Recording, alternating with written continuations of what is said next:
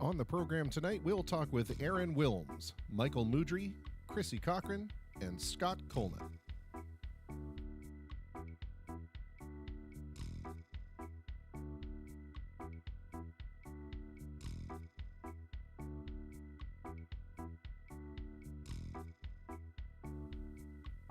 The Face to Facebook livecast will begin momentarily.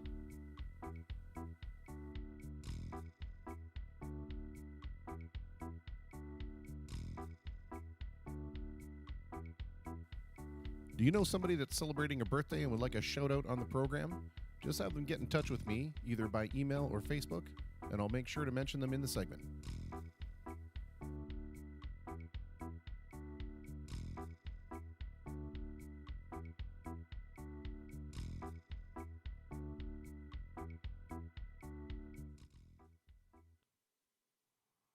Well, hello everyone. Welcome to Find Out Friday. What does that mean? I love how we have all these little alliterative things at the beginning of every day of the week, and then we have to go and try and figure out what they mean together. Find Out Friday. Find out. Ever wondered if you could play the piano, play the guitar, write a book, paint a picture, make some poetry, sculpt something? Find out. Find Out Friday. Ever wanted to have that super intimate conversation with your relatives about relational things? Find out. It's Friday. Find Out Friday. Have those conversations.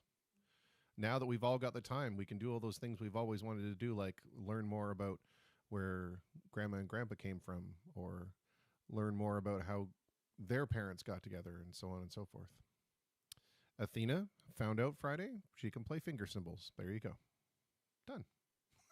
She found out. That's all there is to it.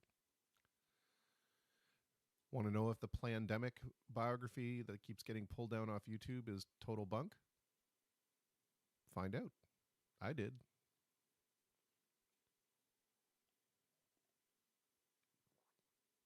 I knew that Corey McCrindle would appreciate this shirt. This is one of my latest acquisitions from brand-dead.com.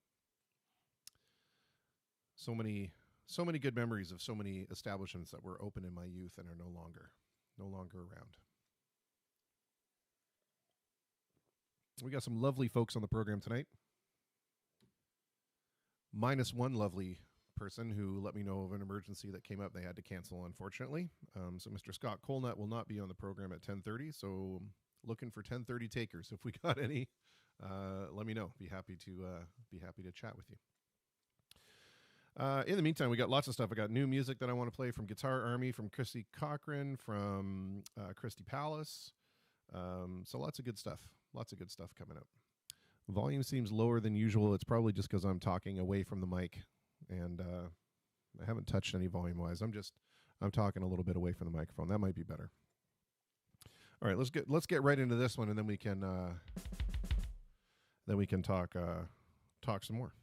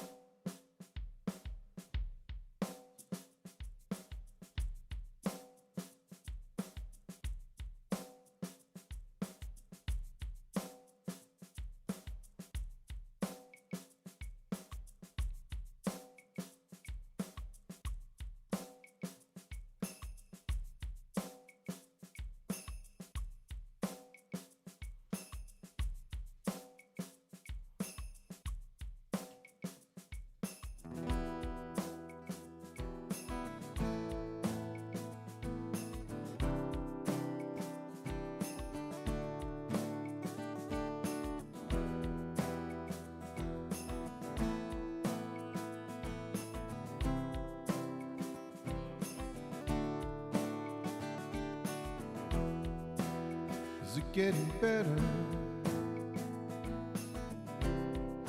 Do you feel the same? Will it make it easier on you now? You got someone to blame. You say one love, one life, but it's one need.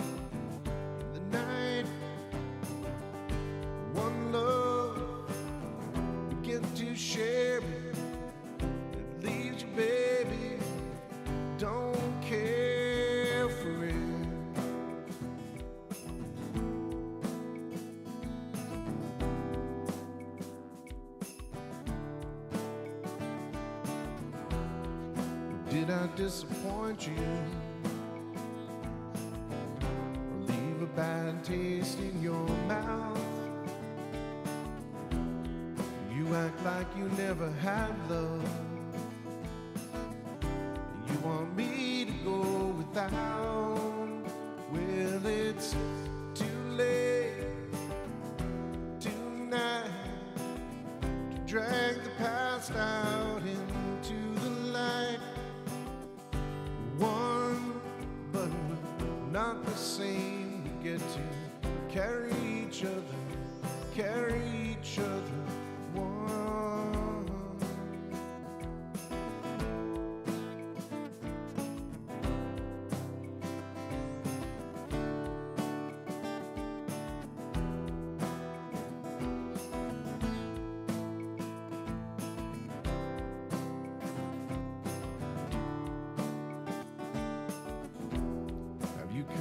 For forgiveness,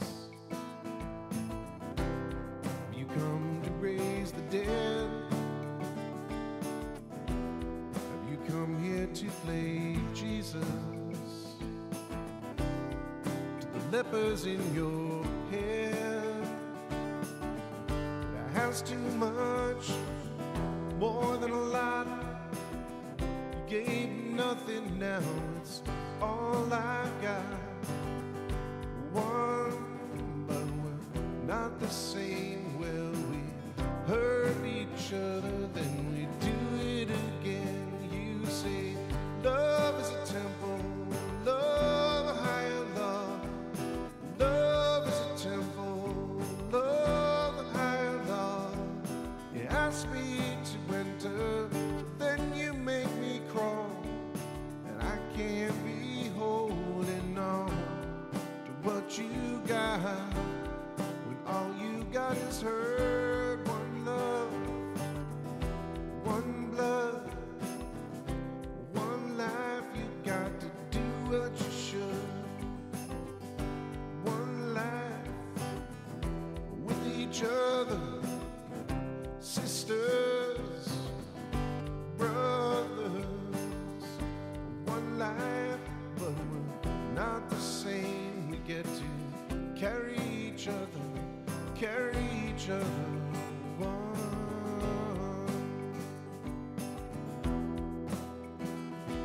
one, one.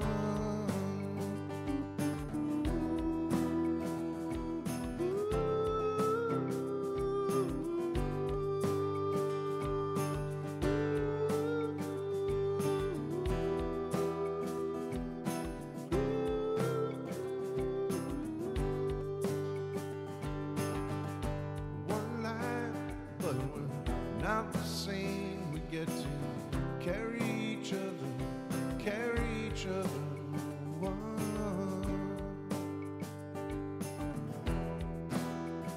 one,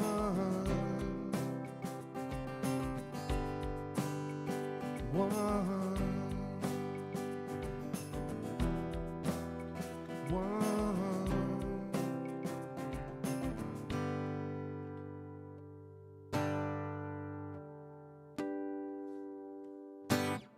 All right.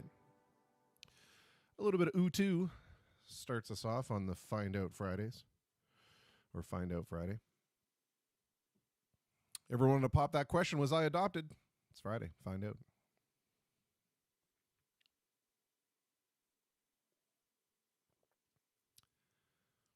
Oh, hey, Marion. Nice to see you and Dave are listening in. That's awesome. Well, thank you. If there's anything you guys want to hear, please let me know. That's what the comments are for as well. Hello, Athena, Sandra, Lana, Shelley. The comments are there for you to request songs, and if I know it, I'll play it. I want to play this one actually for Shelley because I know that she had requested it quite some time ago, and I'm not sure if she ever actually got to hear it because I wasn't playing it until later on in the segment. But we can certainly do this.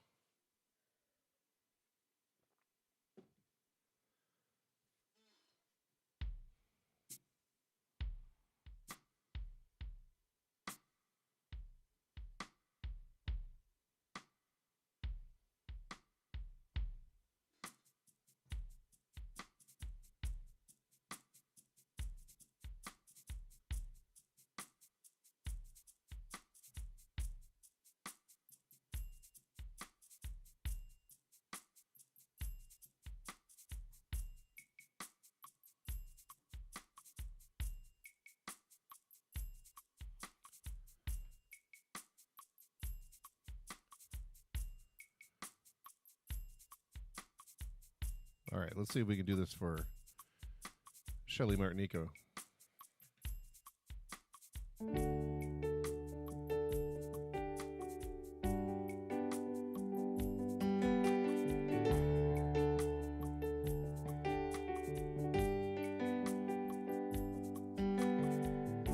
Please come to Boston for the springtime.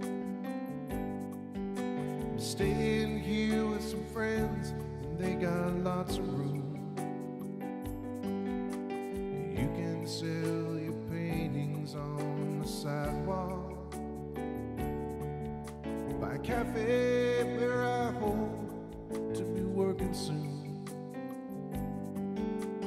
Please come to Boston, she said no. Would you come home to me? She said, a rambling boy, why don't you settle down? Boston ain't your kind of town. There ain't no gold, ain't nobody like me. I'm the #1 fan of a man from Tennessee.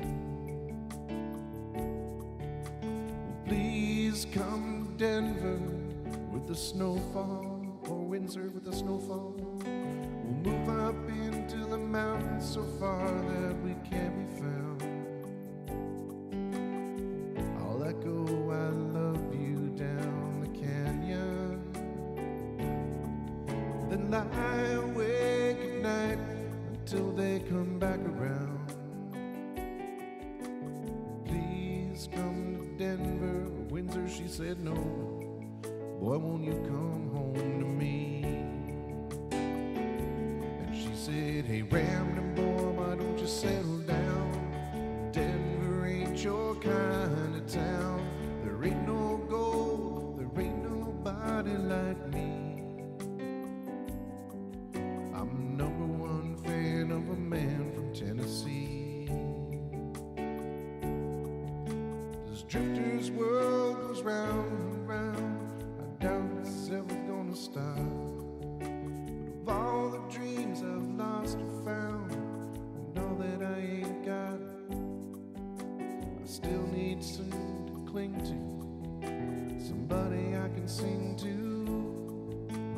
Please come to LA to live forever.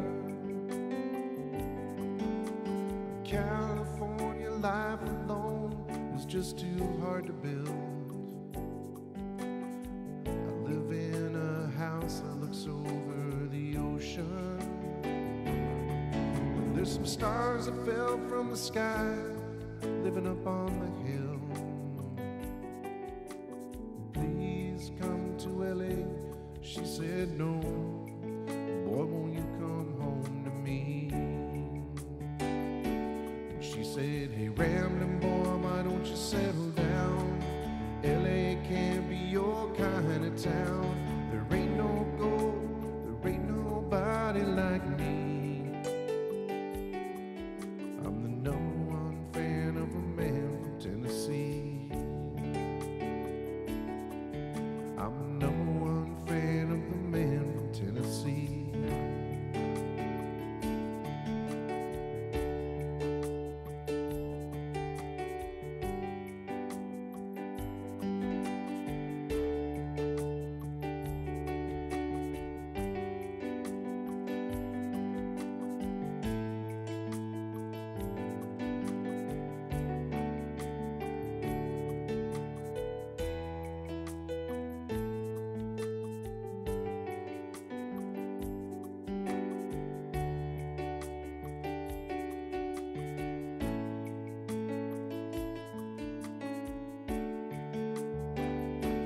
She said, hey, rambling boy, why don't you settle down? LA can't be your kind of town. There ain't no gold, there ain't nobody like me. I'm the #1 fan of a man from Tennessee. I'm the #1 fan of the man from Tennessee.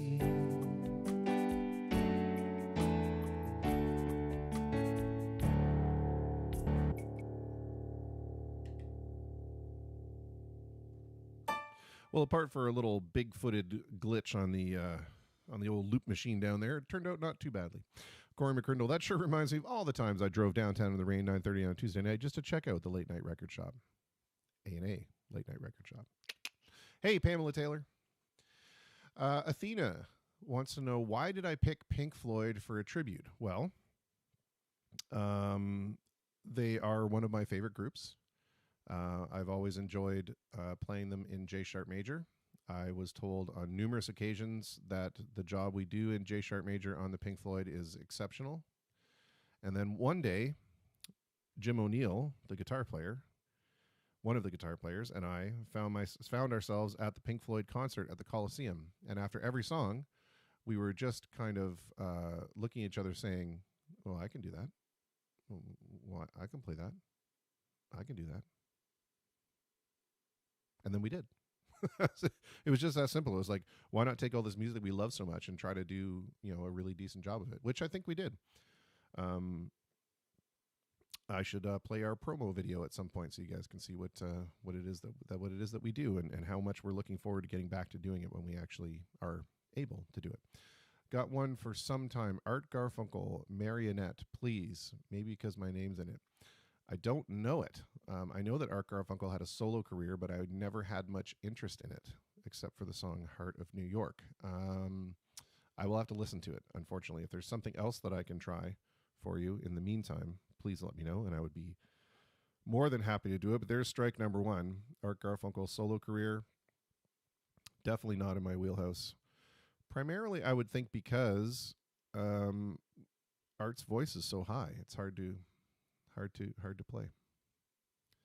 Oh, well, thank you, Athena. I don't know about a fantastic player, but I sort of get the job done every now and then when it comes down to it. Well, I don't know. Should we play the video? I think I've got the video here. Let me just see if I do. I'll just put it in as a song. Yeah, it's like our little promo video. Let me just go ahead and grab that there, and we'll play it so you guys can see what it is that we do. I just have to find it first of all, and the problem is doing anything on this computer while it's trying to do all this streaming tends to be a little bit dodgy. So we'll see if we can get it. We'll see if we can get it playing. Tell you what, instead of watching me do this, why don't I play the first tune that I had was going to be all queued up. And this is from Christy Palace. It's a brand new single that they just released. It was filmed in isolation, so that's pretty cool. She says she's super proud of the job that she did filming it, and everybody did while filming it in isolation. So, yeah, let's check it out, and then I'll look for this other video.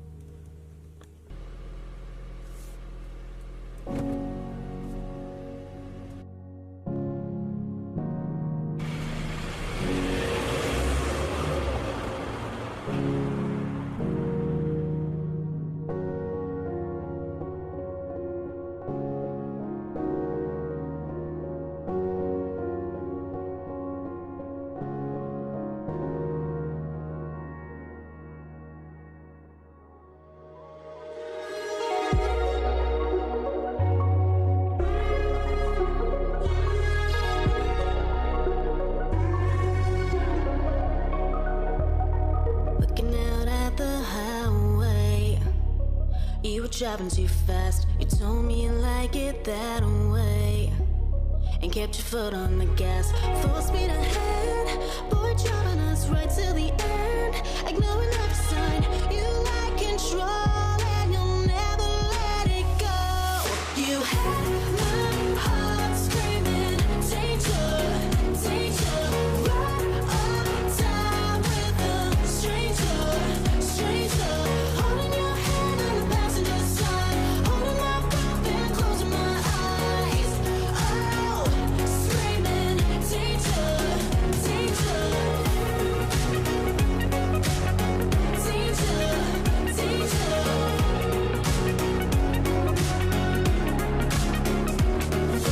Looking over at me, you'd say we're gonna be fine. Kiss me till my fears went away. I trusted you with my life, let my guard down. But my secrets are yours, ain't you proud that I gave in? You lost control, so you had to let me go. You had my heart screaming, danger, danger. Right on time with a stranger, stranger. Holding your hand on the passenger side, holding my breath and closing my eyes. Oh, screaming, danger, danger.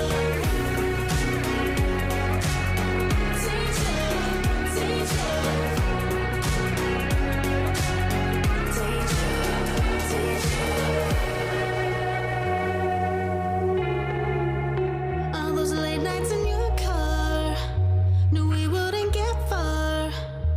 Too many signs, running red lights under the radar. Another girl in my seat, another version of me. And I know you lose control, and you're gonna let her go.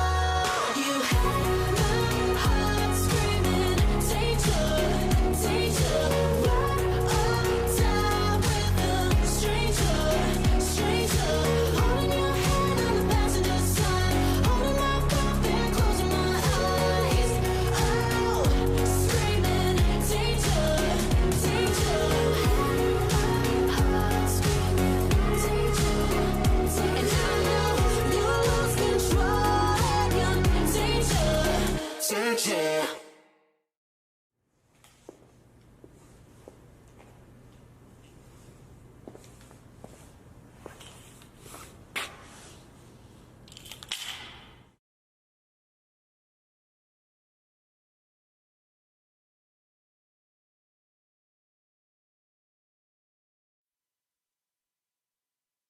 Well, there we go. Filmed in isolation, nonetheless. Proves you can still do pretty cool art even while you are in isolation. I love it. A great effort by a local gal turned expat and moved back to the city of my birth, Toronto. All right, well, let's see here. We had a request for this one. We're about 5 minutes away from our first guest, so I don't want to waste too much time here. But let's see.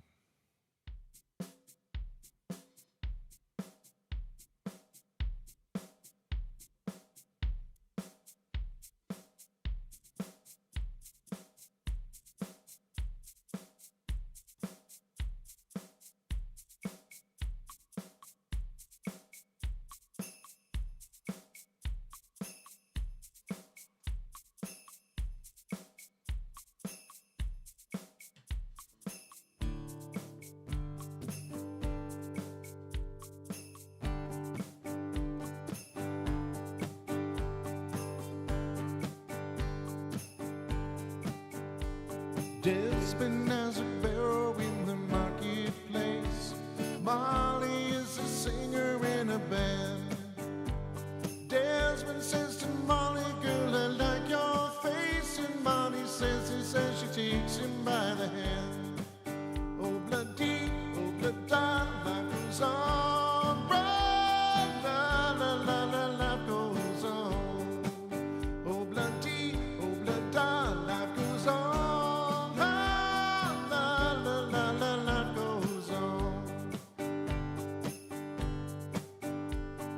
Desmond takes a trolley to the jeweler's store, buys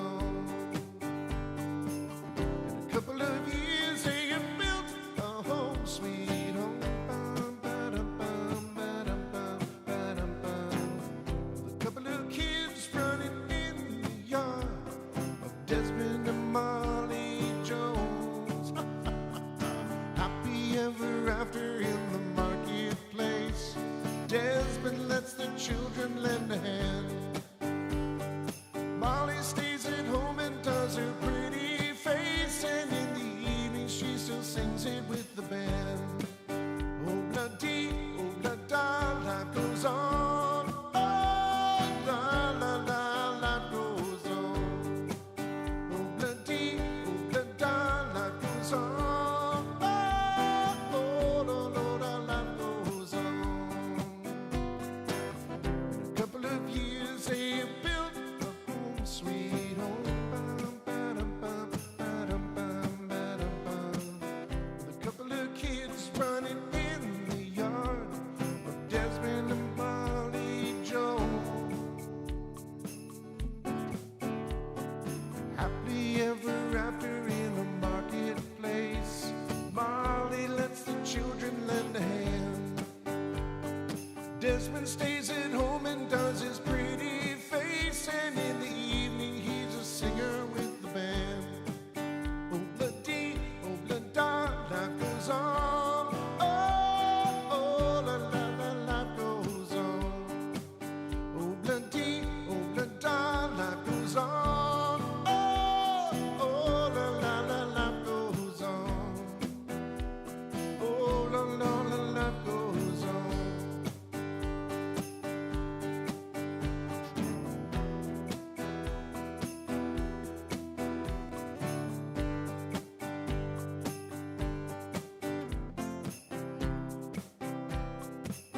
Obladi with those night moves.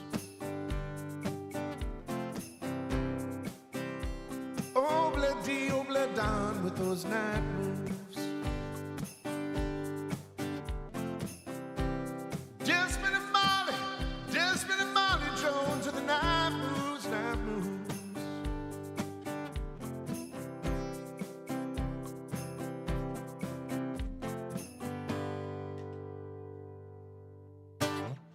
Could not help it. Had to throw that one in there. It just lent itself so well. It's one of those cool things. Like, I've never attempted to sing that song before, and I know that the bridge was a little bit shaky on that, so I hope you'll forgive me. And our video will have to wait until a few moments because we are going to be live with our first guest. Super exciting. All right, let me just bring him up on the old messenger client here. I hope you guys are tabulating your questions for me. As you know, I've mentioned it a few times on the program, but tomorrow is going to be the Turn the Tables show. It's going to be where you guys get to ask me questions instead of me asking everybody questions all the time.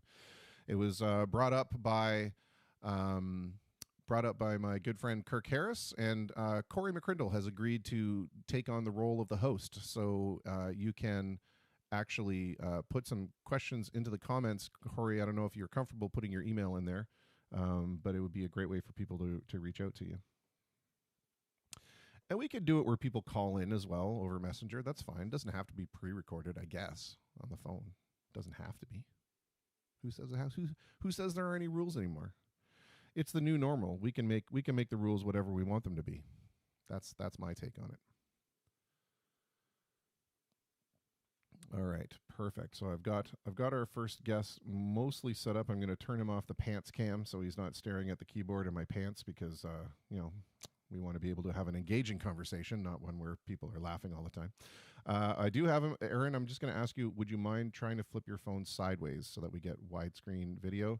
And if that'll work, perfect. So absolutely perfect. All right. I'm going to bring over my first guest right now into the chat. We are talking with Aaron Willms, who most people will recognize. If they don't recognize you from your music, they'll recognize you from your day job. Mr. Aaron Willms, how are you, sir? Good, sir. How are you? I am very well. Thank you so much for taking the time to talk with us. And the first question that I want to ask, of course, is how is everybody where you are? Everybody happy and healthy and well? Everybody's well, Chris. Yeah, it's good. I'm back to work. It's just going day in, day out. Be safe, wear the mask, wear the gloves, into a lot of homes and stuff like that.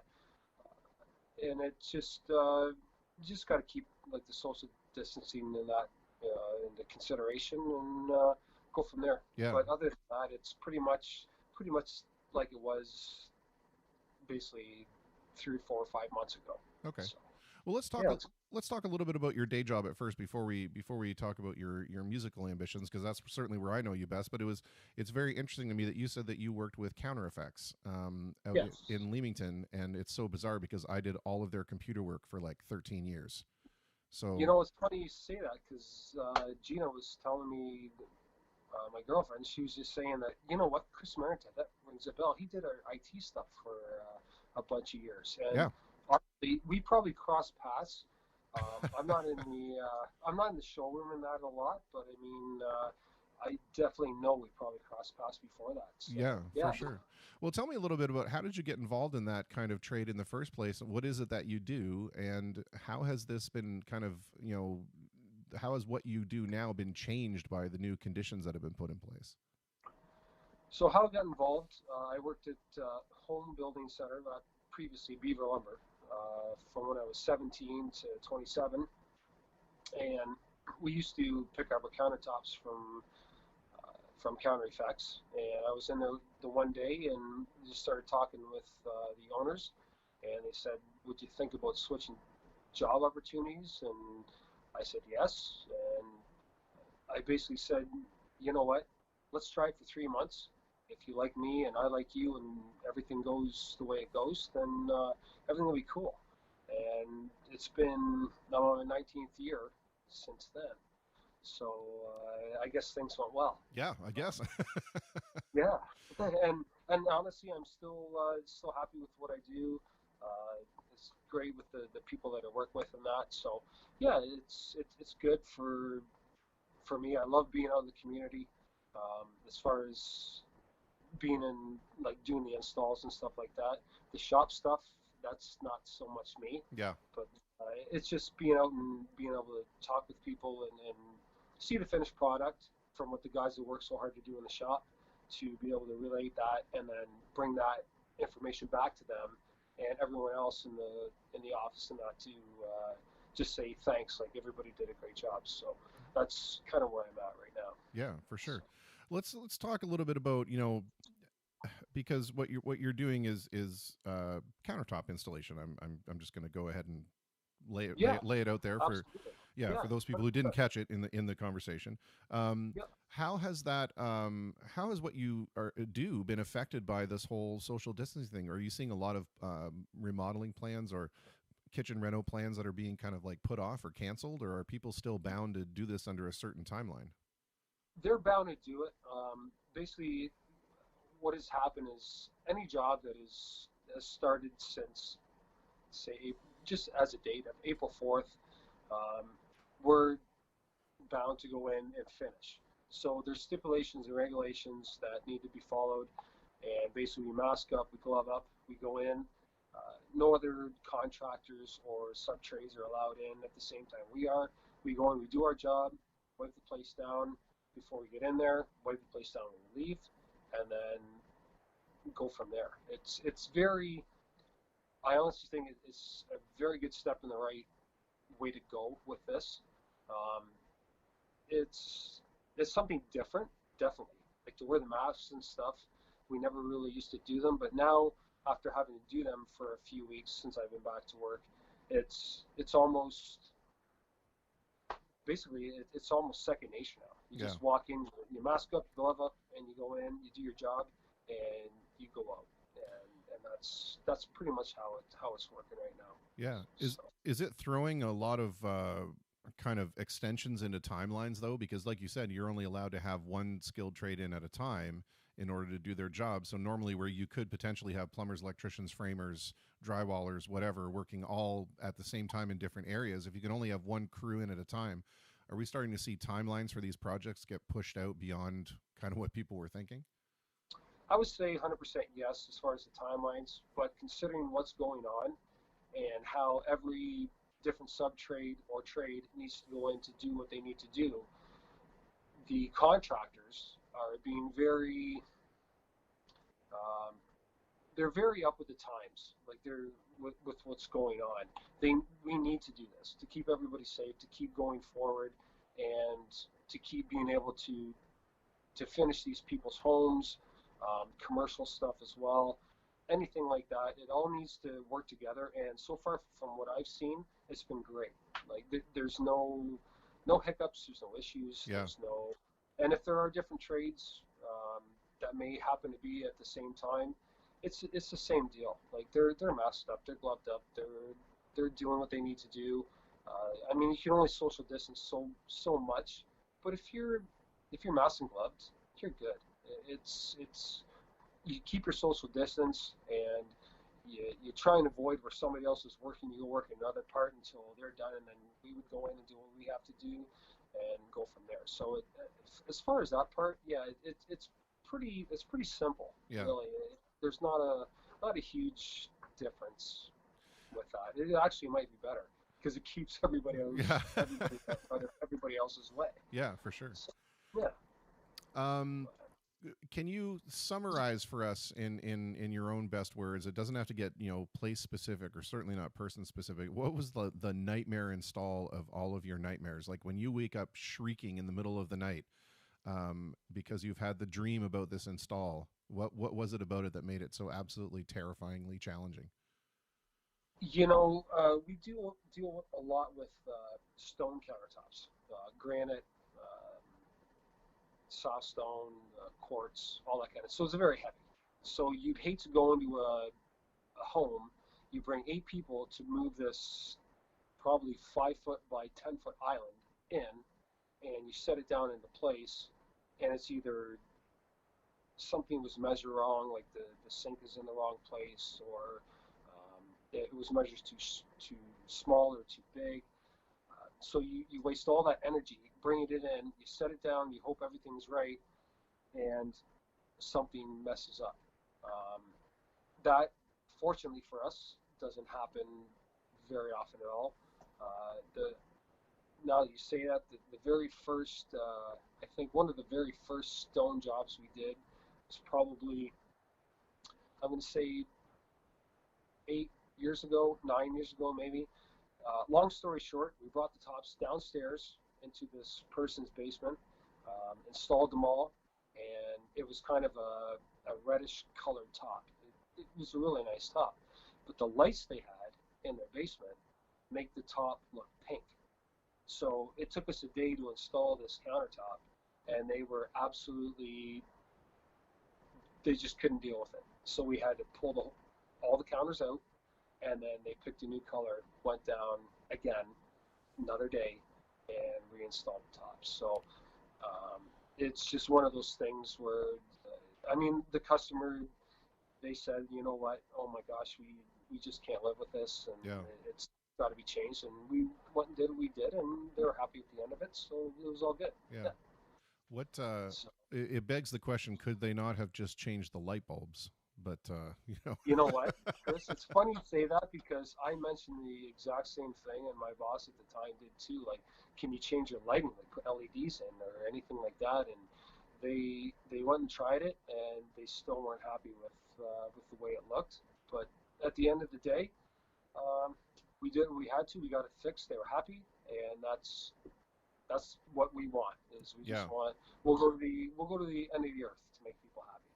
And that's just the way the company works. It always has, always will, and that's probably why I've stayed there for 19 years. Yeah, well, I know Tim and Ursula well, and they're both fine people that would bend over backwards to make sure that their fellows are looked after. So I have no doubt of that whatsoever.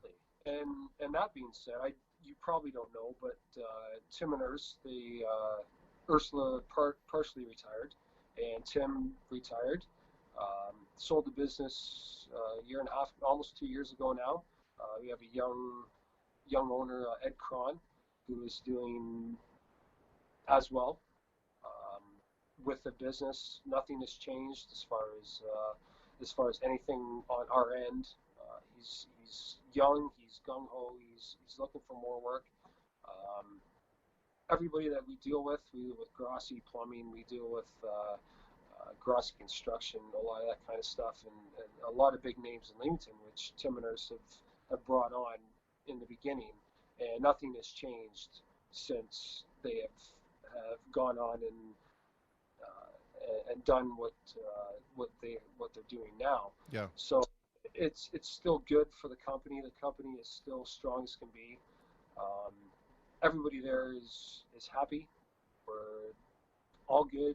We're just doing the whole, again, Yeah. the whole glove up, mask up thing to get through this and go from there. So, You yeah, know, it was a good transition for everyone, I think, and we're just looking forward to getting this whole pandemic thing moved along and starting to basically somewhat of a normal life again. yeah, no doubt.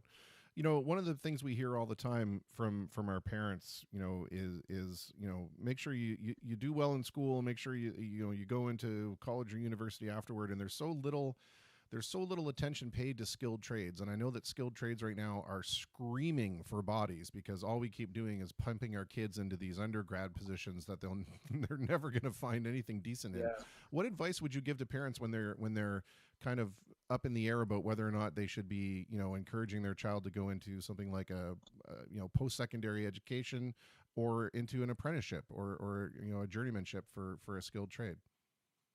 Well, you know what, you have to, I think there's just two things on that. First of all, you have to see if your child is willing to go that road. If they have any ambition to run that way, if they're good with their hands. I think a lot of it too is how you teach your child. Like, do you want them to be computer skilled and that's it, or do you want them out with you in the yard, cutting the grass, showing them how to mow the lawn, change oil on a lawnmower, or even go as far as changing oil in a car? It doesn't matter if it's a boy or a girl. If they have the interest in it, and you as a parent bring that or offer it, then I think that's huge. A lot of things right now, from what I see, is that everybody's into the computer age and all of that. But I mean, if like someone like our age and that, we have kids and mine are older, um, but it's just a matter of bringing them up with whatever you were kind of brought up as. Because I lived on a farm.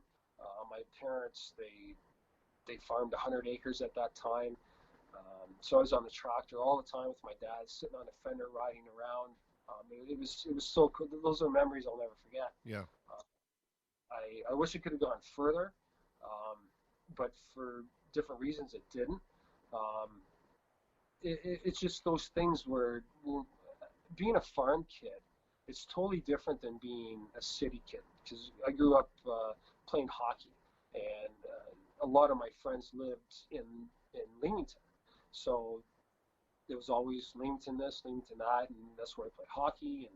And it, they'd like, okay, let's have a sleepover, have 10 guys over, and we'll play hockey in the basement. But okay, so we want to order pizza at night or something like that. Well, we're out in the middle of nowhere. We're on the 6th concession in Leamington, so it wasn't that easy to do that. As far as so that's like what the whole farming thing is about. You're in your own element. Um, it's very cool. I wouldn't trade it for the world. I have so memories growing up in the farm and doing that.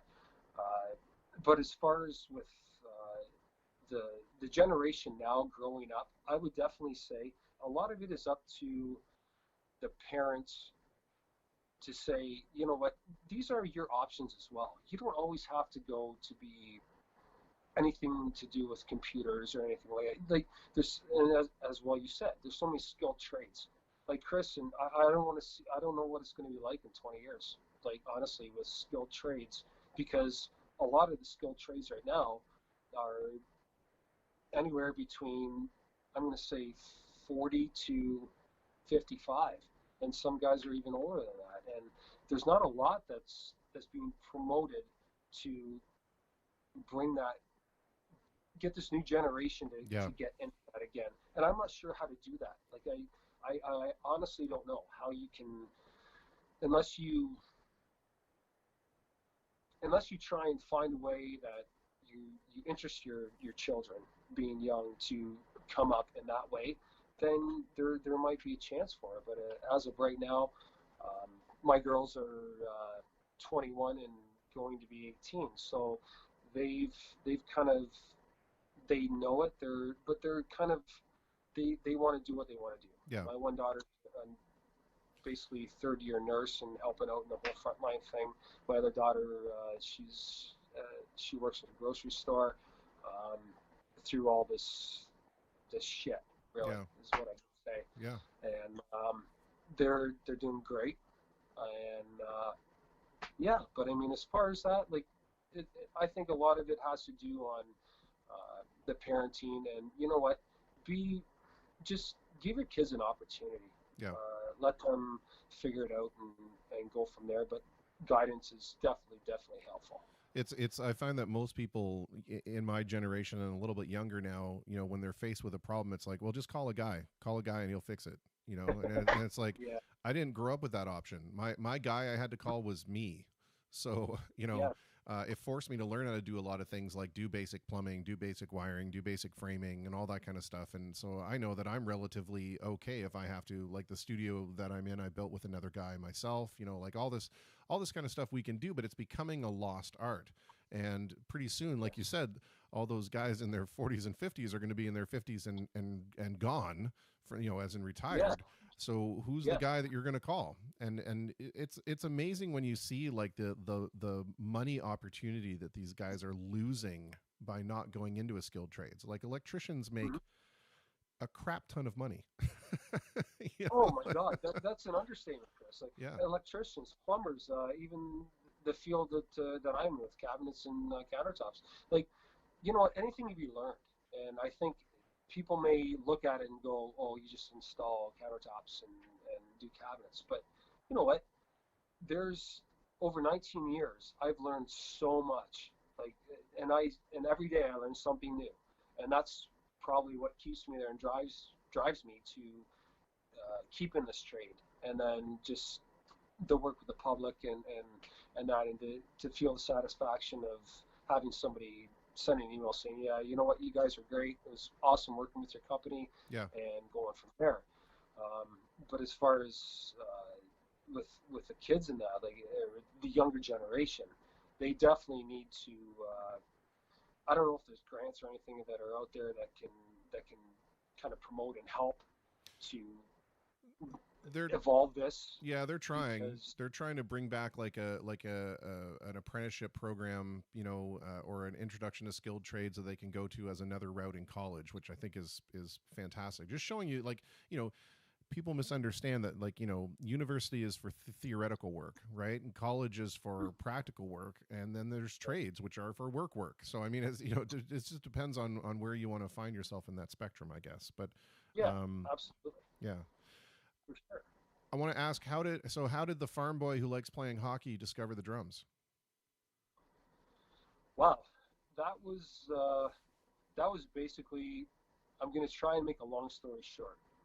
So when I was in grade 10 in high school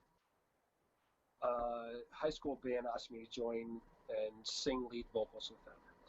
So I ended up doing that. I've always had music in my blood.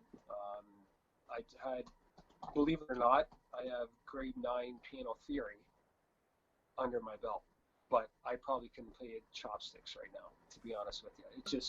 It's all gone. It was all lost in the mix. But yeah, my parents put me through piano lessons, and then I wanted to play guitar. So I tried guitar for a month, and nope, I didn't like it. It wasn't my thing. So then at 16, I ended up with the high school band that I joined, just five guys, and we just started playing, and our drummer was exceptional, Kevin Patrick, named Patchy. He was exceptional, and I just kind of drew my attention to him, and just started to watch what he was doing and that kind of stuff. And he would leave his drums at my parents' place, because that's where we ended up practicing. And he never wanted me to play his drums, so I would get cardboard and tape them up with electrical tape and make drumsticks and play his drums when he wasn't there. So, and yeah, as funny as that may sound, and that's how I kind of got into the whole drumming thing. He was so good, and I just I wanted to. That's I guess the one thing, because you as a musician, there's something that draws you to something, right? Whether it be keyboard or guitar, your bass or anything like that, right? So that was the point where that's what made me want to play drums. So that's how I went from farm boy to Farm boy to hockey player to drummer. percussionist extraordinaire. What kind of style really drew you at first? You know, because we hear people falling in love with like a Buddy Rich type of style, or a Neil Peart type of style, or a Steve Gadd type of style. Who was the first drummer when you listened to them, besides your friend in the high school band, that really made you kind of sit up and take notice and went, "Wow, I need to be better so I can learn how to do that"? I'm gonna say I had a very different. I liked all genres of music growing up. Like from, and this is gonna sound weird as hell, but from Wham to Michael Jackson to Queensryche to Alice Cooper to Kiss. Kiss was basically in 1980, 83. Yeah, 83. When Look It Up came out, that's basically what turned me into the rock part of it. Um, I just I loved all genres of music and still do. So I wanted to be. I don't really have a style, Chris. I don't really have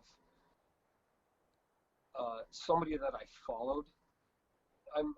I gotta say, probably the person that most inspired me to become a drummer and slash singer as well um, is Phil Charette.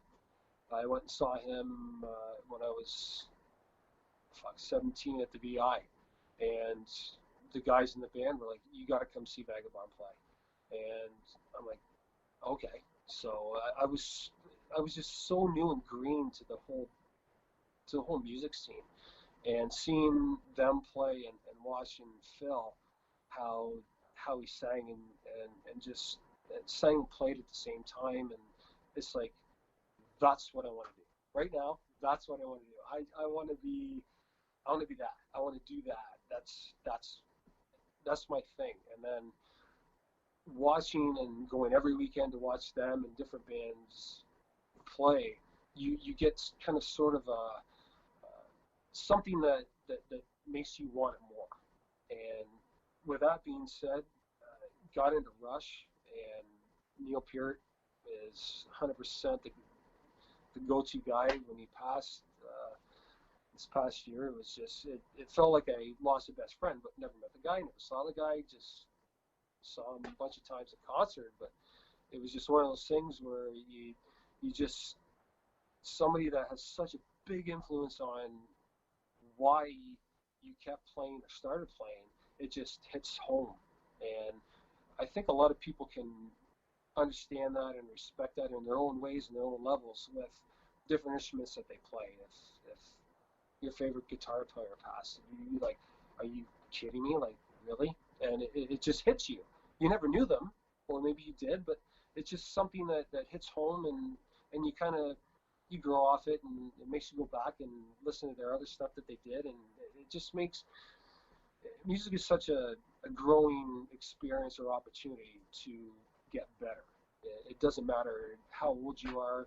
You can always get better. You can always learn more. You can always just thrive in the moment for that. Yeah. For that, right? So it's just the live playing.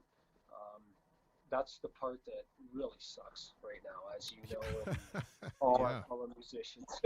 Well, you know, Like, I think that one of the reasons that we allow ourselves to grieve so fundamentally deeply when somebody that we admire touches us musically and then passes away, because you know you share somewhat of an intimate connection with that person, because it's an emotional moment, right? That bond between you and music is because it makes you feel a certain way, right? So if you have somebody there that's been able to affect you emotionally, maybe spiritually, you know, by them playing their music the way that they do, that bond is going to be there until they pass away. In which case, yeah, you're bound to feel something because this person's been fueling your passion for, you know, how many years. I think that's totally natural. yeah. I want to ask you about singing and drumming at the same time. How how difficult is that? Because not only now do you have to have a separate rhythm for your feet and a separate rhythm for your hands, but often what you're singing is in a different phrasing than the beat. So how do you handle it if you have to play a syncopated beat and do a syncopated vocal line at the same time? That was, for whatever reason, Chris, it just came kind of naturally. Like, I don't sing a lot of lead vocals with the bands that I'm with right now.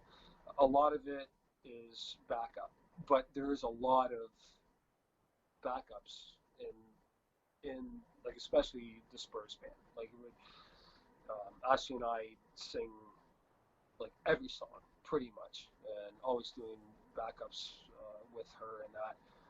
A lot of it, I think, is kind of how I do it is I'll learn the drums first, and then learn my vocal parts and learn the drums so that it's muscle memory, and then I can concentrate on what the vocals need to be. That way, I can hopefully be on pitch, be the right key, like everything works out the way it's supposed to be, right? Yeah.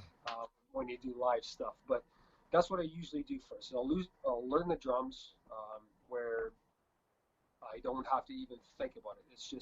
I just play, and then the rest of it just comes as that's the part I have to think about is the singing, keeping in time with that, making sure I'm on pitch, and that sort of idea, and not jumping on anybody else's parts. So that's kind of how I do it. Drums first, muscle memory Yep. to that point, and then do the vocals after. How difficult is it for you when you play in two bands, but with primarily the same people, right? So you play in Dreamcatcher, and then that band does a quick Hannah Montana change off into Ashley Lynn and the Spurs, right? Where it's a different genre. I said that specifically because Ashley's watching, so I'm expecting the Hannah Montana wig at the next performance. I love the Hannah Montana aspect. Yeah. The Miley to Hannah. Yeah. So how do you handle the Miley to Hannah change? Because stylistically, isn't that a little bit of a challenge to flip from one style of drumming to another? Do you find that there's one style that you prefer more than the other? No, it doesn't affect me at all. Because a lot of the stuff that we do in any show that we do, whether it be a casino show or something, whether they hire the Spurs or they hire Dreamcatcher, a lot of the stuff still flows from basically from gig to gig. If they want a country night, people don't want to hear country all night. They just don't. So we put in some Dreamcatcher stuff, and we make it flow. We're with this band. It's so much fun because nobody knows what's going to come next, and that's the biggest thing that I love about it. All the meat and potatoes are there as far as the way the song is, like as far as roadmaps and that. But when it comes to actually performing it live, excuse me, she may take us somewhere where we've never been, and I'm so fortunate with the people I get to play with. They're so good and can follow, and then I follow as well. So wherever Ashley may take us, that's where we'll go. And thank God we haven't ended up in a train wreck anywhere, because she won't bring us that far, right? But a lot of it is, again, it's just being having the ability to play two genres of music. No, it's not a big deal. It really isn't, because the country style and the Dreamcatcher style, it's you play for the song, right? So like I say, we want to keep the meat and potatoes there, and whatever kind of happens after that is what it happens. And for the most part, in the 8 years that I've been with the band, we haven't really had any repercussions, or people just seem to dig it and love it, and it's the whole mashing and bringing song after song after song. Yeah. And like you did on the preview to the beginning of the interview, like that was great. Oh, that was thanks. awesome. I do those. And people love that, and I think a lot more of that can be done. It's all how you it's all how it comes together, and you have to have the right nucleus to do that with. If you can count on the other 3, 4, 5 people in the band to follow, then you can run with anything. Yeah. And as well, right? So Well, that's kind of how we work it. It's basically whatever comes, and we deal with it when it hits. We just don't want to crash. yeah. Well, let me ask you, as the fellow who supposedly sits in the driver's seat a lot, right? How weird is it to have to follow those changes like right away on the side of the singer? Is it something where I often do this at a Bruce Springsteen concert? I'll be like, watching the interaction between Springsteen and Weinberg to see, and he is like laser focused, locked on everything that he's doing, because he knows at the drop of a hat it can change from, what they were expecting to what they weren't expecting. So do you find that is that a challenge, or is that now, because you guys have played together for so long, you've just got that chemistry and synergy going where it's really not a big deal? Oh, Chris, it's fun as hell. Honestly, it really is. It's so much fun because when it happens, nobody knows it's going to happen. Al might do it. Josh might do it. Ashley might do it. I just follow. And then when it comes to that, like I say, we've been together so long and long enough where we know where each other's idiosyncrasies, or I'm hearing this, and as soon as that happens, it's just like Al might just give a look, or Ashley might do one of these, or Josh is Josh. He has no emotion on stage, but he's so fun to play with. But I'm kidding on that. Josh is great. I love the guy, and but he's so like just the some of the patterns he might come up with, and to change everybody, and he won't even have to look or say anything. He just does it. Yeah. And then we follow. But that's the part of being with the same group for that amount of time. It's just looks and laughs and smiles or frowns or one of these, and and then you just move on and you go from there. It's a self-correcting system. Fun. Yeah, like it's so much fun to not have that, I guess, blanket over you as this is the way the song needs to be played. This is what it's not a radio. We're not a radio. If people want to hear that, they listen to the radio, or they go see a tribute show or anything like that, and that's all great. But from what we're doing, we're trying to give the audience some reason to come back to see us. And if we play the same show every night and we're not a tribute band, if we do something different, then they might be like, oh, wow, I wonder, wow, they did that. That's pretty cool. Well, let's go see them again, see if they're going to do something else different. And that's kind of where basically Al and Ashley have their heads wrapped around, is to do it that way. And I'm totally 100% on board, because it is so much fun. Yeah. You can create so much music and do different things in that time where the time becomes endless. Like you can drag a song on, but without dragging it on too long where people are getting bored. Yeah, so exactly. It's very cool. It's very cool. It's pretty neat. That's one philosophy that we share. I think my band and your band shares very closely, and that is, it's somewhat along the lines of a Frank Zappa quote. He went out there and he said that I'm never going to play you the same guitar solo live the same way twice, because where's the fun in that? If you want to listen to the record, go home, listen to the record. You're going to come here, you're going to see a snippet of time that exists once and once only, and then you'll have to come to the next show to see what we do differently. Yeah. And that philosophy, and the other one that I'm really fond of is, it's in our slogan for our band. It's like, I can't believe you played that. And the reason is, like, I don't want to play the same tired song list that every other band in every other bar plays, because unless we're super really best of friends, if I'm going to play Blow at High Do and you're going to play Blow at High Do and bar C is going to play Blow at High Do, well, why would you ever come to see me? They're like, I want to give you a reason to walk through that door, and your reason to come see me is I'm going to play stuff that you haven't heard in quite some time, I think, or at least Yes. that's the feedback we get. So I think we're on the right track, is what I'm trying to go with that. No, and you know what, Chris, you're 100% right. And I gotta say, I love that slogan from the J Sharp Major. Is I can't believe you played that. That's great Yeah. because there are so many bands out there that, and yes, we all do somewhat of the same songs when it comes to like you play your schleppy stuff, you play whatever.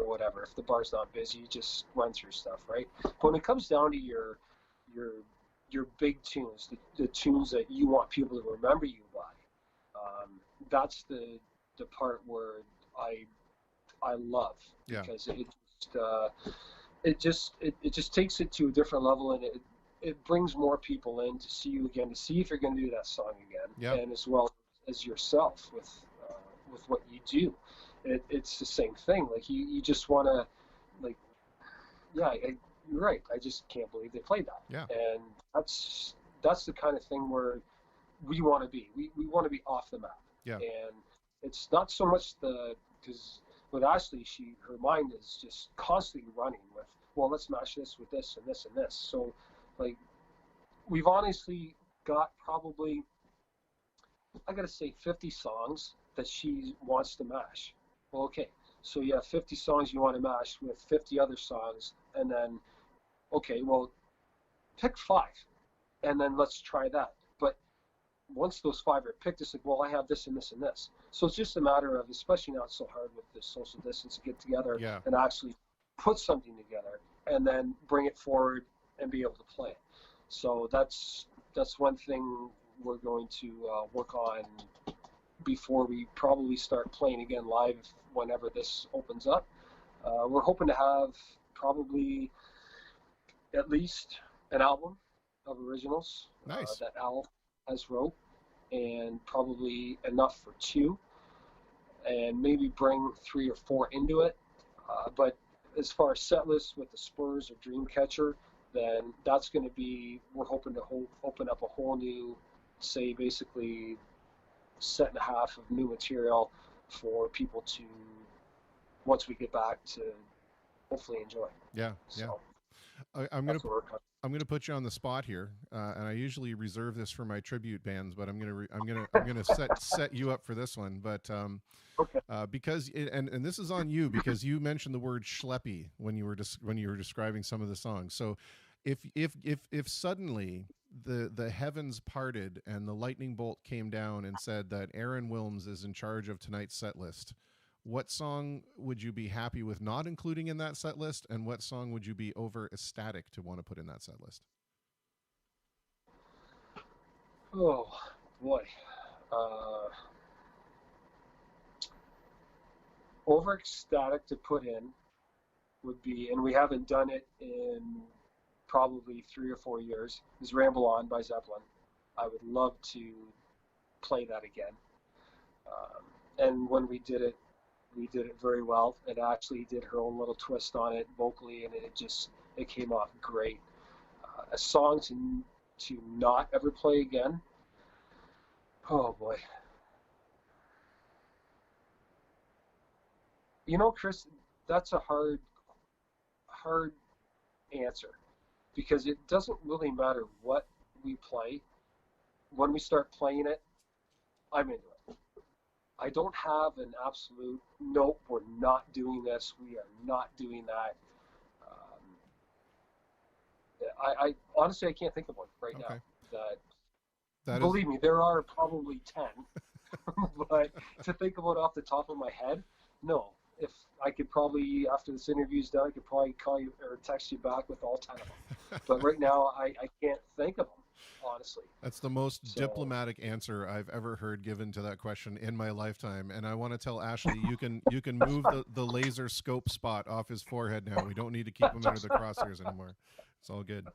I kind of want to turn this over to the personal side. Nothing deeply personal. Just a few questions. You know, a lot of folks have been trying to really struggling trying to find a way to fill all of this time that they suddenly find on their hands. For some people, it's easier. They have a family, or they have folks that they can spend some time with because they've been isolated together. Other folks don't. So, what have you been doing to pass the time? And is there anything you can kind of pass on as a helpful hint to somebody who might be having a little bit of a struggle right now? I was off from March 17th till 2 weeks ago. So during that time, did a lot of stuff around the house, painted, got all the honeydew stuff done as much as possible. But that only took up a certain part of my day. Al decided to start writing originals, and he would send me, for the first probably, I'm going to say 2 weeks, he sent me 4 originals. So he's like, can you put the drum parts on there? We'll listen to it, see how it sounds. So long story short, yeah, been doing a lot of the music part of that, which was, to be honest, I would love to do that full time, like just to be able to sit and actually spend the time instead of working 8 to 9 hours a day and then coming home and having to either rehearse something or learn something, anything like that. I just found that 4 weeks that I was off, we got 5 songs, I think 4 or 5 songs with drum parts done to them, and then basically I had to set up this room with which I'd never done, and because I'm very not techie at all. So he helped me through that just so I can send him stuff. And then he popped by the one day, and then we recorded through the board so he could get it into the computer so he could actually get a decent drum sound track of it. But as far as that, like, that was amazing. Like, I absolutely loved that, to do that for that 2.5, roughly 3 weeks to put that together. Yeah. As far as everything else, I mean, we did a lot of stuff outside, like just cleaning up the yard, just kind of keeping busy between ourselves, Gina and I, and making, like you said, getting a lot of honey-do shit done, because before this, we were playing so much, as well as you and probably everybody else, right? So a lot of that got thrown to the back burner. So now you have a little bit of time to get out and do what you need to do to get things where they need to be. But yeah, watched movies, binge watched a couple series, things like that. But a lot of it was a music thing, and getting the house back up to where we want it to be, and going from there. So yeah, it was, believe me, there was really no time off. Yeah. It was relaxed. It was a relaxed time. Yeah, which I was think very, very cool. I think that's the difference, right? Is that you can still be busy, but when it's busy doing stuff that you're pleased with or that you're happy about doing, it doesn't really seem like work. Yeah. I got two quick questions for you, and then one of them is from the comments. You probably know Diego Camelo, a fellow drummer. He says, Aaron, your thoughts on live click tracks? And I think I know what your answer is going to be, given that you guys do a lot of off-the-map wandering. But live click tracks, I've only had to do it once, and it was painful. The only reason I say painful, Chris, is because we did a show in Leamington. There was 4 country artists that came up and did their whole thing. It was at the amphitheater, and thank God I only had to play with 1 click track. But to synchronize it, play it, and do everything all at once, it was very, I guess, out of my norm. But we got through it. It went well. I'm not a fan of click track live. I don't like, I'll be honest, I hate click tracks. I hate playing the tracks. I don't want to play tracks live. I want everybody that's in the band to have their own do of it. Like, if you make a mistake, you make a mistake. If you shine, you shine. I'm not a fan of tracking. I want it to be the biggest sounding 3-piece it can be. or 4-piece or 5, all on your own instruments with your own vocals, whether there's mistakes or not. I am a true believer of that, and I don't want to change. I guess I'm very, very old school with that. It's with click track, I find it more. It's more challenging as far as the fun level isn't there. That's what I found when I had to do it. I didn't have the fun that I would have playing just without it. You're bound to turn because you have tracks that are dealing on that. So being the drummer, you have to keep your time. Your time screws up, then you F up everybody else. Yeah, right? exactly. So you have to be steady Eddie. You can have fun if you're used to playing with it, I guess. But I never experienced the fun part of playing with a click track. Yeah. So Diego, from what that's kind of my thoughts. I am firmly in that camp with you, unless it's something like a special effects loop that I can't do live. Like some of the Pink Floyd stuff, like I'm not going to bring a cash register on stage. I'm going to fire that tape loop when it needs to happen. But my opinion is, if you want to hear an acoustic guitar in your band, hire an acoustic guitar player. Or if you want to hear piano in your band, hire a piano player. I mean, that's just the way I think about it. And obviously, I think we're on the same page with that. But 100%, Chris. Different strokes for different folks. Yeah, and there's nothing wrong with people wanting to play with click and add the tracks and stuff like that. It's all with if that's what they want to do, then that's what they're going to do. And you know what? There's nothing wrong with that, because I'm just going to say there's nothing wrong with that. If that's what they want to do, that's what they want to do. But us, we prefer not to do it, and we won't. That's just it. I agree. I think we just leave it there to avoid the inevitable argument that'll spring out. Exactly. Yeah, we cut it off at the same time. That's right. So first off, I just want to thank you so much for agreeing to do this and agreeing to be a voice in the conversation. And I've only had maybe 1.5 chances to play with you before, but it's just been a pleasure and a thrill every time. It's one of those things where that whole group of people, everybody there is just so much fun to hang out with that you really don't even think of it as work. You just think about it as playing some good songs with really good friends, and that's the key, I think. Well, I agree totally. And the few times you came on with Chris, you nailed it. It was so much fun. There was no pressure. It was just, you know what? Hey, Chris is in the crowd, dude. Come up and play with us. Like, that's just a lot of it is what we are too. Yeah. We're not opposed to having just, okay, this is the sound, and no.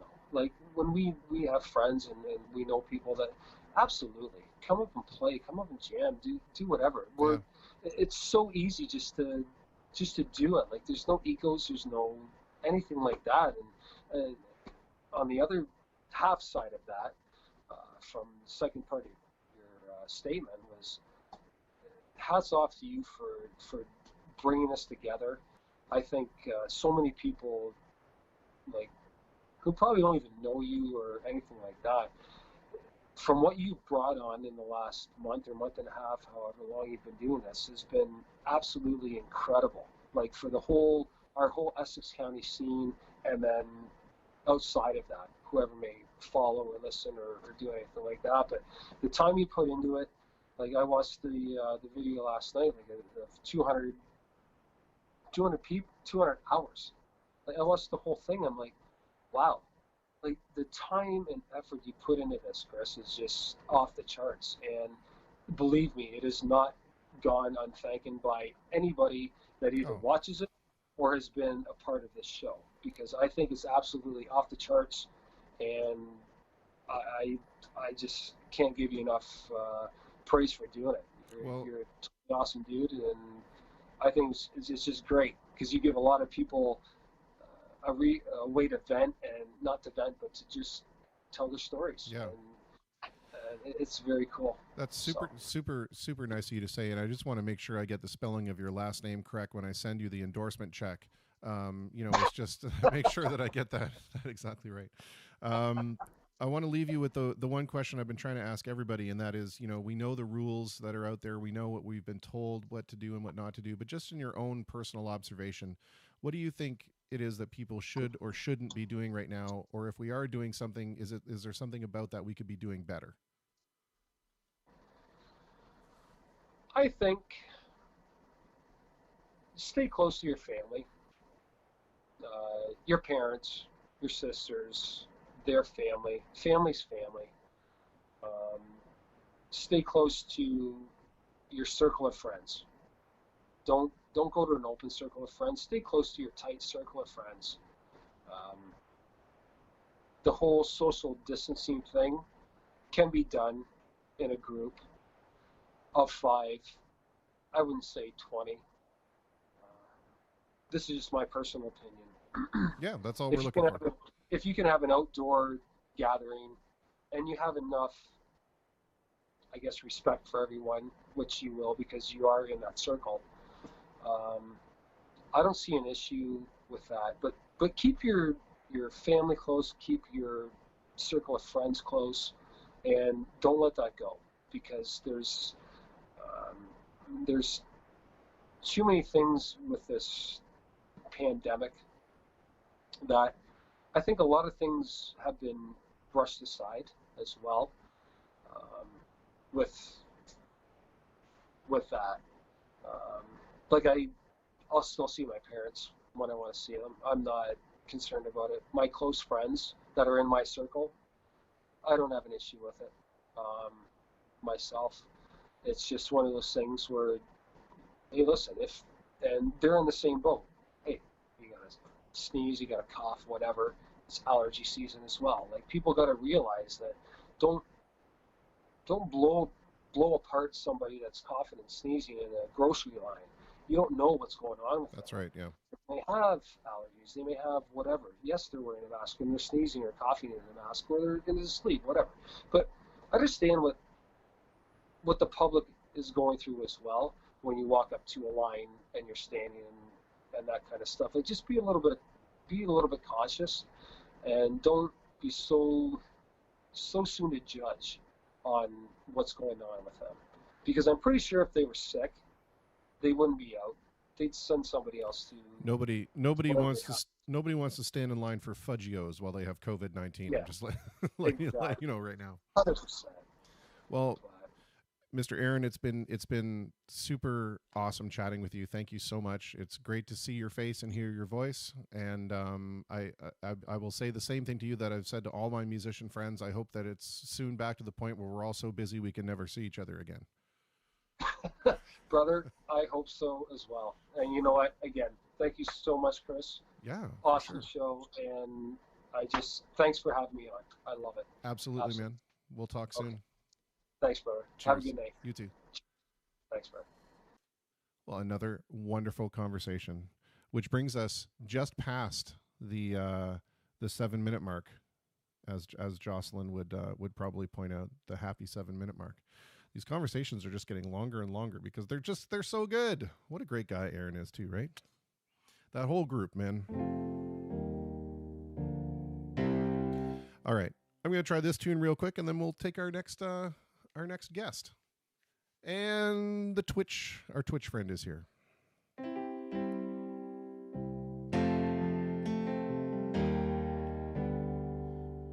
Something in the way she moves attracts me like no other lover. Something in the way she woos me. I don't want to leave her now. You know I believe in how. Somewhere in her smile, she knows that I don't need no other lover. Something in her style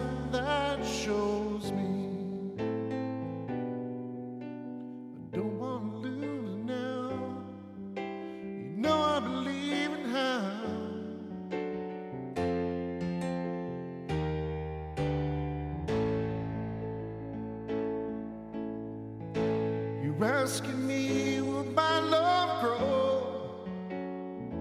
Well, I don't know. I don't know. You stick around now, it may show. Well, I don't know. I don't know.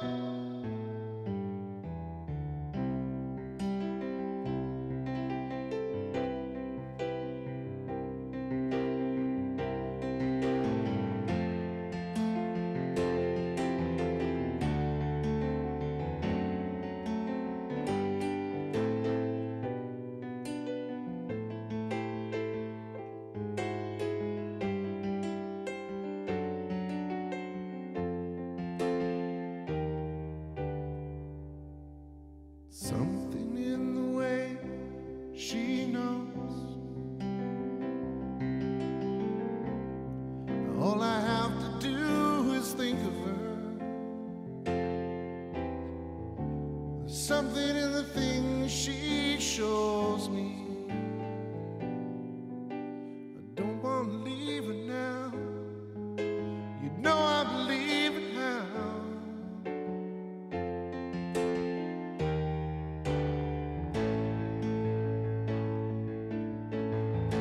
You're asking me, will my love grow? Well, I don't know. I don't know. You stick around now, it may show. Well, I don't know. I don't know. Something in the way she knows that all I have to do is think of her. Well, something in the things she shows me. I don't want to lose her now. You know I believe in how.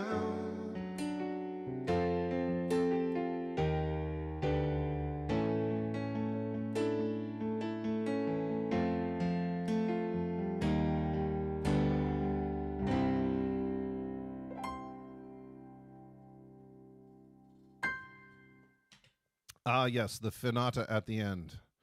I love that tune. We used to play that tune in Big Sexy, so I had to figure out how to play it on the piano as opposed to on the bass.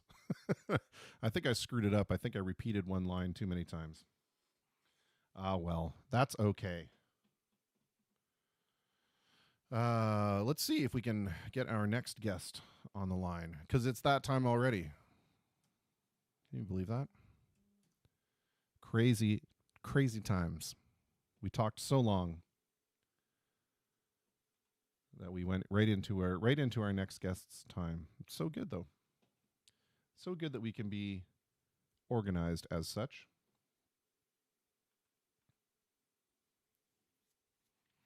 We're just getting him on the line. Let's see if we can get him to answer here.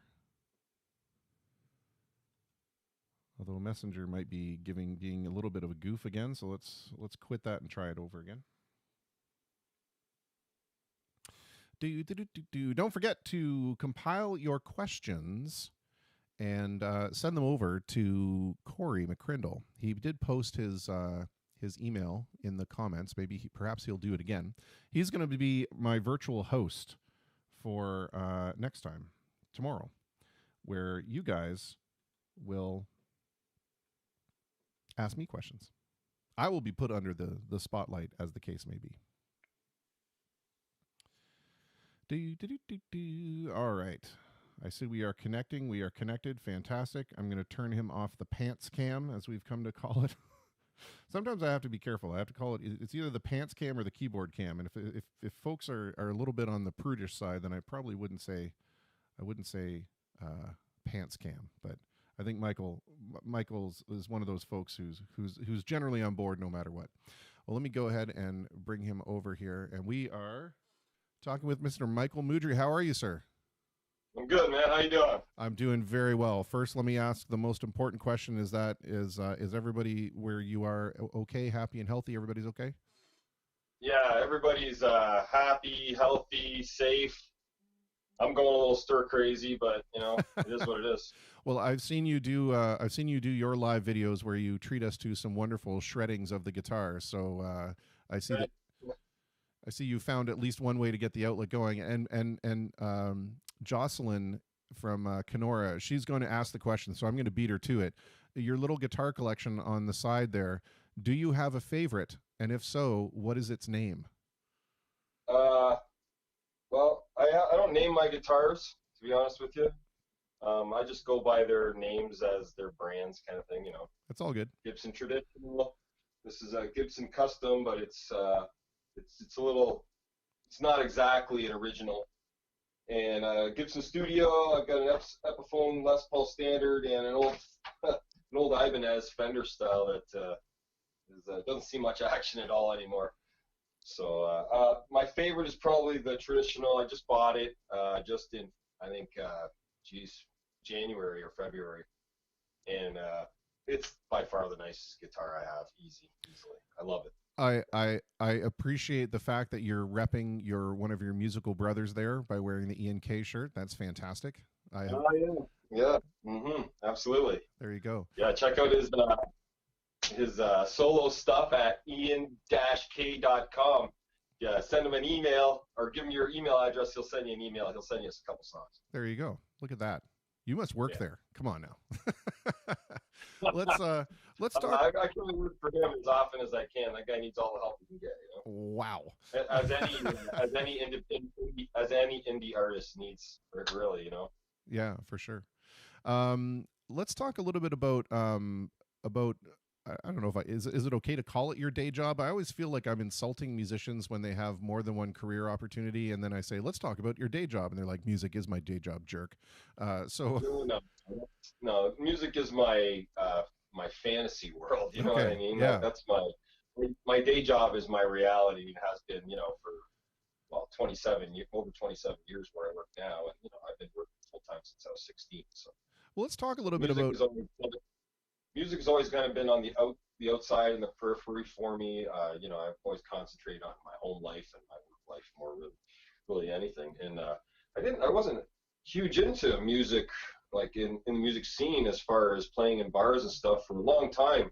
Dabbled a little bit in my early 20s, and then I had children, and I just didn't play in bands. I wasn't enamored with the whole band scene or whatever, kind of thing. So I just didn't. I played at home or for friends or whatever, and and I didn't really get back into it until my kids were kind of grown, and I was into my my early 40s, really. Yeah.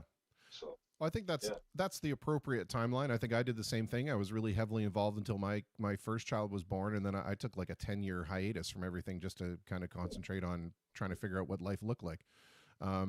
Yeah. Let's talk a little bit then about the day job. What is it like there right now in terms of, are many people actually in the plant and working, or what does the revised work schedule look like for you? Okay. Well, right now I've been laid off since March 18th. Okay. Since they shut down all the big three, I'm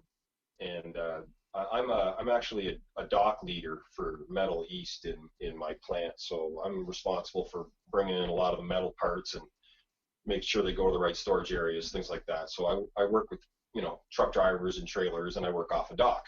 I'm a forklift driver by trade or whatever.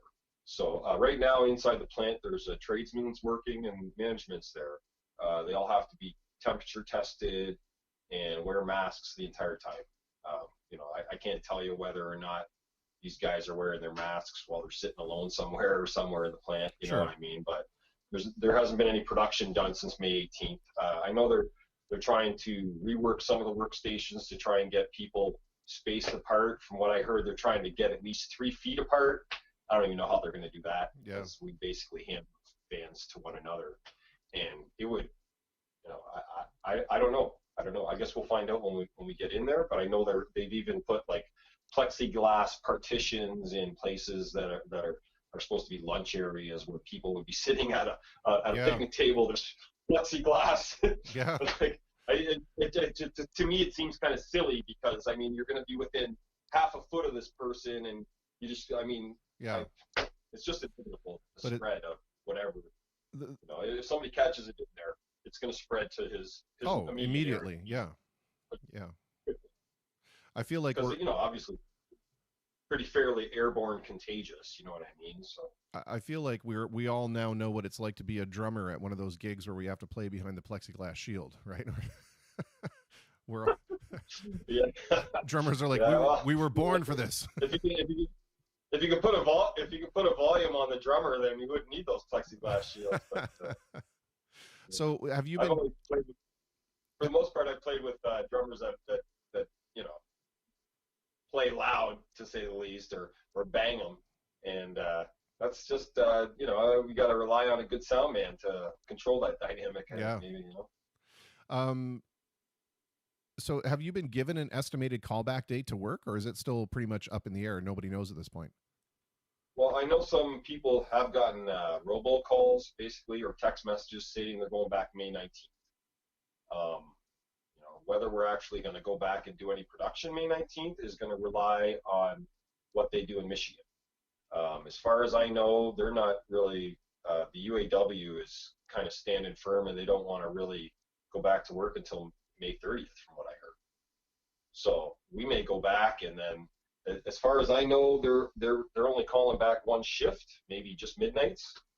And like I said, I'm not even sure what they're going to run. I can tell you for a fact that we only have so much metal parts in the yard, because I know what was in there, before I left. And if Sterling stampings and Warren stampings aren't running, then there's only so many cars we can build. Right. I mean, if we have banks in there, we could probably run those banks dry for maybe 2 or 3 or 4 or 5 shifts maybe, and then that would be it. Yeah. So I personally, I don't think if we go back May 19th, it'll be one shift, and I don't even know if they'll really run anything. That's what I think as soon as one person gets to another person, gets close to them, they're going to say, I need there's going to be work refusals all over the place. Yeah. Because contrary to what some people think, union brothers and sisters in that place will stand up for each other, and at times, for sure, and especially in health and safety matters. And it will just shut the plant down. Yeah. I don't know if people are ready to go back. I don't know. I guess we're gonna find out. Yeah. But May 19th, as far as I know, is not a firm date, but it's a date that's been talked about, or some people have been notified that they're supposed to go back to the plant now. Yeah, that change in a week. We've got one of our followers from Twitch here says he heard one shift where he works on days. So yeah. I guess we'll find out and see. Something like this, you have to be able to ramp back into it slowly. You can't just flip a switch and have everything go back to the way it was. I mean, there's all kinds of other issues there, like feeder plants who maybe haven't been keeping up to speed are going to have to get back up to speed. They're going to have to bring people on to make sure the supply is still there, right? I mean, it's got to be contingent on all these other moving parts, right? As well, those feeder plants will have to have made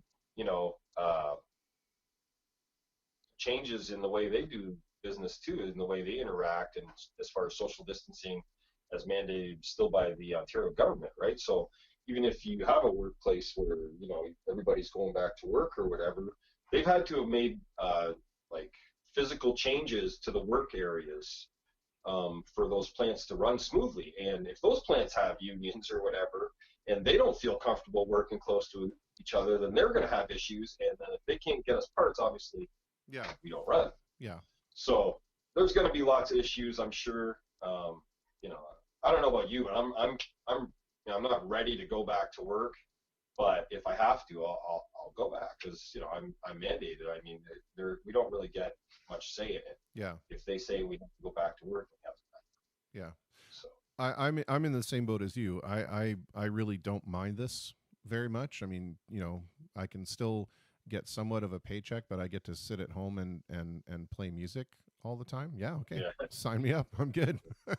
Obviously, this is not the preferred way to go about it when people are getting horribly ill, but some of us are better equipped to handle it than others, I think. Well, let's. I don't miss work. I certainly don't miss work, but I am missing gigging. I mean, it's Yeah. not just because I miss, hanging with the guys and playing, but we made some decent money at times doing that because we traveled around to do it. Yeah. And I'll be honest with you, I'm missing that.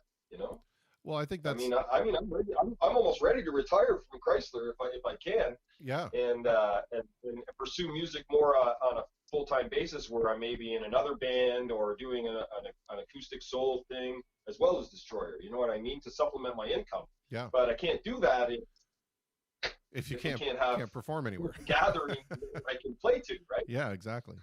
Well, let's talk a little bit about Destroyer. So, how did that opportunity come up for you? And after you said that you weren't really digging being in the whole band thing, what made you decide that being in a Kiss tribute band was something that kind of tickled your fancy? Appealed to me.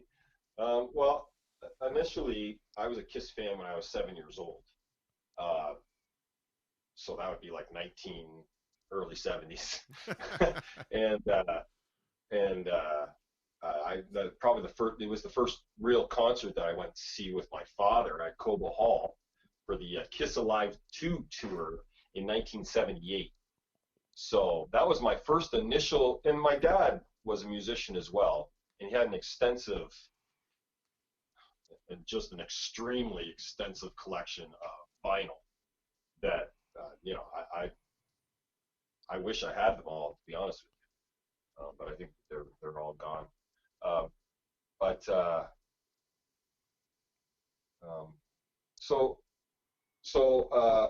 basically, as I said, up until my early 40s, I hadn't been in bands, and then I started getting back into it with a buddy. Actually, you might know him, Johnny Dippoletti. Yeah, I know. Yep.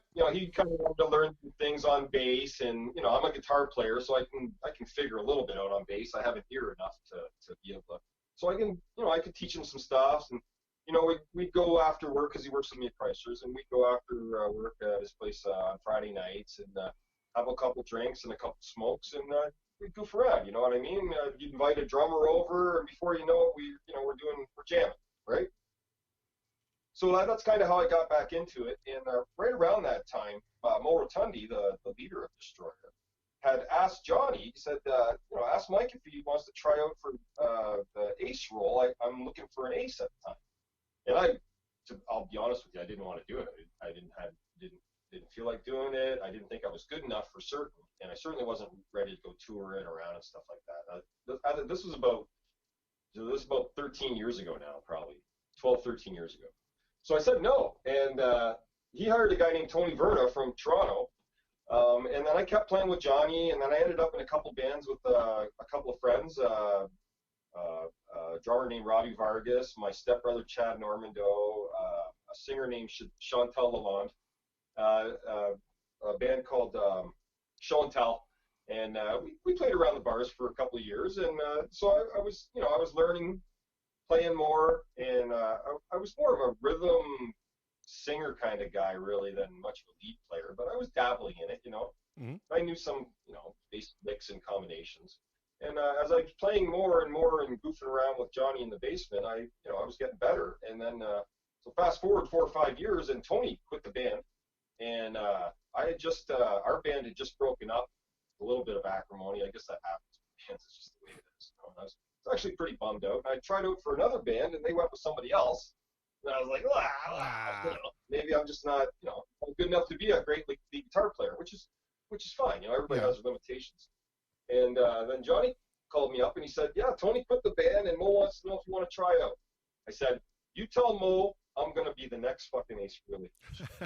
So Johnny was like, oh, you're all talk. I said, oh, man, I'm telling you. So Mo called me up a couple days and he said, okay, learn these 6 songs or whatever. And I learned like 15 songs in 3 weeks. And I went and, just blew his socks off, basically. I did all the Paul parts. I played all the Ace parts whenever I could, and did a lot of the Paul vocals as well, because we kind of needed, Paul, the Paul didn't come to try out. It was just me, Mo, and his son Alessandro, who's an amazing musician, played drums, bass, piano, whatever, and he played the drums, and so we did the, whatever, 14, 15 songs, and they were pretty impressed, and they said, you got the job. So that's it. So that was in August of 2012, fuck, it seems like forever ago. Yeah. And you know, and then I did my first gig. I think it was October 18th, 2012, at a place called the Corktown Pub in Hamilton. Wow. To a sold out bar, to a sold out crowds. So it's pretty raucous. how different was it for you to go from, you know, the indie kind of band scene here in Windsor, you know, and I'm not sure how popular your other band was, but even a band that's relatively popular here, you know, we're known for drawing crowds of upwards of 20 people. You know, that's what if you fill tops, you got 60, 70, right? That's right. Yeah. So, but how did it feel for you to go from that kind of a scene into the Destroyer kind of a scene? Because those gigs must have blown your mind initially. Well, yeah, and you know, the first 3 gigs I had with them, the first gig was a 1 weekend, and the next weekend we played 2 gigs in Peterborough and then Barrie. And it was Halloween weekend, actually, that weekend. So we played a gig in Peterborough. There was 20 people there. And then we played a theater called the Roxy in Barrie, and there was only 80 or 90 people there, so it really wasn't great. But that first night was there was 200 people so it was packed, and it was a pretty incredible experience. You know, I remember being, you know, ready, you know, physically to play it, and I wasn't wearing actual boots at the time. I was wearing boot covers, so I was just playing in my running shoes, so I didn't have to worry too much about that aspect any of it at the first weekends, anyways. But then I bought the boots, and that was a whole nother story. Yeah. So I remember I would actually be physically ill on like Monday, Tuesday, Wednesday, because I was so excited to play, you know. And then on Thursday and Friday, I would start to calm down, and I would, and I could feel like the adrenaline pumping, you know. And then by Saturday, I was just ready to rip whatever I had, every ounce of energy and guts that I had into the show. And that went on for the first few weeks. I was so excited to play that I would actually feel kind of ill at the beginning of the week. And then by the time it got closer to the actual, so I never had stage fright. You know what I mean? Yeah. But it was like the anticipation made me sick at the beginning of the week.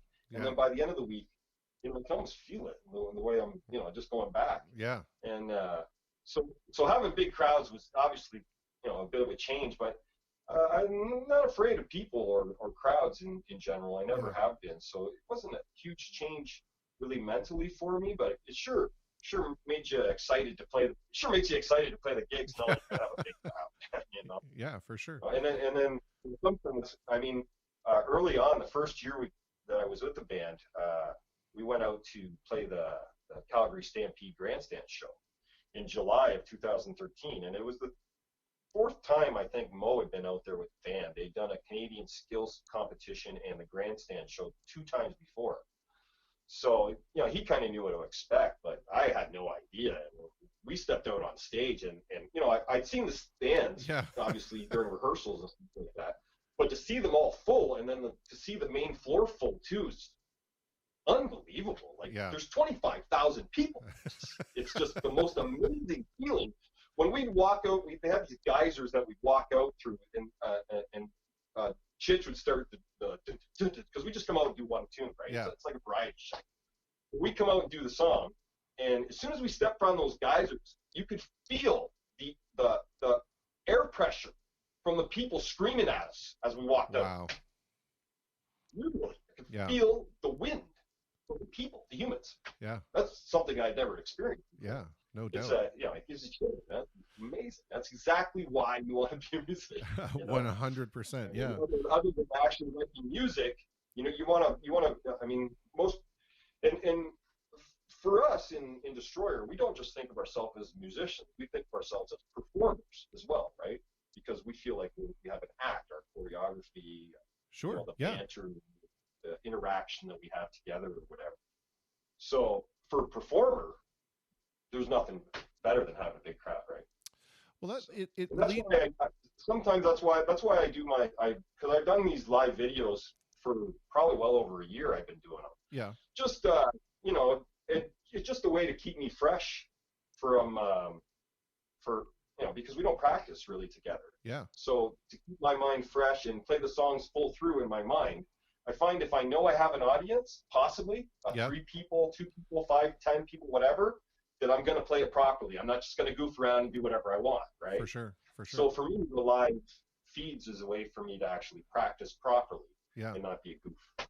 Well, let me ask you this: in terms of being a tribute, does it ever get under your skin maybe that when people are there, they're excited to see you, but they're excited to see the character. You know what I mean? So in one sense, does it take away anything from the personal feeling because you are acting out this character that's playing this guitar this particular way, or does that really not enter into it?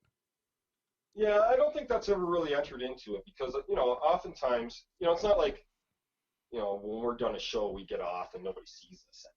You know what I mean? We disappear because we have crowd interaction. Now we may have less in the future, which is goofy because we've always prided ourselves on interacting with the crowd, taking pictures before and after a show, during our breaks. Like a lot of times when I do a show, if we're doing like a bar show, say where we do 2 full sets or we do 3 shorter sets, I'm in those booths for 4 hours, and then I'm standing the entire time. I don't get a chance to sit down really between sets or whatever because people want to pose and take pictures. Yeah. So I get that. People are coming to see Kiss, man. They're not coming necessarily to see us, and that's totally okay with me. I totally, because a lot of times people will come up and say, "Oh man, that's your guitar playing was awesome, man. You played them note for note, or your solo was great, or whatever." And then it's personal, right? Then they know I'm not ace. Yeah. Yeah. 99% of the time. Right. Right. So because there's always that one guy. Yeah. So we have personal interaction as people know who we are. Yeah. They know we're not exactly necessarily Kiss, and I don't feel like they discount our abilities or our quality of our performance just because we're not Kiss. Oh, right? yeah, no, for sure. And it was mainly more just, do you ever get the feeling of personal reward because you're wearing the mask so well, right?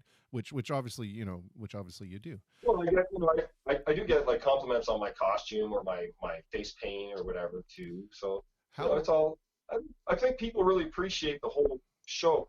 A lot of times, people don't really, get it until they come see us live.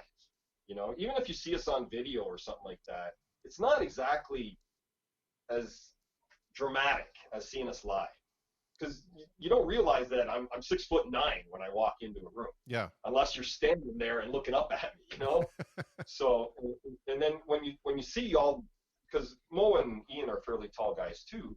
I mean, when we're on stage together, running around or jumping around in those boots or whatever, I mean, it's more, it's obviously more eye-catching and more dramatic than just hearing it or seeing it or whatever. So, I found sometimes guys will bring their wives to a show and their wives are like, yeah, whatever. You know what I mean? They're Kiss fans. The guys are Kiss fans. And their wives are like, hey, drag me to a rock show, or whatever.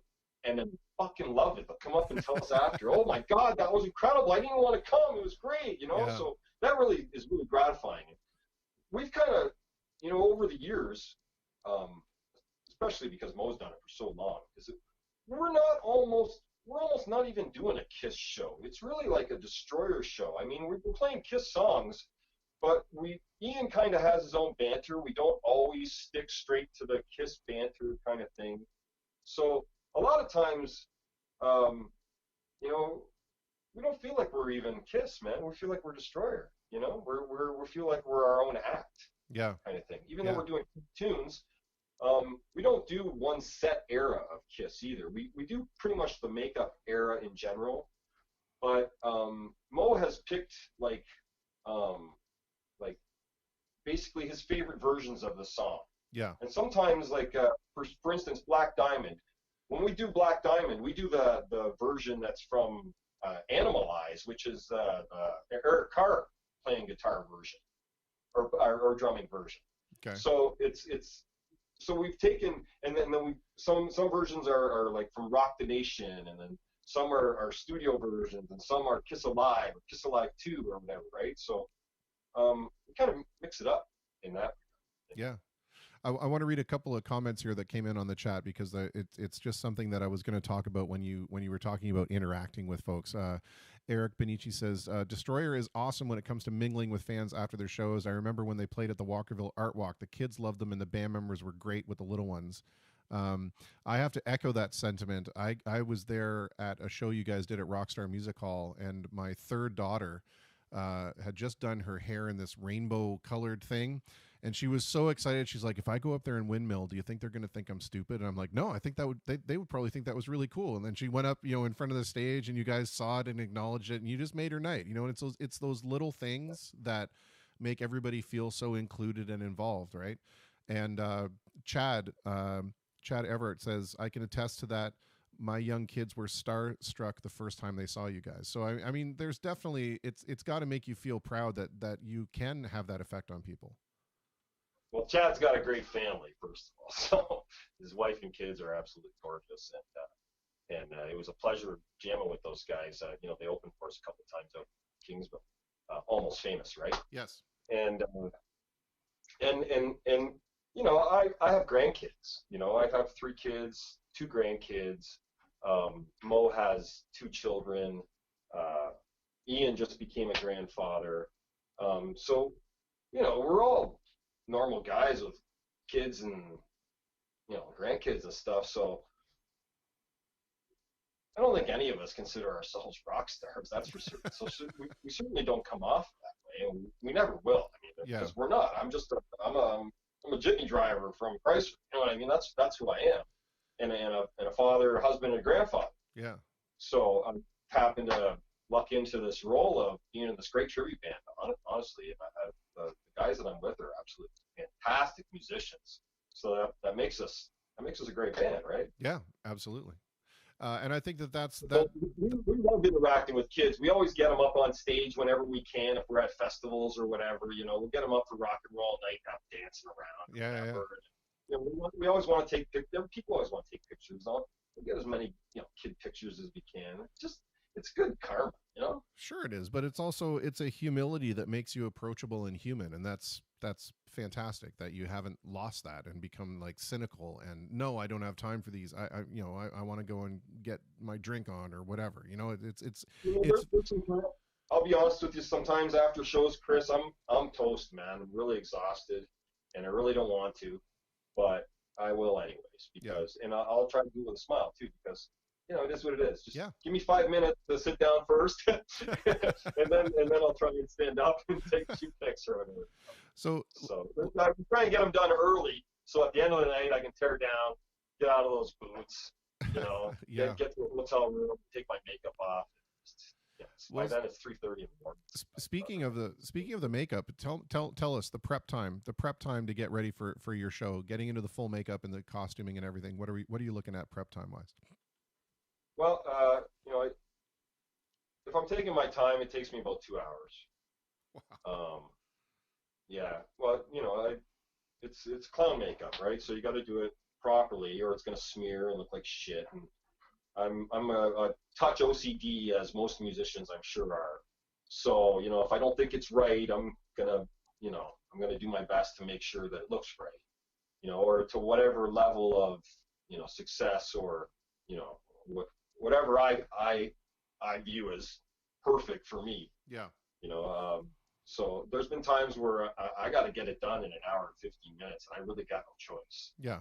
Because sound check was late, or we do a show every year annually at the World Poutine Eating Championships at Dundas Square, and this year we were going to do it at night, but every year we've done it in the morning. So we start at 10:30 in the morning, and of course they don't have their sound gear set up until 9 o'clock. Yeah. Basically. So we didn't get a sound check until close to 9 a.m. And then we got to walk a block to put our makeup on and try and put it on in an hour and 15 to get back on stage by 10:30. So that's always a challenge every year. And I just sometimes I just got to slap it on and hope it looks okay. That's the way it is. That's cruel and unusual punishment for musicians, making them play morning gigs. That's not even a. Well, you know what? A lot of times you got to get up really, really, really early, like 5 o'clock or something, to have your vocal cords ready. You know, I don't know about you, but I can't sing first thing in the morning. Good luck. I can't get up at 7 and then sing at 8 o'clock. There's no way. Yeah, I can't. I just can't So, get up at 7. I gotta eat. I gotta have a tea. I gotta drink some water or something like that, and talk, and and use my voice a little bit before I can actually just go out and For sure. bust in a high harmony somewhere. I want to put you on the spot a little bit because I've been doing this with all of the tribute guys, and myself included. I put myself on the spot, so don't feel like I'm getting any special treatment here. But from your personal standpoint, is there a song that if Mo decided that we were going to remove that song from the set list, you would have absolutely no problem with it and would probably help him erase it off there? And is there a song that you absolutely cannot wait to play every single time?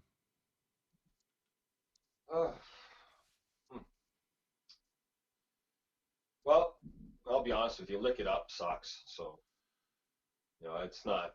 It's a song that's just boring as hell for me. It's one of our dance songs kind of thing. So it's not going anywhere. But it's not a song that I'm a big fan of. Whatever. I love playing God of Thunder. Let Me Go Rock and Roll always makes me happy.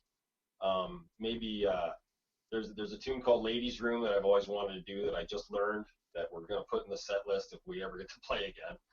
And I think that's about it. I mean, I like most of the songs. We don't change our set list. Sometimes we play a little longer in a night. And sometimes we condense, so we're only playing whatever. If we're playing a festival or something, we might only play an hour and a half or an hour and 15 minutes. So we're only going to play, whatever, 18 songs. It's more like what Kiss does, really. Yeah. But, on a regular bar night, we'll play 34 songs, which is that's a lot of work, man. Yeah. For a tribute band. It just is. Yeah. I'm exhausted after bar nights are tougher than any theater or any festival we do in any way, shape, or form. Even if we don't get a sound check for festivals or stuff like that, bar nights are always the toughest physically, especially if we have to do our own sound and I got to look, bins at the end of the night. Oh, yeah. Yikes. That's terrible. Terrible. And, I guess we could hire roadies, but then that just takes away from our cash. And yeah, exactly. So until I'm, not physically able to do it, to move it myself, and, we're our own roadies. So that's the way it is. But we are fortunate in the fact that we do play a lot of bigger venues around the country, and that obviously most of those venues have their own sound guys, or they hire sound guys. Sure. Let's talk a little bit about being on the road, in the sense of, there are going to be a lot of these big tours that were coming up this year. It was going to be a pretty big year for concerts. Actually, I was really looking forward to a lot of concerts that were coming out. Obviously, they've been going to see Rage Against the Machine. So yeah, I was really bummed that one's not happening too. But given the amount of roll up time that these big tours need to get going, right? So let's say that we got the all clear next week, right? And that, it's not like Rage Against the Machine can just go, oh guys, let's go. They gave us the all clear, right? They have to get the venues, they have to get the logistics, the transportation, the hospitality, the whole thing, right? Mine we're going to start in 2 seconds. So they there's an incredible amount of work that needs to happen behind the scenes in order to mount these large shows. Do you think that because of the roll-up time that will be needed by everybody scrambling to try to find the same venues, is there now somewhat of a better window of opportunity for like the smaller acts to get in there and really fill a void that's going to be there from the big shows not being around?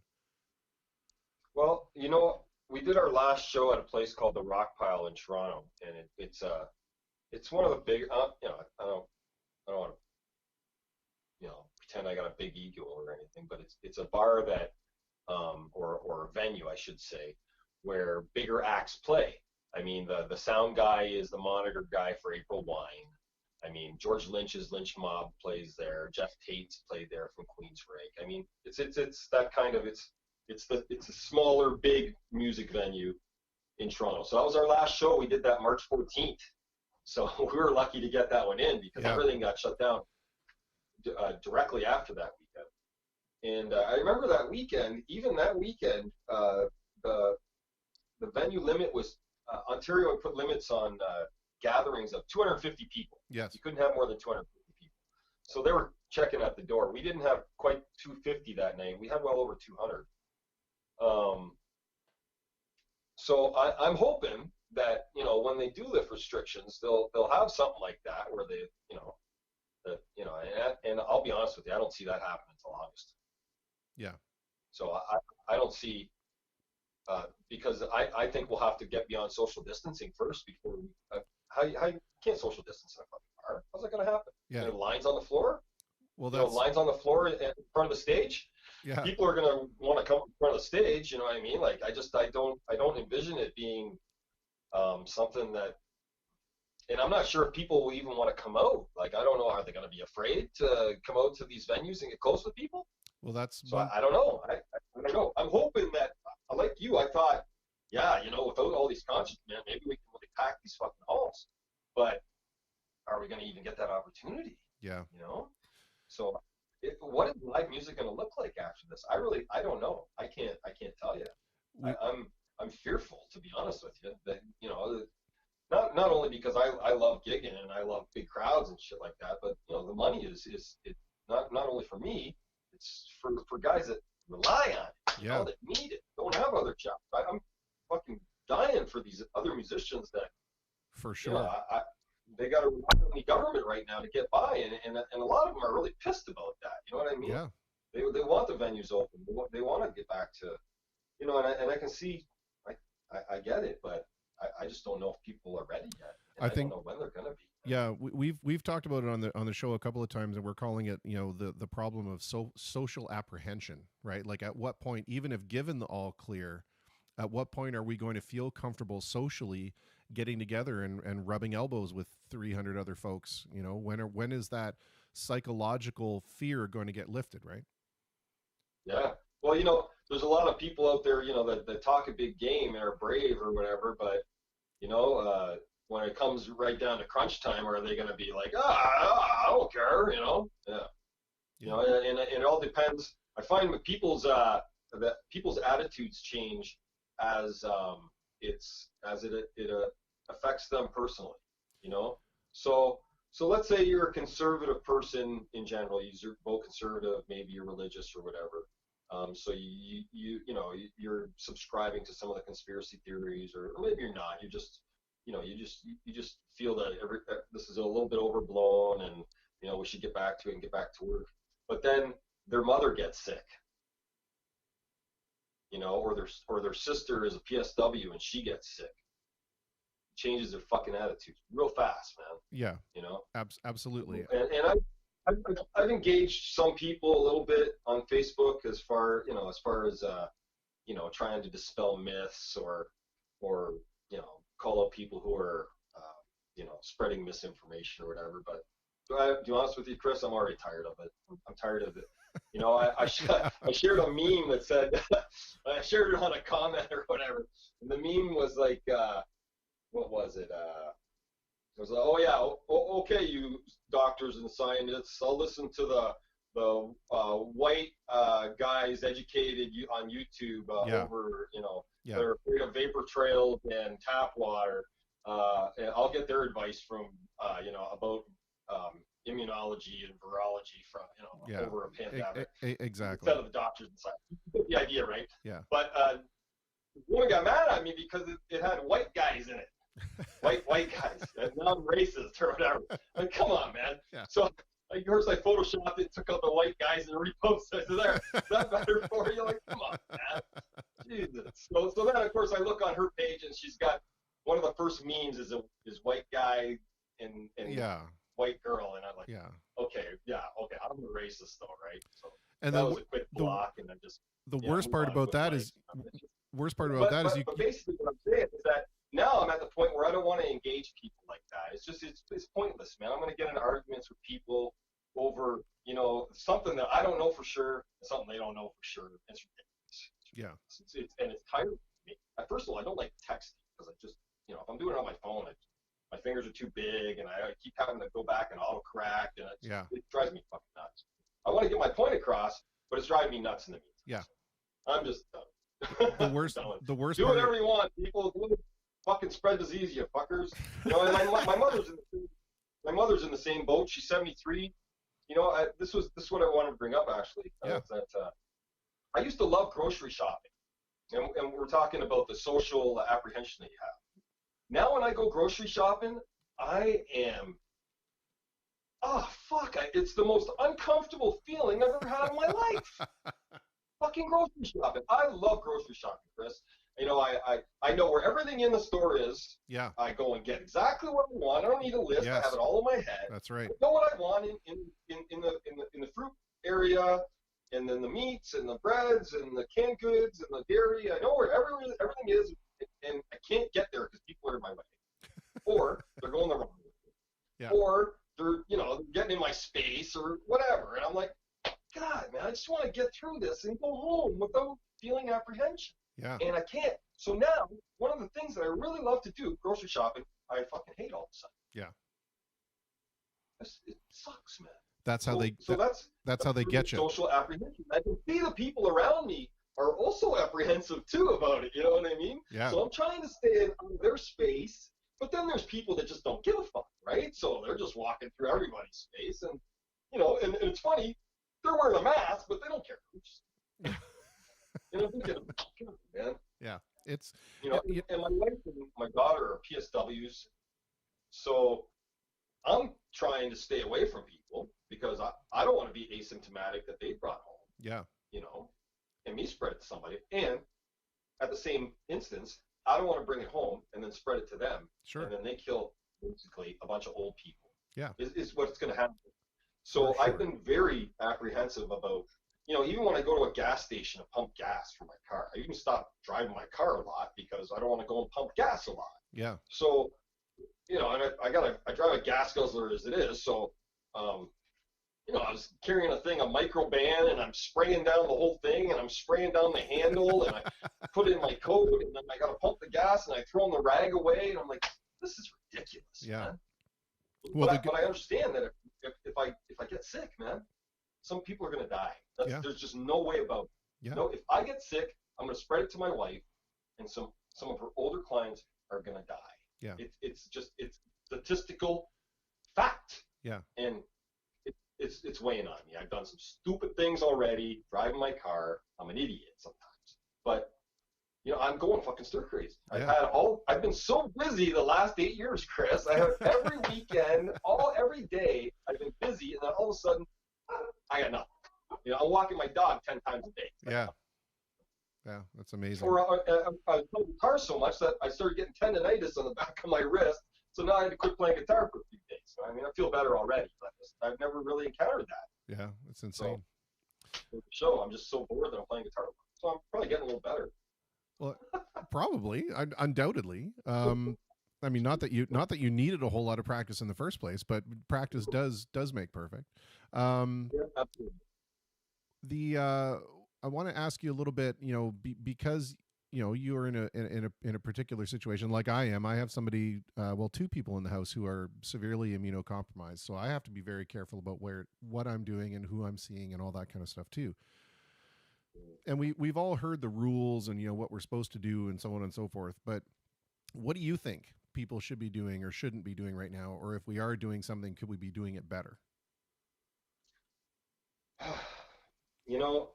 I wish I could answer that question, but I'm not a doctor. I'm not an immunologist. I'm not a virologist. I think we have to listen to whatever their advice is. I'm not. I don't believe Bill and Melinda Gates are trying to kill us all. I don't believe that Donald Trump is leading the cabal to end pedophilia in America. I don't believe in any of that shit, to be honest with you. Yeah. But I don't know either. I can't tell you I got proof I'm against any of that. So, if any of that ends up being, true, then I'll say, hey, touche, man, you guys knew before me, But outside of that, I'm going to try and I'm going to try and listen to the experts. Yeah. So if the experts say we got to stay so many feet apart or whatever, then I'm going to try and do that, and I expect any other humans that I come in contact to do the same. And Yeah. you know, I was having a conversation with my mother today, and she said she's getting frustrated. And as I said, she's older, and she doesn't want to be housed in. You know, she's a boomer. Her father was, my mother was born on an Air Force base in Gimli, Manitoba, and then she grew up with an Air Force dad who became a farmer. So my mom's a tough bird, and you know, she doesn't want to be restricted. You know, she doesn't feel like, she wants to be boxed in for whatever, 4 or 5 or 6 months. So Right. she's always done the grocery shopping. So she's grocery shopping still for herself and my stepfather. And she's getting mad. She's getting mad because people aren't, respecting her space. She's waiting in line to leave the store, and she's waiting for somebody in front of her to walk through the door, and there's a couple that's trying to bash by her to get out the door before her, and she's like, Why? I mean, she's already had a woman that wanted to fight her, for God's sakes. My mother's 73. Some woman wants to fight her at fucking Costco or Food Basics or wherever she's shopping. Like, she want to kill people now. Like, don't fuck with my mother, for God's sakes. Why did they want to fight her? Give the older people space. Just give people some space and have a little patience. That's all I want anybody to do right now. Yeah. Give some people some space, have some patience, stay home as much as you can, and then hopefully we can get rid of this quicker, and then just get back to a regular, normal way of life. Yeah. If we stop human-to-human transmission of this fucking thing, it doesn't live on its own. It dies. Yeah. And it never comes back, like H1N1 or SARS or MERS or whatever. They don't come back. If we stop transmitting it to each other, it doesn't come back. People aren't fucking getting that. I think should be the public service announcement right there. So until Dr. Tam or the WHO or my doctor or somebody I trust, medical professionals say it's okay to hug your buddy, then we can't hug, man. But when they do say that, I'm getting hugs from everybody. Fuck you all. The people who just think it's all bullshit and a way to control society, until it affects them personally, they're going to keep thinking that. Yeah. And that's fine, whatever. You think that button tonight or whatever. So I'm probably picked up a couple of viewers that know me or whatever. Sure. And yeah, she's getting over it. Just down my street, about 7 houses away from me, across the street. There's no exercise programs. There's no getting-togethers. There's no lunch rooms. There's no, card nights. There's nothing. They're isolated in the rooms without any visitors. So they're like in little jail cells. Every person that's in a retirement home, not people that are in COVID-positive retirement home, every single human. So until we stop the spread of this, every single human in retirement homes are going to be isolated like apes in fucking cages. Stay home, for freaking crying out loud, people. It's not a joke. I mean, they're humans, man, and they're going to die because there's still PSWs that have to come in and out. Yeah. They have to. So those PSWs also are single moms and stuff like that. So they can't isolate from the entire population as well. They have to feed their families. So they have to go to these supermarkets and have people bump into them, and then, they got to worry that, I have hand sanitizer in my pocket. I got hand sanitizer in the door of my car. I'll tell you one thing, that's maybe obviously a good thing about all of this is that, once this is all done, I think the human race will be healthy because we're all going to be a little bit more cognizant and vigilant as far as our hygiene is concerned. Yeah. I'll admit it. I mean, I get a sinus infection every October or every March. because I'm touching my face, wiping my eye, whatever. I mean, I got to use makeup brushes on my face. I smoke too, so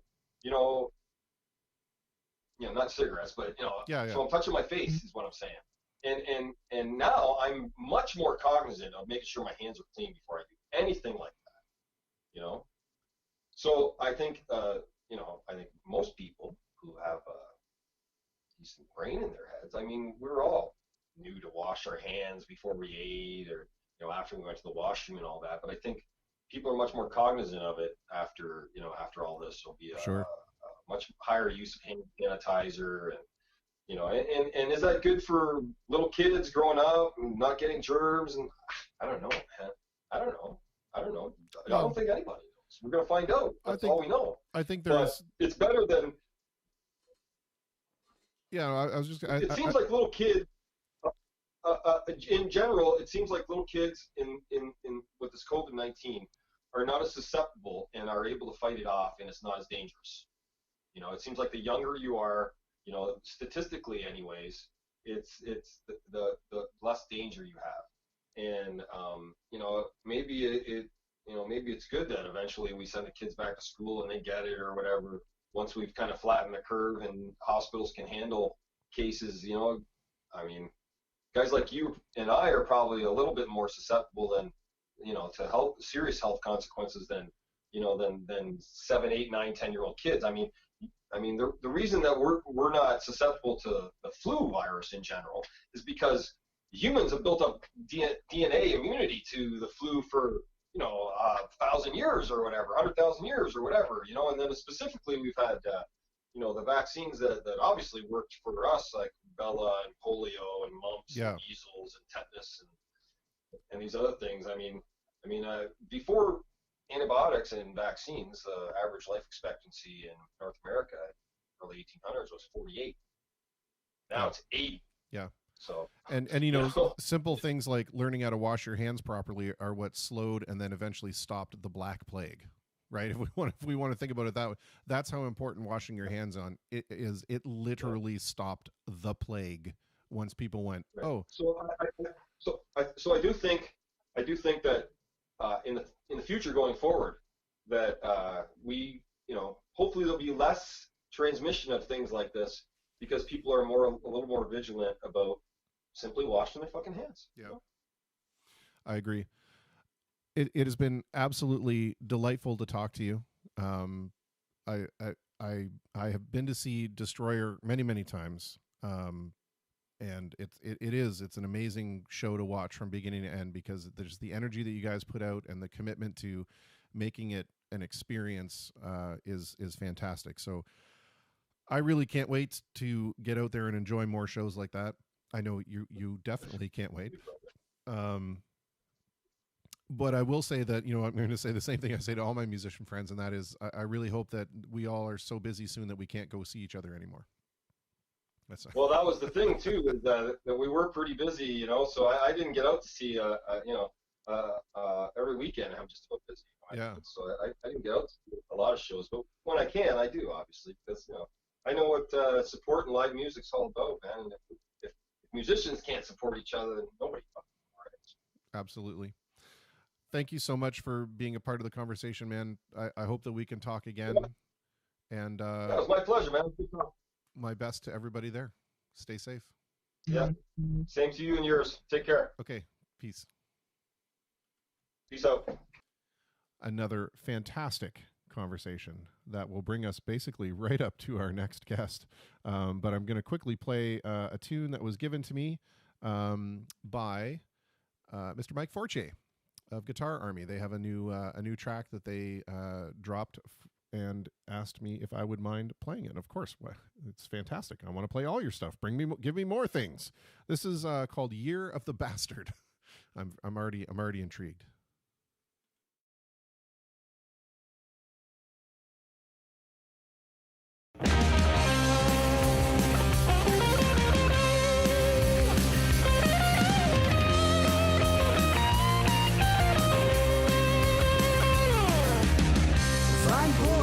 All around, gonna bring you the smackdown, heading deep into the underground. The people's elbow is coming down. Haven't you heard?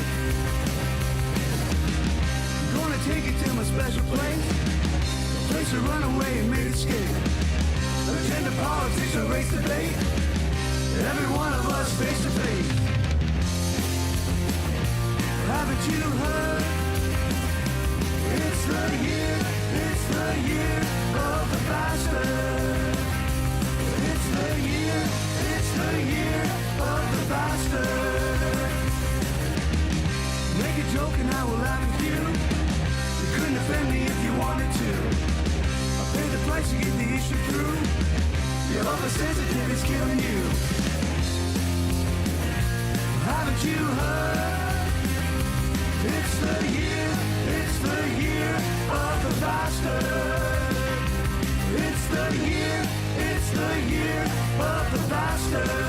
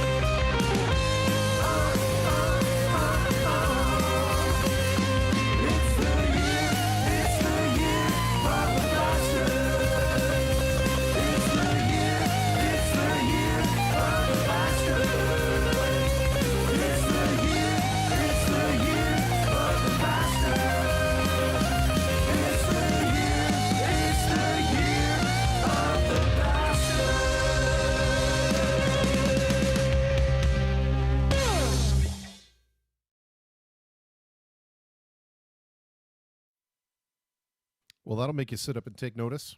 Sheesh. Awesome. So good.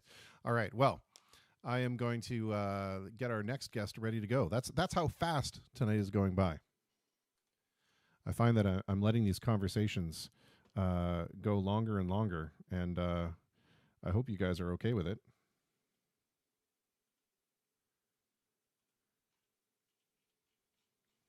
Now, let's see if I can actually call this person.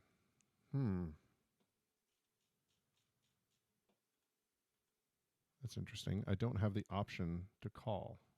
I wonder why. Let me just ask.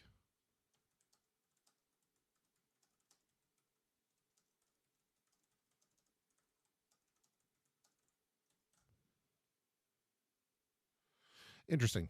All right. Well, for those of you still tuned in, make sure that you get your questions into Corey. Corey McCrindle is going to be your virtual host tomorrow as I get the tables turned on me and you guys ask me a bunch of questions. So, yeah, that'll be cool. Says I can't be reached right now. I'll try through my personal page. Okay.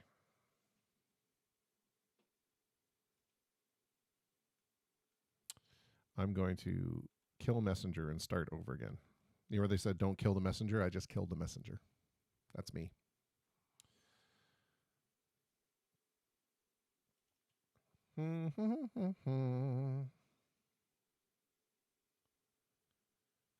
All right. Well, the woodblock theme song, Jocelyn, I caught it before you were about to say it.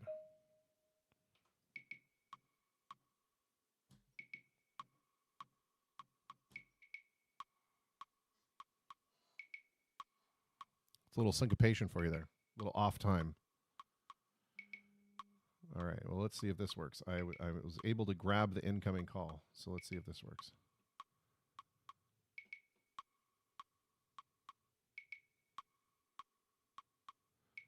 I am patiently awaiting video.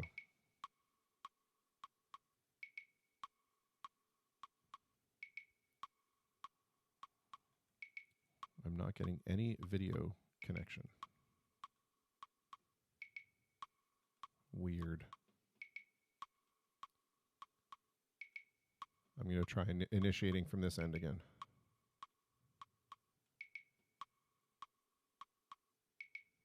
I hear it ringing.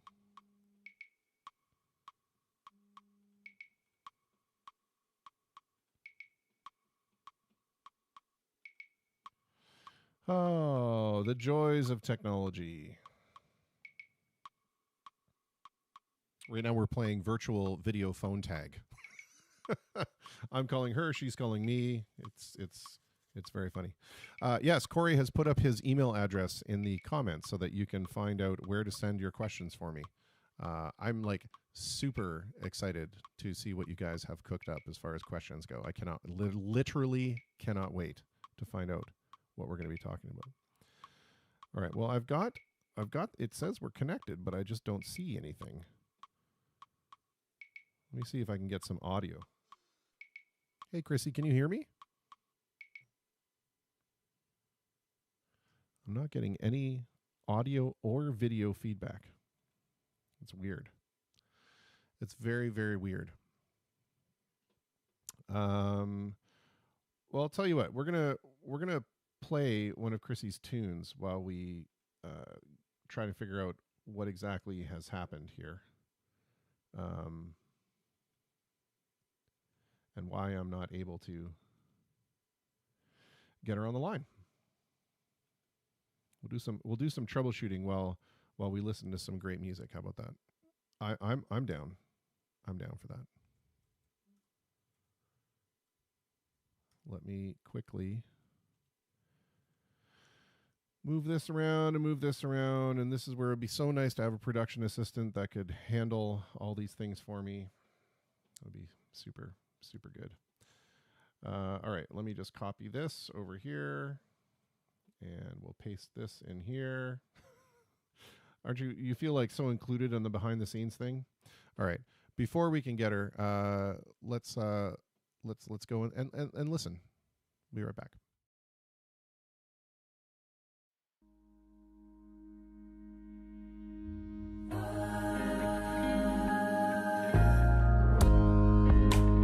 How can I make the side you've seen of me? There's something to be said for sleeping in your own bed. But do you remember me lying in your arms? Do you remember my charms? All the good or just the bad? Did you let it all go? Oh well, guess I'll never know. 'Cause everybody's gotta get off sometime. You and me always made it to the finish line. Was our love a privilege or just something we did? Just something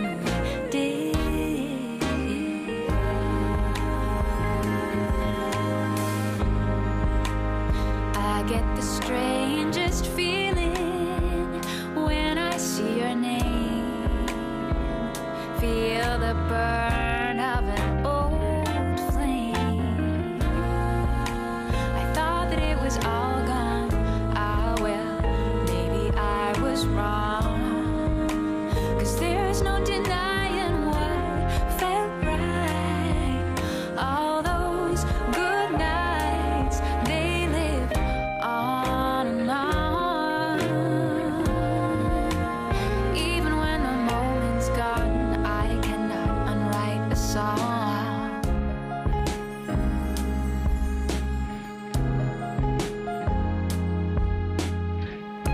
Hey,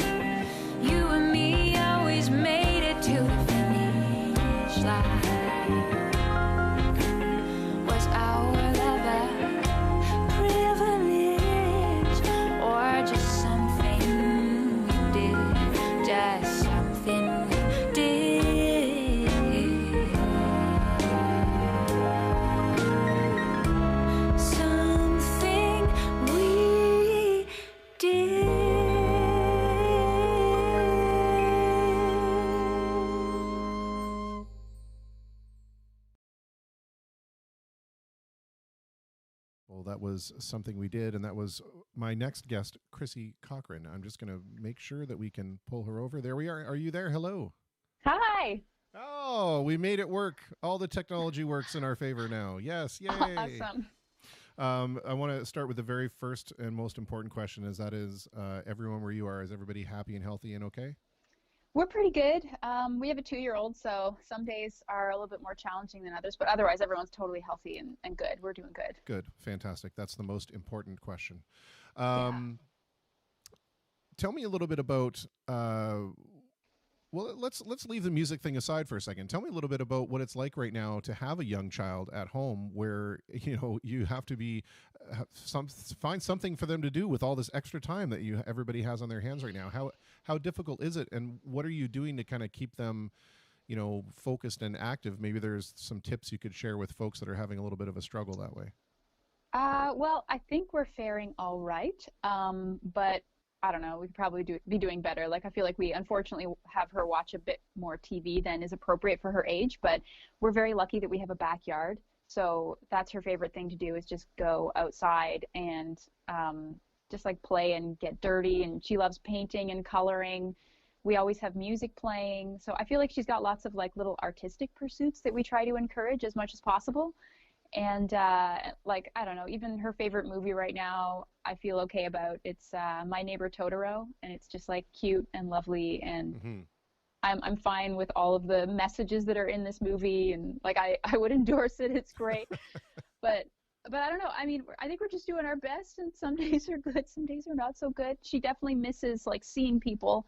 And even when we see our neighbor, she's like really shy now. And it's hard to know if that's just like where she would be, even if we were still allowed to go out and about, or if it's a product of, only seeing me and Mike all the time. So it's hard to say. But I think it helps that we're kind of homebodies to begin with. So, from the get-go, like, she's used to mom and dad being home all day and playing with her all day, and never, like, she didn't go to daycare or anything. So really for us, there wasn't much of a change of routine per se. So I think that helped a lot. Well, let's talk a little bit about the musical journey, because, both you and your husband are accomplished musicians, and you are not from this area natively. So tell us, how did you end up coming down to the armpit of Canada, and are you enjoying your time here? Absolutely. Yeah, no, I came here for the first time in 2010 on a whim. I had some tax return money, and I was like, I'm going to go somewhere. And I decided to come to Windsor because of the band Mishu, which is my husband's band, or it was his band at the time. And I knew them because living in Halifax and being an active musician out there, I had been to their shows and played shows with them. And my roommate actually was booking gigs in the area too. So sometimes they would crash at my apartment after the shows. So I knew these guys for a long time and had heard good things about Windsor. Windsor had just had Fog Lounge be selected as the best live music venue in Canada, according to CBC Radio 3. So I was like, this is a place I can afford to go to. So I just went for like a week one February, and I didn't even know that Windsor bordered Detroit until I got off the bus at the Greyhound station, or more like a couple minutes before that, like on the Dougal overpass, when I saw the two skylines together. So I had my mind blown, and I fell in love with the vibe of the city. It just felt a lot more like friendly and inclusive and welcoming. Like, people were excited that I came, whereas in Halifax, it's like so competitive. There's just so much going on. It's hard to like really cut there. So I saw Windsor as like a good market for me and my music, and I loved that Southern Ontario has so many cities that are such short drives away from each other. Sure, yeah. Living on the East Coast, it's not like that. It's like 5-6 hours to Moncton or Fredericton, and there's just not as many places to play. So I always knew I'd end up in Ontario at some point, and I set my sights on Windsor. After that first trip, I moved here 8 months later, and this summer I will have been here for 10 years. Wow. Yeah. Sobering when you think about it that way, right? Yeah. I have to share a little story with you that I had a friend of mine who came to work for a telecommunications company from Montreal, and he had heard about Windsor and that it was relatively a small town in terms of the metropolitan areas that he was used to, Toronto or Ottawa or Montreal even. And he was coming over that Dougal overpass, and he saw the skyline, right? And he's like, "Oh, well, this isn't going to be so bad. Look at this! What a bustling Right. downtown core we have." Until he hit the river, and realized, Yeah. "Oh no, all those buildings are on the Detroit side." That's right. Yeah. And it's interesting that you should say that about Halifax, because when we spoke with Colin McDonald of the Trews a little while ago, he was saying that he always considered that to be like the Nova Scotia to be the Canada of Canadians, because it was like so much more overly polite or overly genteel. But you must That is have a true, different though. experience. Well, I mean, I was also a lot younger then too, so it's hard to say whether or not I was having a hard time just because I was green and I didn't know the ropes and I didn't know people, or if it was just a matter of like literally my craft wasn't anywhere near as advanced 12 years ago when I was first starting to play in Halifax. Sure.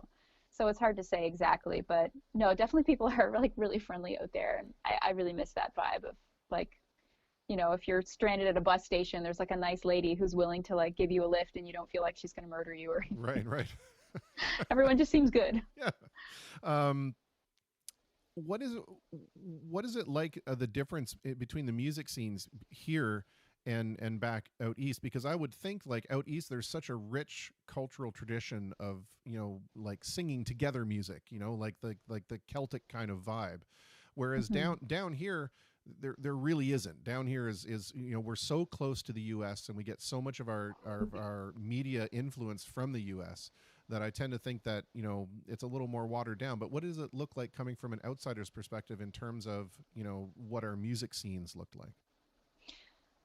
It's, at the sort of level that I exist at, they are quite similar, as far as like the, independent music community, singer-songwriter kind of scene. Like, I feel like there's a lot of symmetry there. There's probably just like a bit more, like active musicians in Halifax.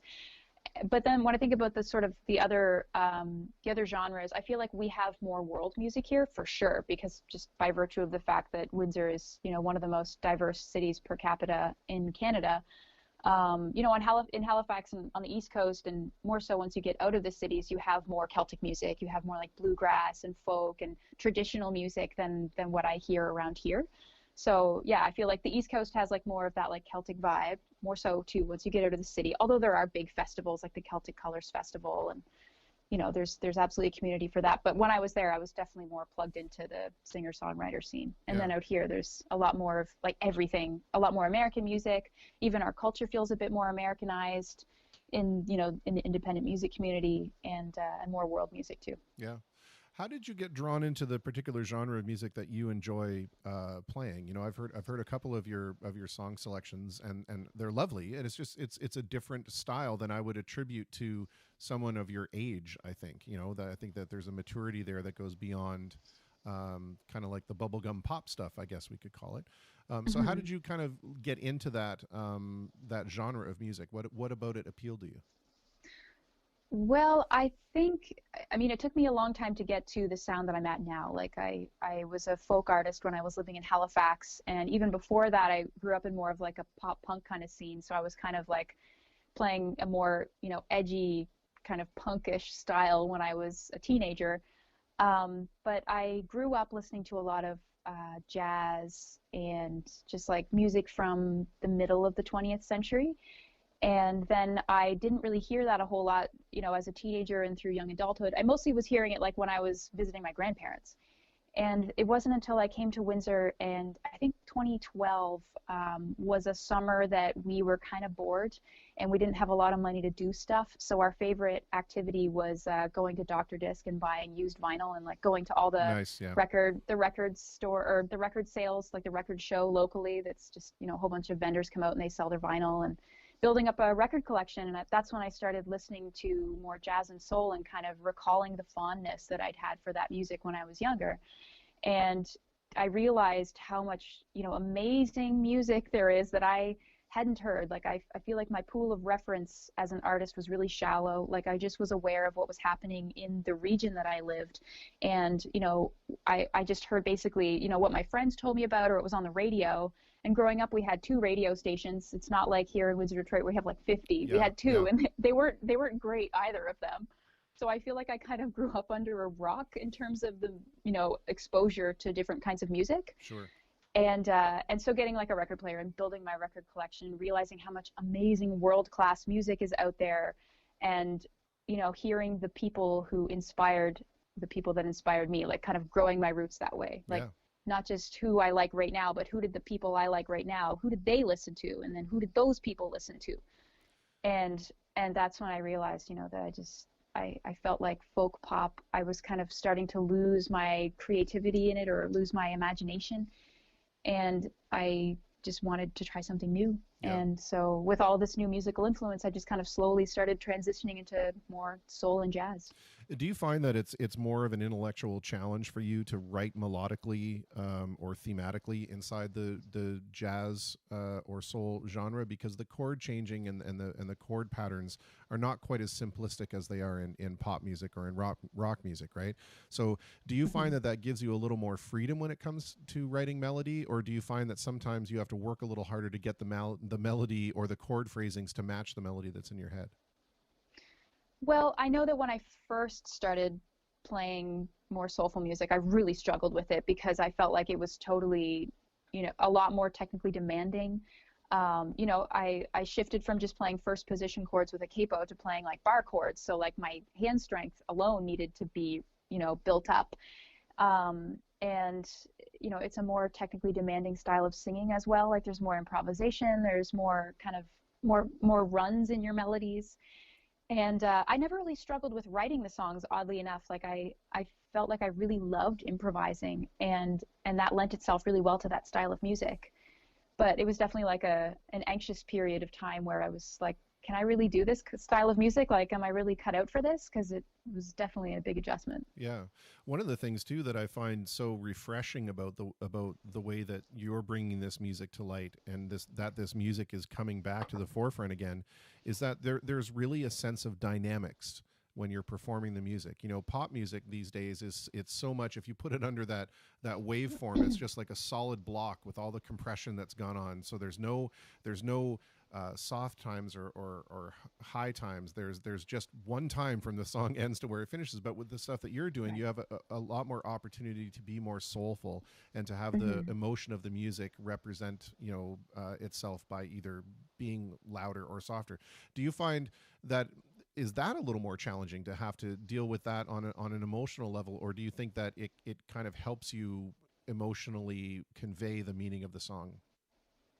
Yeah, absolutely. Yeah, no, I feel like I have always loved playing with dynamic, going from, a moment that's really intense and then bringing it down and being really nice and soft. So I like that our recording style allows us to have dynamic recordings. We did my entire last album, Heirloom, well, almost all of it with live instruments and live musicians. So it really has a raw, organic feel to it. So, if everything was just like compressed to the max and, just one solid wall of a waveform, it would have sounded like total garbage with the style of instrumentation that we chose.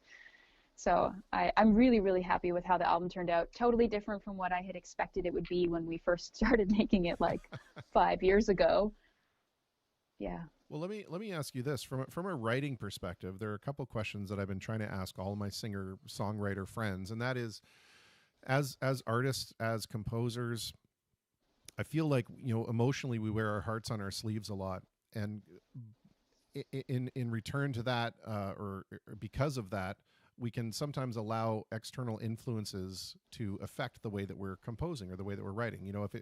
If we're now living in this time of uncertainty or fear, maybe, or panic or worry, do you find that those external pressures affect the way that you're writing songs, or do you use your writing as a shield to kind of keep all that stuff away?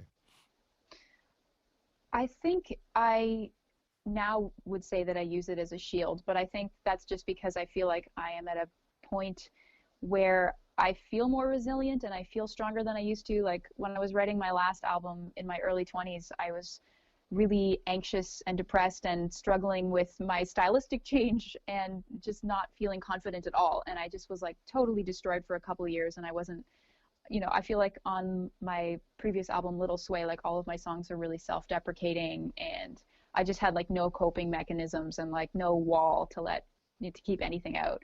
But now I feel like I'm at a point where if I say something, I would like it to be helpful to the listener as much as possible. Like, I know that we're all really having a hard time right now, and I don't want to like twist the knife at all. I feel like it's important to acknowledge suffering and pain, but I feel like there also needs to be like a bit of a glimmer of hope in there. Like, that's kind of the power of music, is that you can influence people's emotions and you can create a safe space to talk about difficult things. Sure. And I feel like that's a huge power, and I try and be conscious of that when I'm writing as much as possible. Yeah, one of the things that we have talked about on the program before is this ability, that a weird but innate ability that music, like nothing else, has the ability to allow us to say things or vocalize things that we're either too afraid to vocalize for ourselves or simply don't know how to do it. And it's a great way to, you know, have somebody react cathartically, emotionally. I know that when I play something that's, you know, on a more emotional level, if I can see that it's having an effect on somebody out there, that's worth more to me than, you know, 10 people dancing around. That's the connection that I look for, right? Yeah. I want to bring a couple of comments in here from the chat for a second, if you don't mind. Diego Camilo says, Chrissi, anything you would like to outright change or simply improve in this area by way of the music industry? Oh, wow, that's big. I don't know. It's a funny time right now too, because I feel like the landscape is probably going to not look the same once lockdown ends and we all go back to business as sort of normal.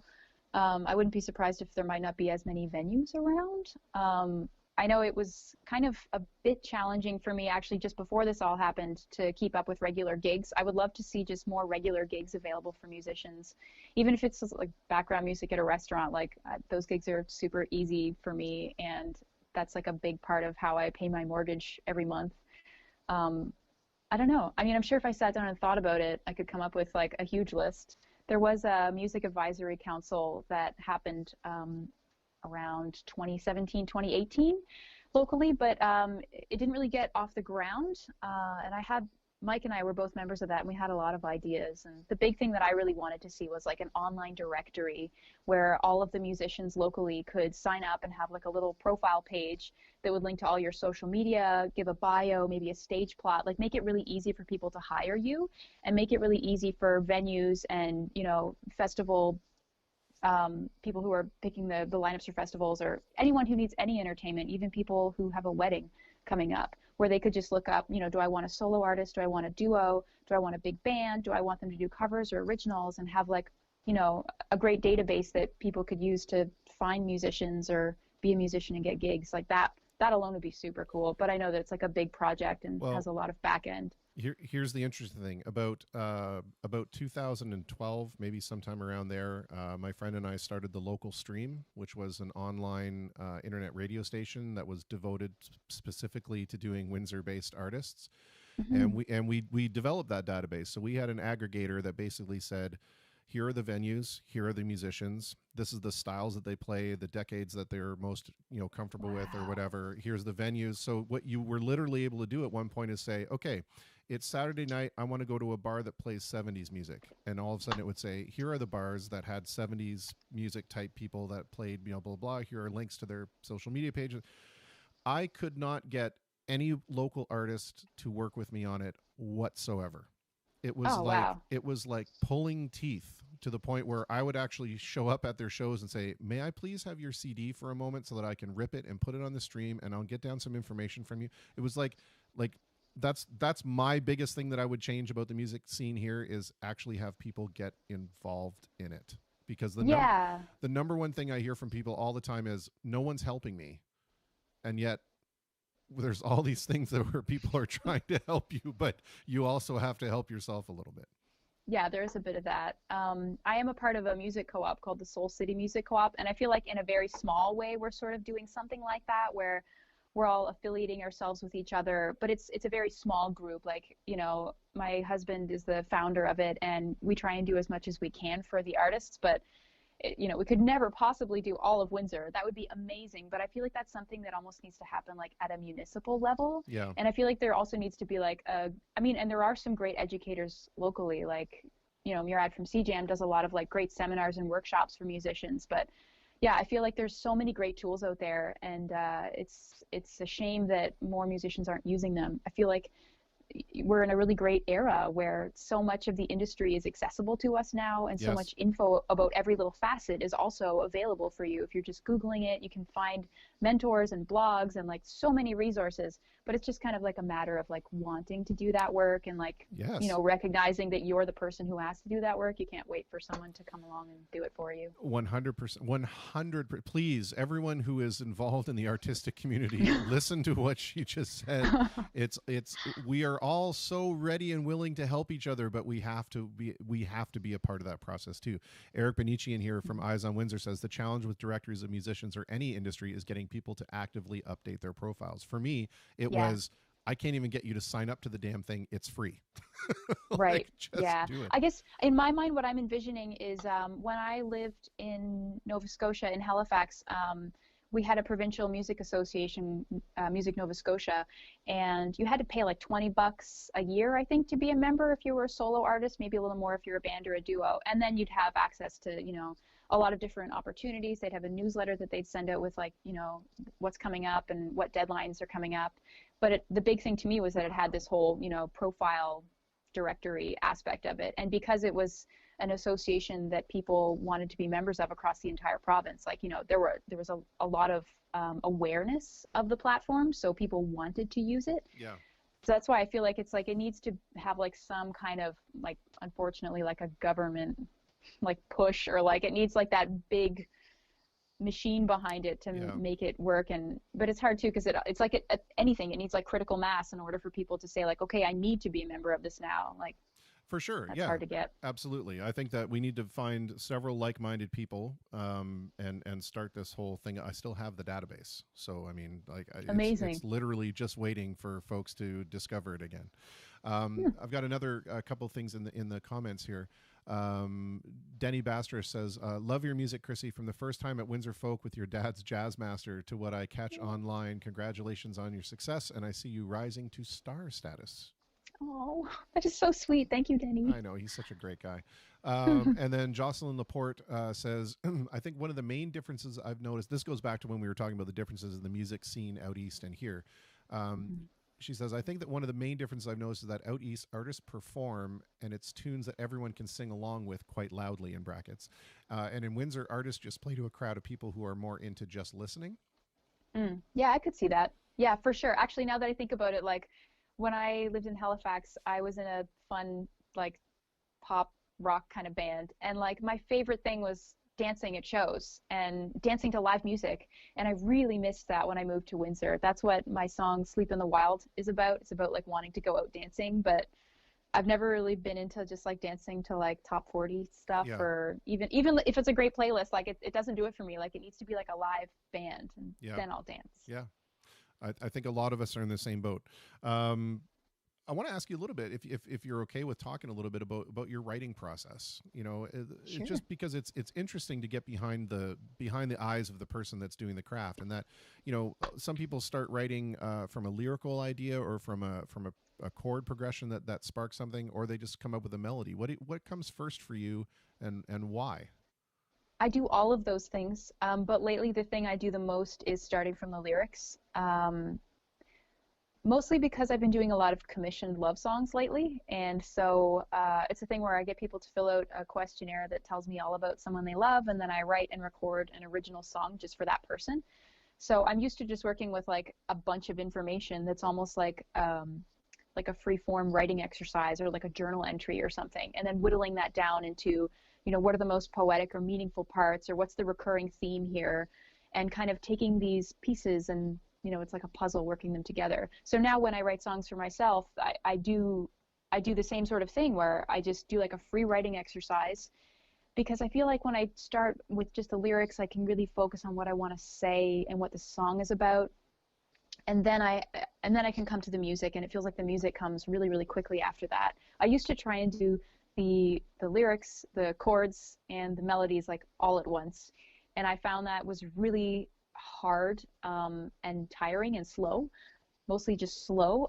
Unfortunately, sometimes I wouldn't make it far enough into the idea before I had to stop because, you know, I had to go do something else, or, you know, I was just tired, and then it would be really hard to pick it up again. So that's why I try and just focus on the lyrics first as much as possible, because to me that tells me what the song is about, so that when I come back later I can, I know what I'm trying to say a bit, and that helps, I find. Yeah. But it's pretty much always different every time. For sure. And I like to change it up, because I feel like if I try and do it the same way too often, then I'm going to get, the results are going to start to be similar. I don't know.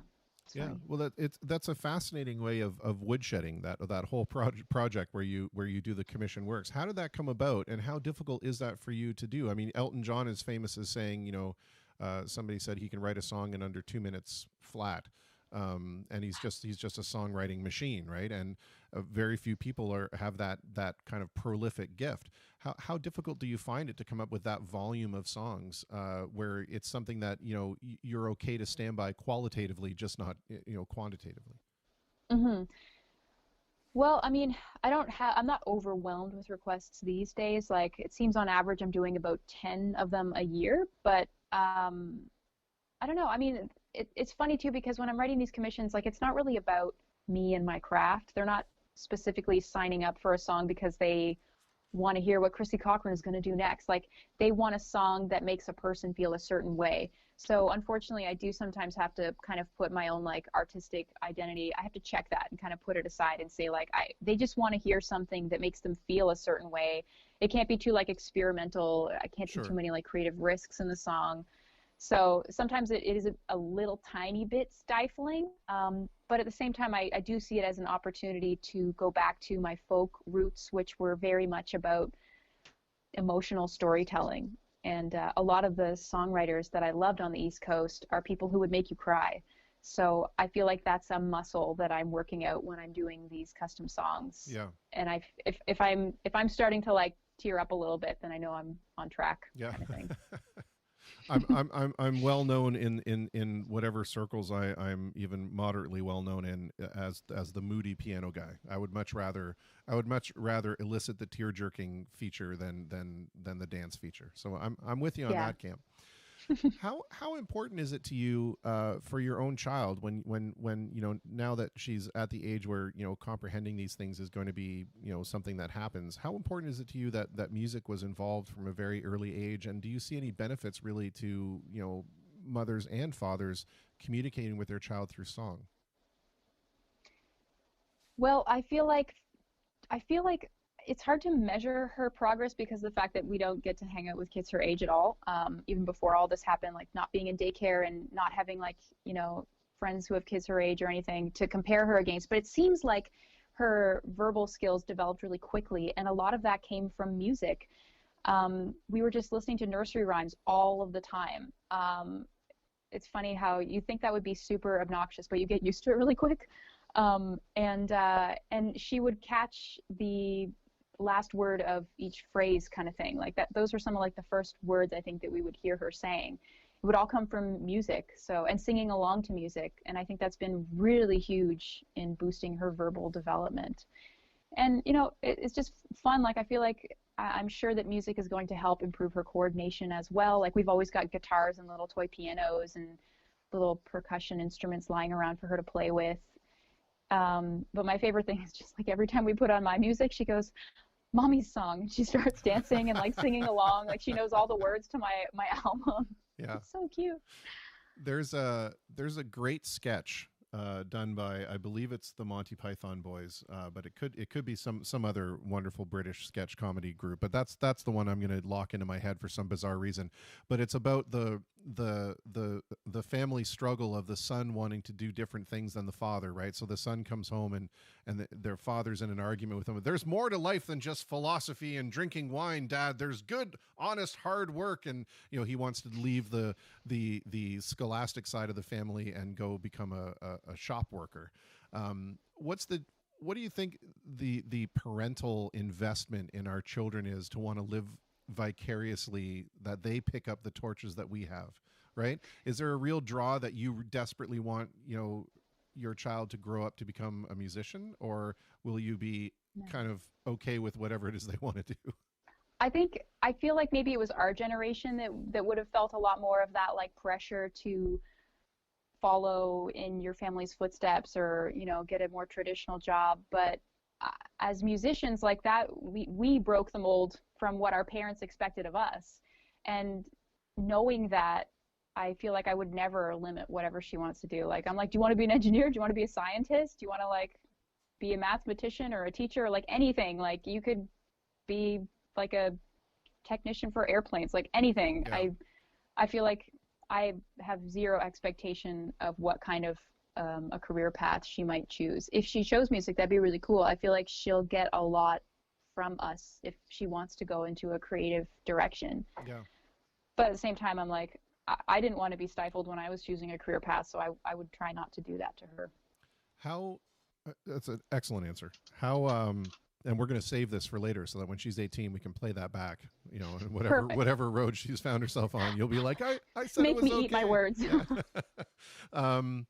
How difficult is it to work with your spouse, especially when it has something, you know, that's so personal in terms of music, in the sense that, you know, oftentimes music will sometimes say, like we said, say things that we're unable to say, or can be interpreted as something that's being said. So how difficult is it for you to, you know, live with the person that you then also share the stage life with? Is there a danger of too much contact there? I feel like it took us a while to sort of get into a balance with things. Like, we put out an EP back in 2013, and I remember there was one day we just like were butting heads so much we decided to go walk around the casino, just because we were like, maybe all that like forced oxygen that they pump in there will help, like just like, and all the flashing lights will just like wipe our minds clean, and we can come back to this and feel good about it. But I feel like we've just figured out like a tempo of working together now, and I feel like we have different strengths, and that helps a lot. Like, we're a lot more well-rounded together than we are on our own. And as far as like songwriting, I feel like we're both just like really like open to talking about whatever things we're writing songs about, you know, and being open with the subject matter that's in our songs. Sure. You know, I personally will take stories from my past and sort of exaggerate them or dramatize them and kind of like use them to gain insight into a particular kind of situation, and maybe make it a bit more dramatic than it was in real life, sort of thing. Sure. So that's the kind of thing where you could possibly create a problem by, you know, overblowing something. Yes. Yeah. And you have to be like, no, it wasn't that bad in real life, or whatever. You know what I mean? Yeah. The Fleetwood Mac Rumors album comes to mind. Yes. Oh, gosh. We want to avoid that at all costs. We want the success, but not the other stuff that comes with it. Right. I want to ask you this question too, and I hope we're doing okay for time. I want to ask you this question that I've been trying to ask all of my creative friends, and that is, when you play a particular song on stage, and let's say it's one of your early ones that you want to revisit for whatever reason, do you go back to a place in your mind when you either performed that song or were writing that song? Do you visit that place all the time when you perform it, or is each performance kind of unique? I feel like it's almost both of those things. Like, I do like to revisit what it was that influenced the song in the first place, because I feel like that story creates a lot of the emotion that is required in performing the song in a way that's dynamic and compelling. Like, I can't sing a love song and be thinking about, you know, something that's bothering me, because I'm just going to sing it like Sure. brutally and not be tender and loving the way that it needs to be delivered. But at the same time, I'm also always filtering that story through, you know, my current lens of where I am in life. And so that means sometimes a song that I wrote about one thing can kind of change in my mind to being about a different kind of story that's quite similar. Like on my last album, Get Out, on my last album, Heirloom, I have a song called Get Out. And I wrote that just about like an interpersonal situation that took place over email. But then a couple months later, I was assaulted at a bus stop. And so now when I sing that song, I think about that more physical confrontation, because the way I wrote the song is I made it sound really physical, even though the original thing was not physical at all. Mm-hmm. So it's weird how a song is almost like a skin, and you can fit like so many different stories inside of it, even just from your own experience, let alone like, you know, all the experiences of all the people listening to it and how they're going to interpret it in different ways. For sure. Yeah, I think that's one of the real struggles for me, was especially when we had to do that in our English exercises, was, you know, do the deconstruction of the poem or the soliloquy or the song, and what do you really think the artist was trying to say here? And then they would have these very definitive answers, but you didn't write the song, you don't know. Yeah. I think there is a certain amount of joy in kind of just, I guess, speculating what was going on through the other person's mind. I'm sorry that your not physical experience had to turn into a physical experience. That's unfortunate. Weird. Yeah, but maybe it'll give you to something to draw from, I guess. I'm trying to figure out a way to positively spin that. No, maybe. Absolutely. I feel like when I sing that song, like that's the place that I go to is that story. And honestly, like when I say assault, it wasn't like the most grievous assault you can imagine. Like it was just like a mentally unwell woman who looked to be about like my age and physique, like did not think that anything was the matter with her. She just thought I was a social worker who was following her around. So she just basically like bullied me and got her hands in my face and pulled my hair and said mean things to me. It was like a schoolyard bully kind of thing that just like totally blindsided me and was really intense. Yikes. Yeah, well, it was very strange. Nobody likes schoolyard bullies anyway, so there you go. No, but I feel like there's like a little grain of empathy for her though, because sure. I feel like whatever's going on, like I hope that girl's okay now. Yeah, for it to spill out at a public bus stop, you would hope that she's getting some kind of attention now. I want to ask you first. I just want to say thank you so much for being willing to do this and have this conversation. And that I've caught snippets of both you and Mike playing. It's the unfortunate tale of working musicians. We can't go see the people that we really want to go see. So right. But I've always been very impressed with what you've done, especially the change in styles. I was kind of watching that because I think it's a brave move to step outside your comfort zone, right, and find out that you're also quite good at this aspect of it. I want to ask you the same question I've been asking or trying to ask everybody, and that is, we've heard the rules and what we're supposed to be doing and what we're not supposed to be doing, but just in your own kind of personal opinion, what do you think people ought to be doing right now or ought not to be doing? Or if we are doing something, can we do it better? To me, we're just following the recommendations of the local health unit. I feel like that's just like a great resource for, information about how to proceed right now. Like we're just basically in lockdown. We only go out for the essential things, and we've shifted all of our work to being online, and I think that suits us really well personally. Like we're doing live streams twice a week from our basement studio. Actually, I'm doing one tomorrow night, 9 p.m. Nice. On the Soul City Music Co-op Facebook page, if anyone wants to head over there tomorrow for an hour. But yeah, I feel like just common sense and being vigilant and caring about people around you, and just trying to give people their space. I agree 100%. We're gonna go out on the other song that you had me grab called Hungry Love. Do you want to set this up in any way? Is there something special behind this one? Well, this is the first single from my latest album, Heirloom, and it's a song about reflecting on why I do the things that I do, and it's a lot of fun. Nice. Well, I want to thank you very much for being with us and again having the wherewithal to put up with my inane questioning, but just more so that we can have this kind of back and forth, and we can still see that there's a human connection that can still exist. We can share a laugh and a smile or a tear or whatever.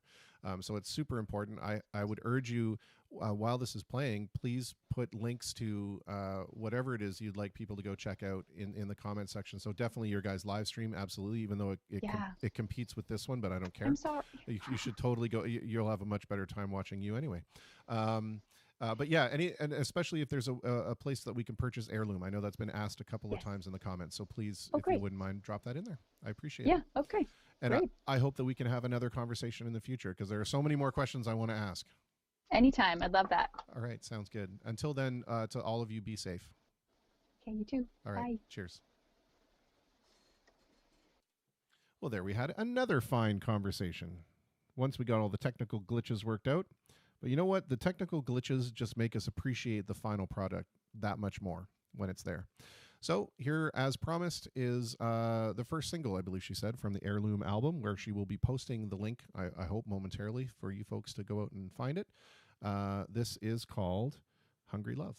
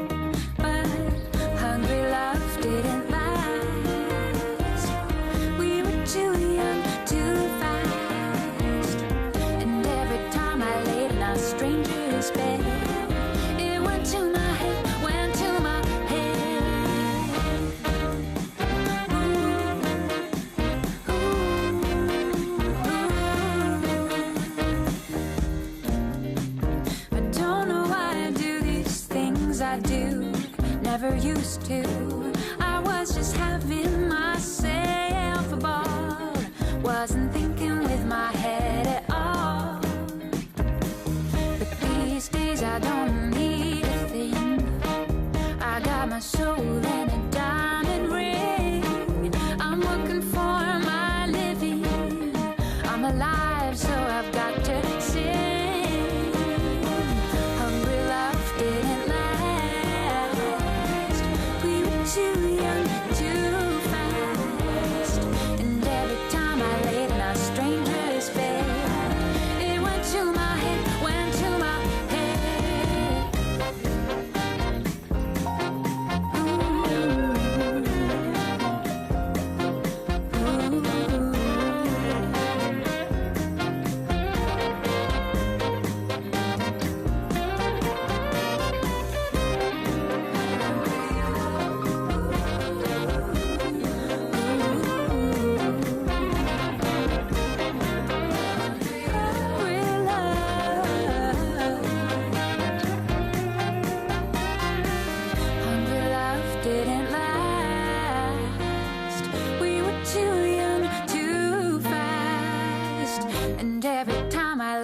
stranger's bed. It went to my head, went to my head. True love made it right.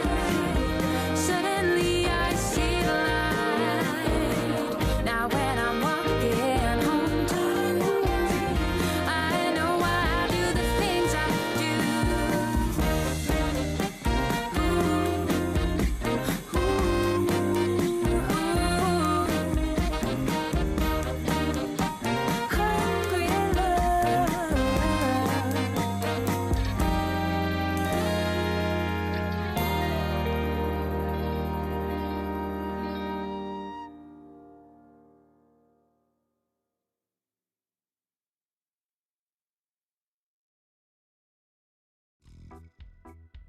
Rockstar Music Hall is Windsor's premier event and concert hall.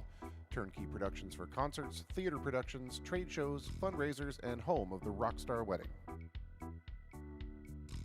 The Platinum Room Banquet Hall is a wedding and event venue featuring in-house services for everything such as catering, decorations, DJ, officiant, i.e. you can get married there, and much more.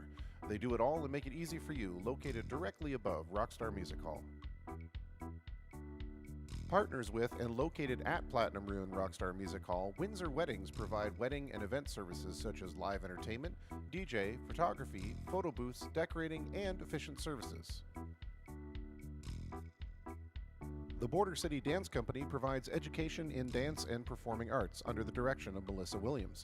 Melissa is known for her work with Prince, Britney Spears, James Franco, Sarah Gaden, Josh Gad, Elizabeth Berkley, Michael Caine, and Randy Quaid, among others, and her choreography has been featured on television in shows such as So You Think You Can Dance Canada Seasons 1-4, Bomb Girls, Kim's Convenience, 11/22/63, and in countless commercials for big names such as TD Canada Trust Bank, Adidas, and Sun Life Financial.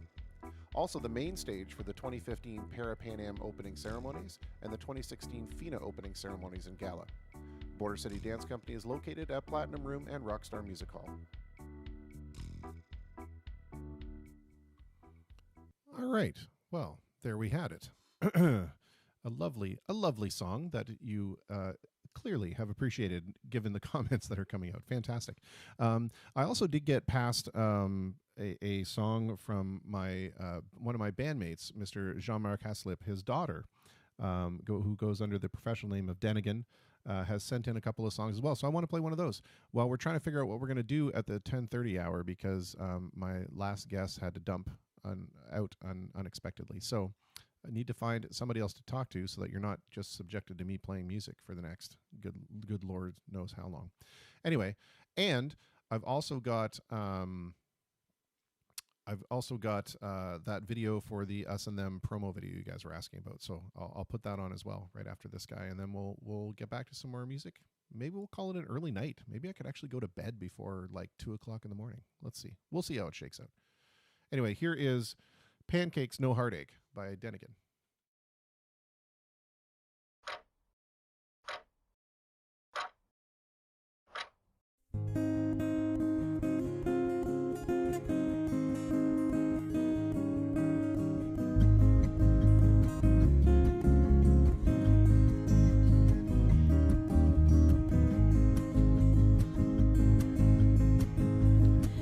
keys and toiletries you'd rather just not keep. Maple syrup memories and making bounds and leaves. Tabletop reunions with butter and no jam. All the civil unions made purely on command. All the simple melody that makes you tap your feet. Sunny days from cloudy and running through the street. Day that little voice cries, well, it's not good enough. You ruffle up your feathers cause you've never felt so tough. Well, I'm going home, back to where the sun does shine.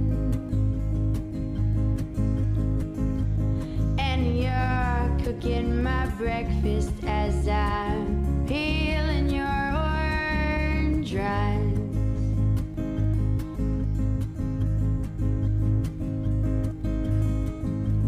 Muscles in my tongue have contracted and released. It's the way that we've been speaking that seems to have decreased.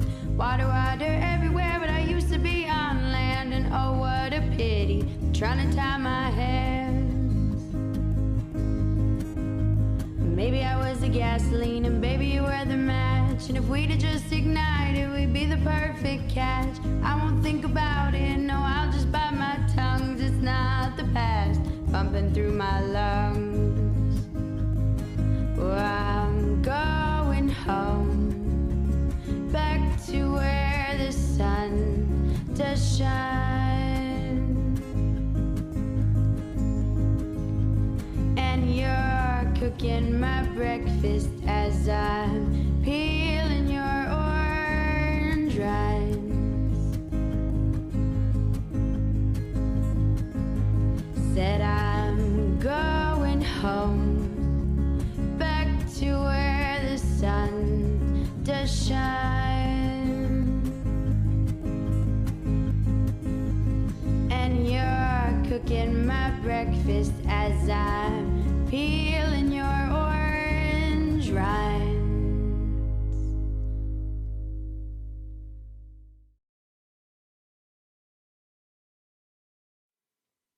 A lovely song. Would you not agree? I believe I would agree with that. All right, well, I want to put on this little promo video, and I'm just getting some irons in the fire to see if we can get somebody else to come on for the 10:30 chat, the 10:30 fireside chat. But this is kind of neat. You'll be able to see what it is that we have been working on. So I'll give you a little bit of background on this. So this is a video that we shot at the Old Walkerville Theater. It was free to the public. People could come in and just kind of be a part of the video. And this is what we're sending out as our press kit, our electronic press kit to all festivals and folks like that who want to see what we do. Let me know what you think.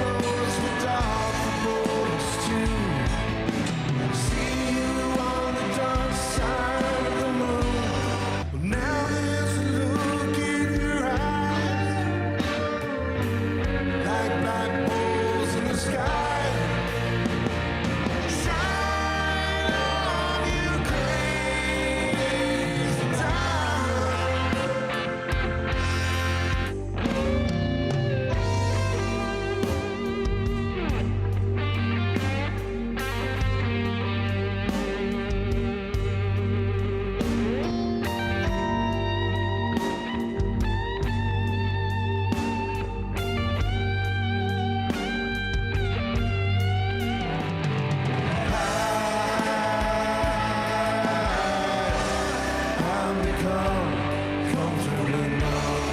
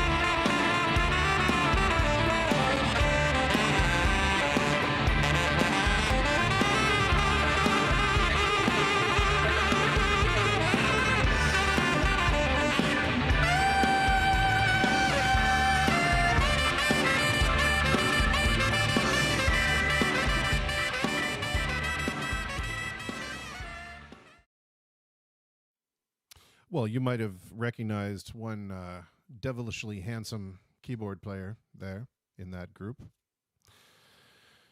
And we're going to get another devilishly handsome fellow on here right now who has agreed to emergency fill in the 10:30 slot, which I'm so excited about. He is definitely a musical brother and plays in both J Sharp Major and in the Us and Them Canadian Pink Floyd experience. And it's Mr. Lee Cochrane. No relation to Chrissi Cochrane that I know of, but stranger things have happened. I'm just going to see if I can arrange to get him on the phone. He did volunteer, so just so people know. He did volunteer. There he is. All right, he's going to turn his phone sideways maybe to get some widescreen video. There we go. I'm really putting him on the spot. I'm going to take him off of the pants cam, as I call it, so that we can actually see my face. And we had him, but then we lost video for a second, so I'm not sure if he's just making an adjustment or if he intended to turn his camera off. But it looked lovely. Oh, there he goes. Now he's got it. All right, fantastic. Well, let me, without further ado, let me click a couple buttons, and we'll bring him over and make sure that we have him. Mr. Lee Cochrane, are you well? I'm good, sir. How are you? Oh, look at that. We got you. First time, first try. Fantastic. Yeah, I gotta go. See you later. Great. Best interview so far. I want to ask you, of course, the most important question, and that is everybody at your house, everybody happy and healthy, okay? Everybody's doing good considering everything that's going on. Everyone's safe and healthy. How about you? Thank you for asking. We are doing quite well. Zoe is in quite heavy isolation in her room, has been since this whole thing prior to March 14th got started. We're calling her the Zoe Geist right now, because in the middle of the night, you'll suddenly hear a door open, and you'll hear the of little feet as she goes down, and suddenly there are dishes in the sink. And I think of Mr. Paul Richard every time. You're right. No human being would stack dishes like this. Anyway, things are probably a little hectic for you in terms of going a little bit stir crazy because you have both the unfortunate experience of being a working musician and a music teacher. So, which of these conundrums would you like to address first? Well, it doesn't matter. I was teaching, so I was teaching through one of the boards here, and then now I'm laid off, like a lot of other people across the country, and so now I'm just teaching online and trying to battle with all the issues with that. And it definitely puts a different spin on things from teaching one-on-one or in a class compared to teaching with a screen, right? Yeah. Well, let's talk about that for a second, especially teaching something music, especially teaching a subject like music, where so much is dependent on the rhythm of what you're trying to say when you can speak properly, unlike myself. But if you're trying to train them in piano rhythm techniques or guitar rhythm techniques or drums, you need to be able to monitor that. And with the latency online, how are you finding compensating for that latency where you may not catch a flub until maybe the next couple beats away? I'm finding what I'm doing now is just sending videos, right? So I'll make a video and send a video afterwards or before so they can see kind of what's going on. Just because the latency, I don't know, I'm not really a technical guy, but with the Wi-Fi, it could drop out or something like that. Then you're frozen or they're frozen. So I do a lot of videos, a lot of, try to communicate more of the ideas and the aspects that way. Yeah. I think that's pretty common a tale, to be told from especially from the music teacher side of things, where they really need that they need to see what's happening instantaneously, right? Mm-hmm. How did you find, or how are you finding that your students are progressing in terms of learning through this virtualized environment? Because I've had mixed stories. I've had some music educators tell me that their students are doing quite well, and some of them are actually exceeding their performance that they were doing, and another one saying that they're finding that it's really hard to get them motivated to do this. Well, I know for me, like a lot of my students, like I lost a lot of students doing this. I only have maybe about 10 a week that do it down from like, say, I don't know, I think I have 55 or 60 private students, right? So some have done really well because they have more time at home to practice, right? Because they're not at school, so they can get a lot of their work done within 3-4 hours, and they can do well, and some cannot. And even I find some of my younger students who are doing well, they're really trying and trying their best, and some can't even tune their guitar, right? So you're trying to help them tune their guitar, and they're playing a chord and it can sound really bad. Or I have some bass or drum students, and their snare drum can be out of tune or something like that, right? So that's the hard part, because you can only explain so much over the phone, and if you don't know really what to do, right? Then that's where it's a happy medium, right? So just try your best. Yeah. Let's talk about you a little bit in your musical journey, because, out of all of my musical friends, you're certainly the one with the most actual music education background. Talk a little bit about, the education that you've received and how that led you to whatever, out of those things, what is your favorite instrument to play and why? Well, I'm not from Windsor, so I'm from the Ottawa area. So I grew up playing drums. I was born a couple months premature, so I had coordination issues. So I got into playing drums and played drums all the way, into high school, into bands and stuff like that. I started getting into bass and, in some bands did some albums and, played whenever we could, like all the other high school bands of that time and whoever plays today.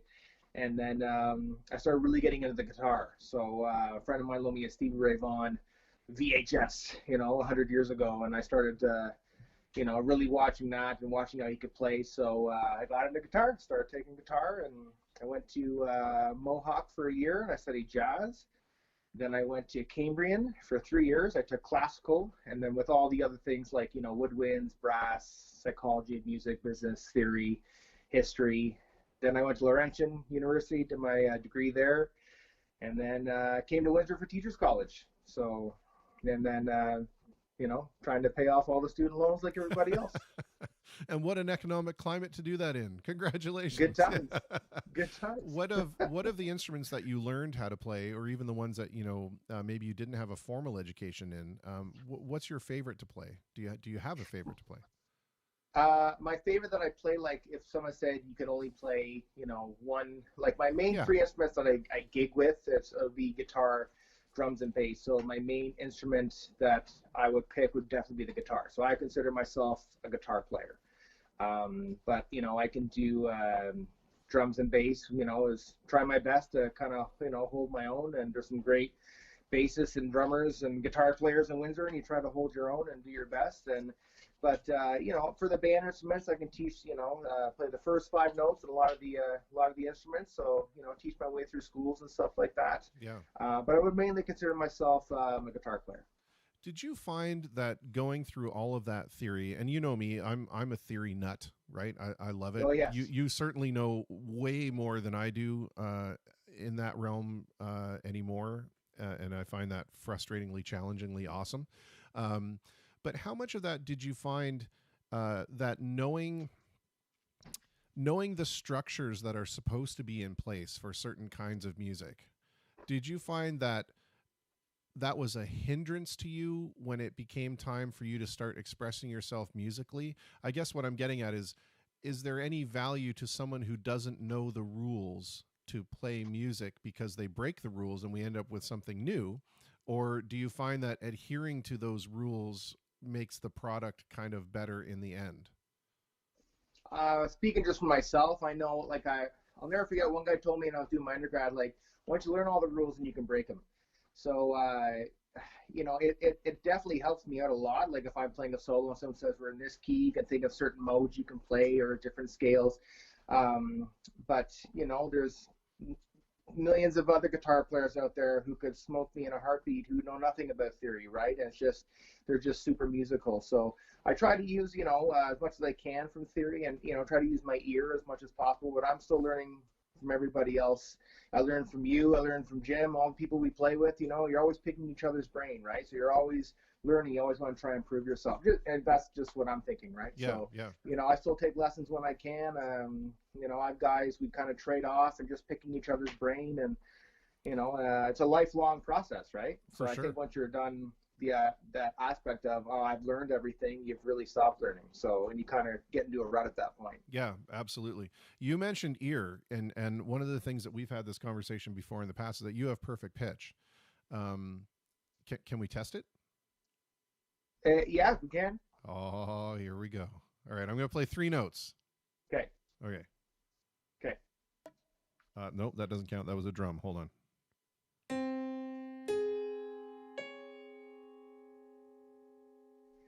The first one's a C. I can't really hear the other 2. Okay, let me turn it up. Ready? So the first one you had correct. It's C.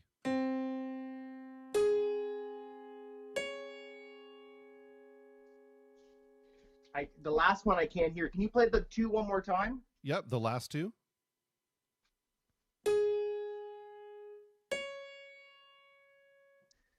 I think I'm hearing an A. Is that right? It is A flat. Yes. A flat. Sorry. Perfect. I can't. You have to play the last one again. Okay, here's the last one. Ready? C sharp. It is a C sharp above middle C. Good Lord. Makes me sick. All Yeah, right. I'm just on my phone, so. yeah, that's okay. Out of the 88 keys, you guessed, you guessed it correctly. So I'm not gonna, whatever, Lee. Let me ask you this though: how much of a hindrance can that be at times? Let's say that you're playing with a group of people and some people are riffing off on solos or melody lines or something like that, and they happen to be just a hair flat or sharp on something. Is that something that you can actually turn on and off at will, on the sense of like your reaction to it? Or is it like if I'm singing with you and we're playing and I hit a slightly flat note, your back is twinging right away? It's not really twinging. The thing that bothers me the most about that is when something's not in the original key. So if I see an artist and they're playing, say a song that I know it's in the key of D, for example, and then, as people get older, they can't really hit those high notes. I'm not a singer, so I don't know the process of that. And they do a thing to tone down, and that bothers me more than something being out of tune. Really? So you must hate it when I ask the J sharp folks to play in different keys then? No. Well, I'm getting used to it. But I find that when we do, say, in the air tonight, it's in B, so I kind of like it now in that key, right? Okay, so, all right, good. I'm bringing you around slowly but surely. What is your favorite style of music to play, and why? What about it speaks to you? I don't know. I would have to say for me, it'd be like basically blues, rhythm and blues, rock, that kind of stuff. I would have to say my three main influences would be basically Stevie Ray Vaughan, Alex Lifeson, and Eric Clapton. Be my main three influences. But I listen to everything. I listen to like old jazz, old country, rock, as much as I can, right? And I find as I've gotten older, my tastes have definitely changed, right? So now, last couple of years, I got really into big band swing, like, Frank Sinatra, the crooners, Dean Martin, and stuff like that. So my tastes are always changing, and you learn from that. You take what you can from those people, and, so I say, oh, that's really cool. I never heard that in kind of, music now, right? So you say that to me a lot, but usually it's followed up. That's really interesting. I've never heard it. Can you play it the right way now? If you could play it correctly, that would really help the rest of the band. You've been to all kinds of different places, playing for other people. You're very much in demand as a fill-in player as well as a session player for recording. What's the favorite thing, your favorite project that you got called into to be a part of? The favorite thing besides like playing in like in our band and stuff, like joining you guys, like if it's more of a side project, is that what you mean? Well, I could just listen to you say that you enjoyed joining our band so many times, but whatever tickles your fancy, when you look back and close your eyes and think, wow, I'm really glad I did that. Oh, okay. It'd be definitely joining Jay Sharp. So, because I didn't know any of you guys, and I got called in to play for you on bass one night for Big Sexy. That's right. And I know Kevin Harris. So, but you and I had never met. And then you would call me a year later to fill in for the masterful Jim O'Neill at Caesars, and I still didn't meet any of you guys. And then going in, and you guys had like 50-some songs, and learning those tunes, and just realizing, wow, these guys are really great musicians, and not just great musicians, like just a great hang as well. So, and then just joining that, and that we've played tons of gigs, and so I think we counted last year we did 60 or 70 some shows or something like that. Yeah, ridiculously awesome number. Yeah, so that's definitely. I'm not just saying that to be nice. Like, it's definitely one of my favorite things. Another thing that I do that I got called in. My brother does commercials for a living, so every year he's part of this thing for the Advance charity. It's a charity for autism, and every year they do a big show in Toronto. And we go down and we play like a fake battle of the bands, but all the money goes towards charity. Oh, it's goes cool. to autism. So I think they raise every year between 15 to 20 grand, and it's a really great cause. So I think it got pushed back this year because of the whole COVID-19. So I think it's in September now. But that's a really fun charity to do too. Well, let me flip that coin on you for a second, and then think about, of all the gigs that you've had to do, what was one that stands out in your mind that you would rather set yourself on fire than attend that gig again? And we don't have to get into names or anything like that, but just experiences. One gig I played on drums. This is like, I don't know, 100 years ago. I walked into this bar, and it was like set up this like the Blues Brothers. It had the chicken wire across the fence and the door. The guy had to let you in. And so we walked in to, set up, and the whole thing, I was like, we're getting paid, right? Like, we just drove an hour and a half to get here, and, a big fight broke out. But, it was just kind of like the movie, beer bottles flying everywhere. And, there's other things too, like, being in a van, no heat, and, trying to make it across, 5 to 7 shows, a little week tour here or there. Those be kind of my big ones, or another one, I guess, be anytime you're playing sick, right? Because as you know, if you're sick, you can't really cancel a gig. So I don't think I've ever canceled a gig on being sick. I think I did once for a death in the family, but never for being sick. So that's definitely the worst ones for me, anyway. It's funny because that promo video that I put on for the Us and Them thing, I was so sick during the shooting of that video. Like, I know. I'm surprised that I could even talk, let alone squeak out the few notes that I was able to squeak out. It was terrible. I've got a comment here in the chat. Denny Baster says, Lee's been teaching my nephew Cole Fowler? Oh, Cole Fowler, yeah. Okay. I was hoping I wasn't going to butcher that last name. And he says, I love what he's done with Cole, as well as the coaching he's done with Cole. I had Cole do a gig with me a few years ago just to get him started, and thanks to Lee, Cole did great. So there you go. Yeah, great student. Great guitar player. There's a feather in your cap, sir. There's one. If there If there is something that you could say to any member of any band in terms of, making it easier on the other bandmates, what would that be in terms of, like, best practices on stage, off stage, that kind of thing? Well, for me, I just basically, you treat people how you want to be treated, right? So, if you're wanting respect, you got to give it back, right? So if I'm standing there and I have my stuff set up, I'm going to help somebody set up or tear down, like, any one of you guys would do, right? That's basically what I would do. Try to help out. It's a team effort. It's not one person. If one person's having trouble, you try to get together. Like, Jim and I, we've gone through like solos and stuff like that. Try to get the harmonies down, and when he's playing a solo, I'm not trying to step on his toes, and vice versa. Like, we'll spend half the show like, do you want to take the solo, or no? I'll take the solo. Like, who cares? You just take it.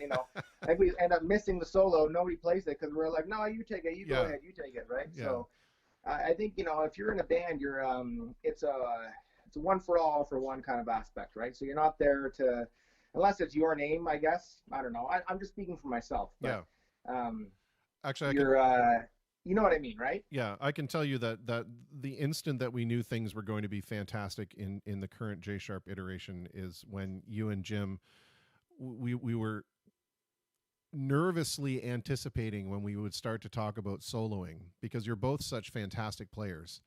And there's always that, there seems to be that willingness to showboat as a guitar player, right? To really put your leg up on the monitor and give it the old wink and the smile and the whatever. And we thought, oh my goodness, we're going to play Comfortably Numb, and it's one of the most iconic solos of all time. And here come the fights, right? Like I can just see it happening now. And sure enough, it started, and you're like, you want to do this one? Yeah, I don't care. Sure. Okay, you do it. Okay, cool. And really, that's how it should be, right? Yeah. Well, because if one person's playing all the time, right? Like, it's the other person's gonna just feel kind of left out, unless you're like a rhythm player, and that's totally great. If someone joins something, if someone says I play all the leads, and that's fine. Yeah. But it's not like that in this group, or even in the us and them. Like, it's very equal. We have a ton of conversations. What do you want to play? I don't care what I play. Well, I don't care what I play. So just pick something and I'll do the rest, and we'll go through and try to make it sound as best we can, right? Because if we can make it, the harmonizing and stuff like that work well, then it's just going to help out the overall sound, right? Yeah. Same thing with your keyboard and Mark's keyboard, right? Same thing. He's not louder than you, and vice versa. Let me ask you this then. In terms of either the tribute act or even J Sharp or wherever you want to answer this question from, what is a song that if you never had to play it again, you'd be okay with it? And what's one song that you can't wait to play every time it gets played? Without a doubt, the song I would never have to play again would be Sweet Home Alabama. So every time somebody requests that, I feel one hot steamy tear come down my face. Sometimes it's two. Yeah. So that one, and one I would want to play, that's tough. I guess I would say, I don't know, I guess some more Stevie Ray or some more Clapton. Maybe Old Love by Clapton. That'd be a great song to do, or Bad Love. I've never heard of this song. I will attempt to look it up. I will add it to my list. You guys have kids at home, and you both work, and that's frustrating, I'm sure, when it comes time to try to get time together with the family. Now we've suddenly been given this gift where we all have all this massive amounts of time that we can spend together as families, and some folks are doing really well with it and other folks are struggling. And I'm wondering if you can share a little bit of what your experience has been like, having to do not only homeschooling of the kids, right, and making sure that they're following their lessons, but doing whatever teaching it is that you can do, and then working around Jen's schedule as well, because she's a first responder, so she has to be still out there on the battle lines, I'm assuming. So what kind of tips or tricks could you give to folks that maybe are having a little bit of a challenging time trying to keep everybody focused and not want to kill each other? It's just trying to stay organized as much as possible. Trying to keep a schedule. That's the main thing. Like, my oldest is in grade 9 and our youngest is in grade 7. So trying to keep somewhat of a schedule, but we're really lucky. They've been really, really, really good. So, they do their work and they do stuff around the house, and they haven't really complained about, missing out, So I know if I were in that age now, I would be dying, because when I was in grade 9, I was playing in bands and having fun, right? So if I could, Yeah. like now, like I can't play, right? So I miss playing with my friends, right? So For sure. so that's the thing, is just keeping on a schedule, because it's easy to sleep in and stuff like that. Just trying to keep it organized as best you can, trying to keep hope up, and I'm very thankful for all the medical professionals out there, and also people too, like people who work in grocery stores that keep the essential businesses open and stuff like that. Who are out there stocking fruit, and and they're so courteous and keeping things open, which is great. Yeah. Very thankful for all that. Yeah, 100%. Has there been something that, to your great surprise, now that we've had to cocoon ourselves away in our own little shelters like this, has there been something that, to your surprise, has been relatively peaceful or comforting in the face of that? I'm sorry, you cut out there. The last part? What's yeah. Has there been something that, to your surprise, has been relatively peaceful or comforting? That I think more people are seeing that they can do stuff on their own, right? So people are trying to have their hands in woodworking, or working on their car, or even cutting their own hair. Like, it's you can rely on yourself a bit more, and staying maybe less off electronics and stuff like that. That's what basically I'm seeing through friends and stuff like that. I know myself, I usually take my car in to get my winter tires changed over, and this year I did it myself, right? Woo-hoo. So I just had the tire jack, and I know how to change a tire, but I don't know how to change all four at once. So Yeah. Some buddies, kind of give me some tips who work in things, and it's great. So you try to be a little bit more self-sufficient, right? Yeah, absolutely. Find those areas in yourself that maybe you wanted to spend some time, learning something new or creative or whatever. And it's a great opportunity to kind of tap into that side of yourself that you never had time to before. Mm-hmm. I want to ask you this. I've been asking everybody, or trying to ask everybody. We all know the rules and restrictions that have been put down on us and the things that we're being told to do. But what, in your own kind of personal opinion, what do you think people should be doing or shouldn't be doing? Or if we are doing something, could we be doing a better job of it? My own observations, which don't mean much. I think, you need to see people out more with protective equipment on. I see so many people, for example, there's a grocery store today, and someone had no mask, no gloves, and were taking all the fruit and looking at it like you would shopping, but I mean, they're just putting it back and picking up what they want, right? Like, you should have some sort of protection on. Like, when I shop, I wear a mask, and that's what I would think, and to be respectful. Like, I see a lot of people, especially working in like retail places for food and stuff like that, getting yelled at because they can't get their points or something like that. And here, a 16-year-old person is keeping the lane open to keep, us to buy food, Yeah. and then some people are being disrespectful for that. So I think, you got to look at the greater picture. Yeah, absolutely. I want to ask this question because Jocelyn hasn't jumped in and asked it, which means I get to get her right. I get to ask before she does. Out of all your guitars, do you have a favorite, and does it have a name? Yes, I do. I have one favorite guitar. Aha. It's a Strat. I got it in '92 when I first started playing guitar, and it's a Wayne's Rule Strat, actually. So it's when Fender made 1,000 of them. I didn't know this when I bought it. And on the back plate it says Wayne's Rule. So over the years, I've done tours with it, and it's been run over by a car and stuff like that. It's needs a new neck now, but I still play it every night, and I don't care that it says Squire. It's I just put some good pickups in and some good machine heads, and make it my own. The days of buying gear based on what the name is, I stopped doing that. It's basically on the sound of it. So, because I play guitars that are $5,000, and I'm thinking, man, this doesn't sound good at all. And, Yeah. And vice versa, right? So that would be my one. Like, when I went to teachers college, I had to sell pretty much all my gear, but I kept that one guitar. So I still have it, and it comes to all the gigs I play, and it sounds great. Yeah. Well, I can attest to that firsthand. I want to ask you this. You are currently trapped in like a kid in a candy store, because one of the places that you do teach is at one of the local music stores here. How difficult is it to be surrounded by all that gear all the time and just not want to take home a paycheck, but go, you know what, I'll just take that and that and that, and I'll just work toward that? I've been there since 2007. And when it was like that, the first 3-4 years, I would just go over there all the time and just drool. And I found lately, last few years, I don't think like that anymore. I'm kind of really happy with what I have. Don't get me wrong, I would love a new guitar any day, but I don't go over going, oh, I wish I could have that. Like, I'm just grateful I got an amp that works. I got some pedals I really enjoy. I got a couple of guitars. I got a nice Telecaster, and I'm just thankful I have some gear that works, right? Because I know what it's like not to have any gear. So I'm pretty thankful in that front. I don't really go over and kind of drool anymore. I go and look, but I don't really think I'm going to sell my paychecks. Yeah, for sure. Did you just say you were really grateful? Is that what you just said? You said you're really grateful? I did. Okay, I did. fantastic. Try to be grateful, right? You do try. I do. Great. Now that just flushed the last question I had. It was so good too. It just flushed it right out of my head. Oh man. Oh, as a music educator, I'm sure you're aware that the arts are usually one of the first things that always get cut in school programs or get downsized, even in the way to, make room for more sports stuff. How important is it to you that you are in the arts program for teaching, and why do you think it's such a benefit to have your children learn something like music, even if it's something that they may not be focusing on? Oh, the arts are huge, and if every school could have more of an arts program, that'd be great. But it's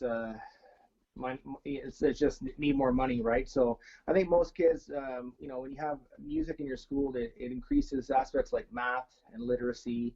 It teaches you how to play with somebody. You're playing part of a group, not on your own, and you get exposed to stuff that you may not have, right? So. I remember some music classes growing up. We didn't have what some of these schools have that I've taught at before. They don't have all those instruments. So, to even see that, like, kids can try stuff like that, and they can experience different instruments. What a bass clarinet to what a trumpet sounds like, and maybe they want to try it, right? And it also helps the kids who maybe aren't into sports, right? And sure. They're really into music. I have some students, they have no cable, no Wi-Fi, and doing a band or a music class is that's their form of entertainment. That's what they love doing. So, and I know some of them are really, really missing it now because they don't have their instrument at home and they're not playing in front of their band, right? So, and I know myself as a music educator, and I know a lot of educators will attest to this for themselves, I'm sure, but like, I'm picking people's brains all the time. Like, there's a lot of educators, we'll talk quite often and saying, hey, what would you do here? And I would do this. And, I've gone to people's schools and helped tune their drums, and, and vice versa. They would help me with scores and stuff like that, you're working as a team, right, to benefit the student. Yeah. So, hopefully it keeps coming back more. Yeah, absolutely. I think that it's starting to become even more prevalent that, it's the social skill set you develop when you have to play with other people, and learn to get along, and timing and all that kind of stuff. Those are the kind of social cues that pay off later, right? That people don't see the immediate benefit of. Denny Bastrish comes in again to the chat and says, I've been pleasantly surprised with the Squire Affinity series. I got an orange Telecaster he just loves to play. So it just goes back to the thing, the instrument doesn't make the man. You can't give a man a Les Paul guitar and he doesn't turn into Eric Clapton overnight. There has to be, there has to be a skill set there. And, for sure. There's that other, it's a poor workman that blames his tools or something like that, right? I mean, you can have somebody that's a master of the guitar make a $50 guitar sound good. So yeah, and don't get me wrong, I'll see some gear and I think, man, if I had 10 grand and I could buy these things, it would be amazing. But I'm thankful for what I have, right? Yeah. So and then all that stuff will come in life. That doesn't make have a better night. Like, if I'm playing at a gig with you guys and we're all playing and having fun, and you're playing 30-40 songs a night, that's the best part of it. It doesn't matter what's in your hand, it's plus having it around it. Agreed 100%. I want to ask you this one last question, if you're still okay, and that is, what has there been a time that you can point back to in your teaching career that has been the most rewarding to you? Was there a moment where you really kind of got it and went, yeah, that's why I'm doing this? I would say that's tough.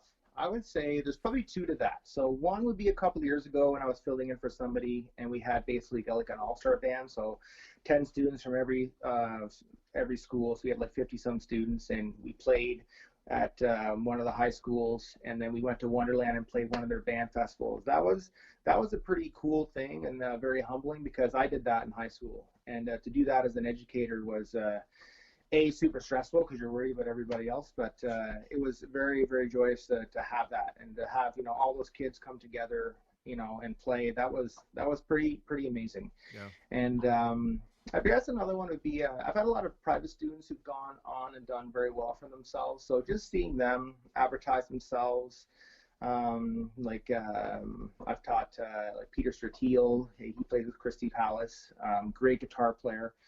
Smokes Me in a Heartbeat, Christian Vase to teach him when he was years ago. And so just to seeing, and there's a few more, well, a few more, but there's just seeing them to see like what they're posting on Instagram and thinking, wow, that's pretty cool, like what they've come on and kept going and stuff like that. So that's very rewarding as well. Yeah. Do you, I lied. Now I have another question that just popped in my head.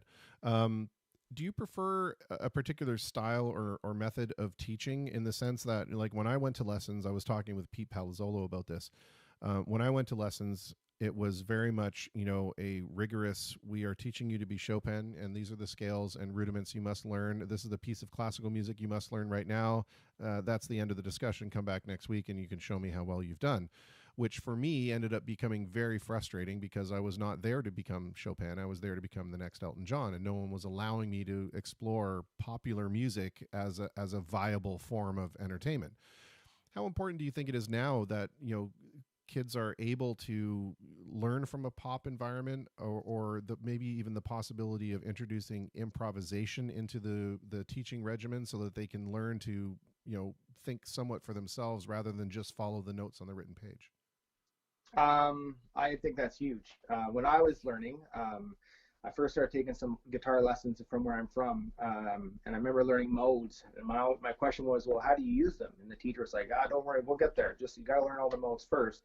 So I learned the modes, and then we never learned how to use them. So I thought that was kind of a waste of time. And then when I went to school to study music and I actually learned how to use them, it was an eye-opener. So I think if you want to, from my own personal experience, like, my degrees are in classical guitar. So, if I have somebody come in, I'm not going to show them classical guitar if they don't listen to classical guitar. So if they don't want to play classical guitar, why would I show them that? So if they are into Metallica, then I'm going to show them scales based off music that they like. And, or if I've had students into metal, Christian, country, I have some banjo students, whatever they're playing or they're into, I'm going to apply it to that style of music, and that's what they like. That will, in my opinion, that'll get them to keep playing on their own, right? And keep enjoying it. Because if you're not enjoying it, you're not going to want to do it, right? And there's the difference, like learning your own style and, applying to music and backing tracks of stuff you like. And sometimes you got to learn something maybe you're not really into, but to learn the whole thing that way, that's not into. So I don't have, like, say, a method book that I teach, and this is just me. I'm not knocking anybody else's. Yeah. I have friends who have method books and stuff. I'm not knocking that at all. But that's just for me. If they want to read, I'll do part of the lesson reading, part playing, and then try to apply it all in one kind of big ball over time. Yeah. So when somebody comes to you with a style or I guess a style of music or a genre of music that's not your particular favorite, or maybe not one that you're super familiar with, do you find that it's a challenge for you to get yourself motivated so that they see you're motivated about the things that motivate them? Or have there been times where you've been really surprised by something and went, wow, I actually kind of like this. This is pretty neat. Yeah, I don't really get like down or like, oh, great, Billy's coming in and he loves bluegrass music and I can't stand it. My only thing that I don't really, that really kind of bothers me is when people stop trying. So I always tell students, it's gonna take years to get really good, right? And I always tell them, I still take lessons, and I'll take lessons till the day I die. I'm always learning. So as long as you keep trying, I'll have a smile on my face and I'll explain something 1,000 times until you get it. No problem. It's when you stop trying or you kind of give up, and then the drive isn't there. And I've had students, drum students come in. Old student of mine, I was talking yesterday, actually, Peter Howie. He's in Toronto now. And he brought in this band called Carnival from Australia. This is kind of, I would say, like kind of alternative rock with different time signatures. And I remember the first time thinking, this is kind of really cool, like I would never have heard this stuff. So I do hear a lot of music from different from students that I would never hear of, right? So even if I'm not into it, as long as they're into it, that is fine. As long as they're enjoying it and having fun and applying what they're learning to something they like, that's great.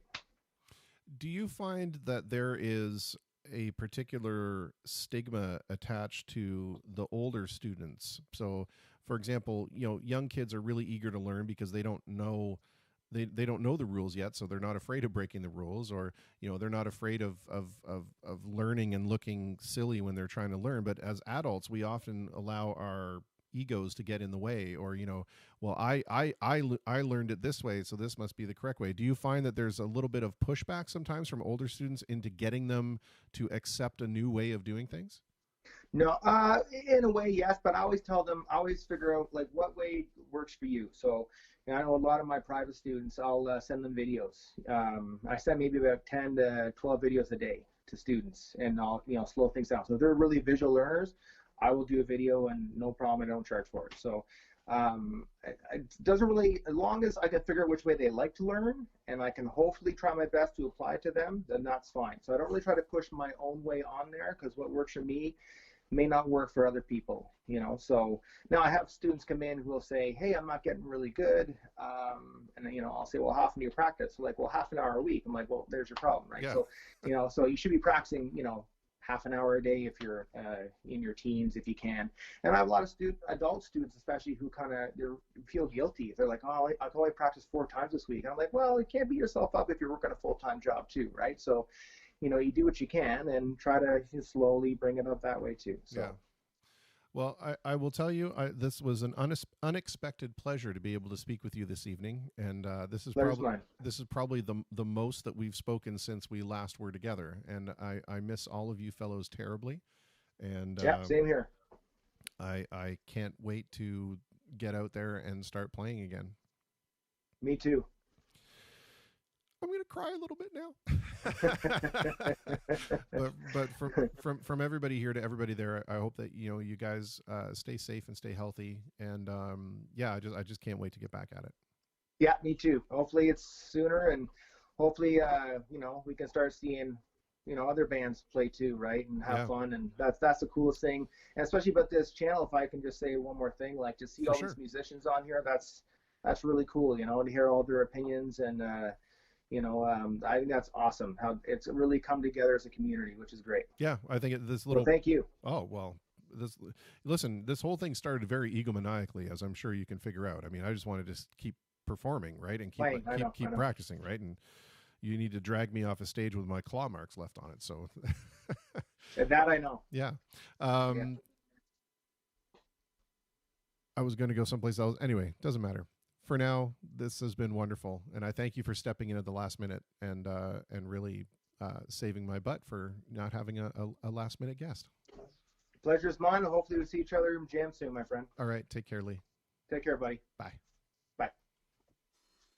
Well, another delightful conversation with another delightful individual who was able to step up at the last minute and fill in. So great.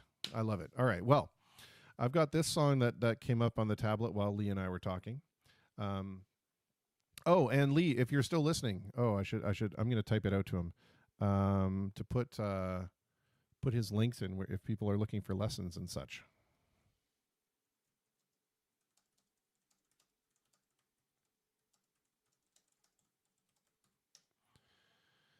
Oh, I got this new keyboard and I'm just not used to it. So my spelling is atrocious on this thing. All right. You know what? We're going to do this on the piano instead of on guitar, I think. It is a guitar song, but I'm definitely a better piano player than I'm a guitar player. And the request lines are now open. I mean, we've got 45 minutes to go, and I feel like we could just call it soon. And I could go to bed. But I want to encourage you to get the questions in to Corey. So Corey posted his email address in there. You can also send me email with any questions that you have for me, because tomorrow is the Turn the Tables day. Tomorrow you guys are going to pose questions to me, and I'm going to be in the hot seat and try and answer them. And ask me whatever you want. It's full disclosure mode here. All right. So feel free to request. Feel free to send me some questions in video format. Just take your phone and say, hey, dummy, why do you do this? And then hit send and put it in the email. Done. That's all it is. All right.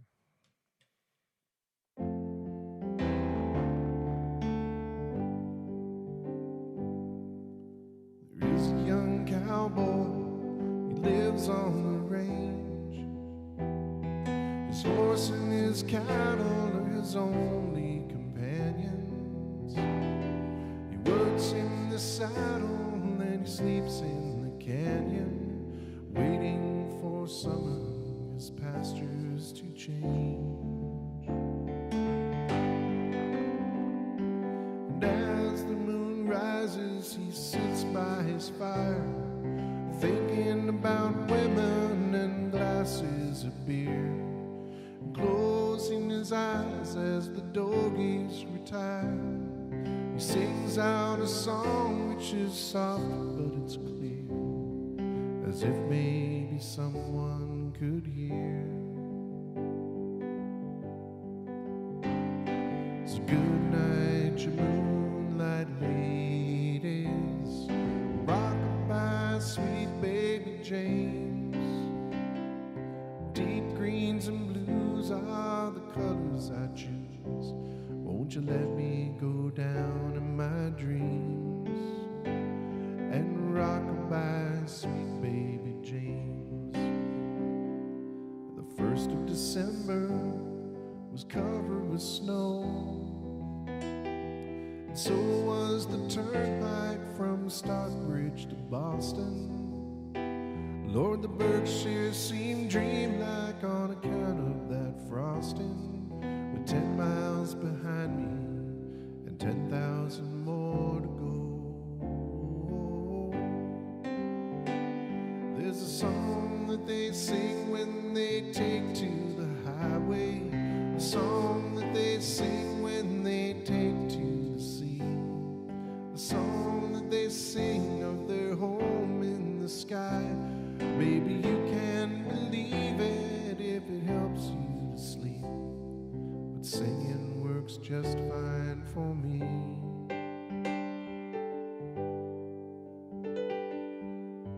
Good night, you moonlight ladies, rock-a-bye, sweet baby James. Deep greens and blues are the colors I choose. Won't you let me go down in my dreams and rock-a-bye, sweet baby? Good night, you moonlight ladies, rock-a-bye, sweet baby James. Deep greens and blues are the colors I choose. Won't you let me go down in my dreams and rock-a-bye, sweet baby James?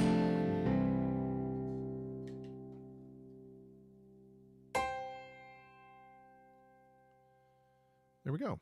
Yeah. Sweet baby James. James Taylor.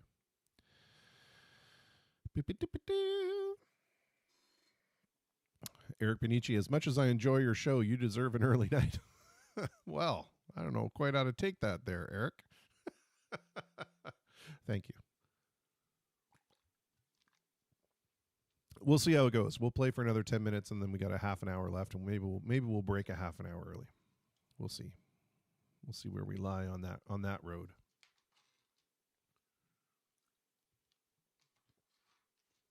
All right. Well, let's do this one. We haven't done this one in a while. It's a guitar song. I'm a terrible guitar player. I think you see where this is going to go.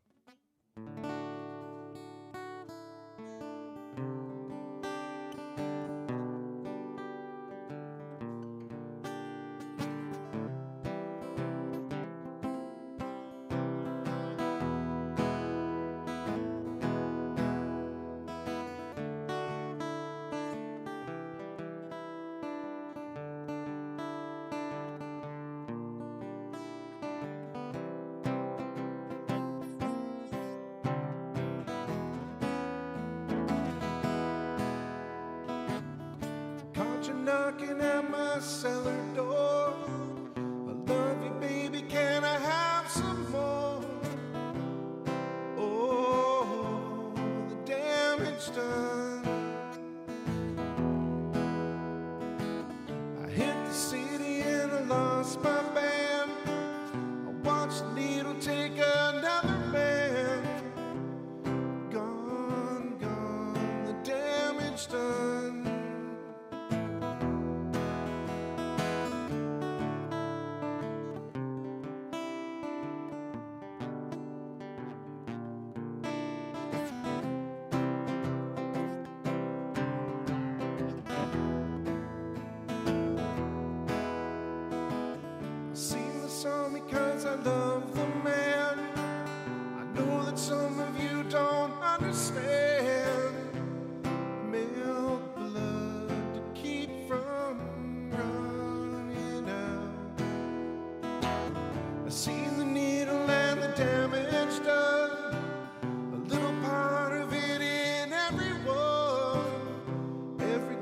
She's like a setting sun.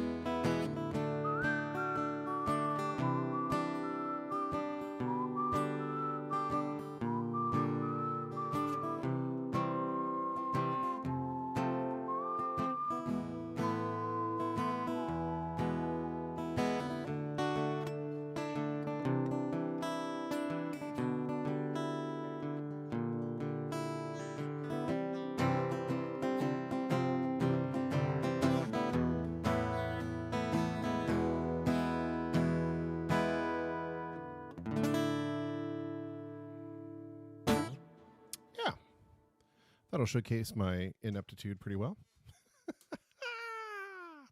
I often wonder how people like Michael Moodrey or Lee Cochrane, guitar players, feel when I pick up the guitar.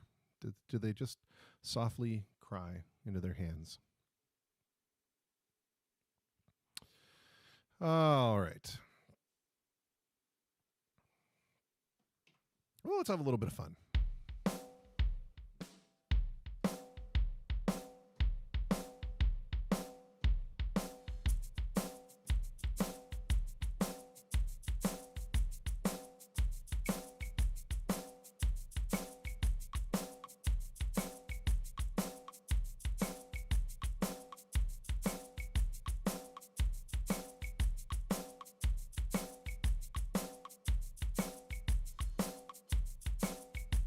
That's a fun beat. I know, Eric. I was just teasing you. I'm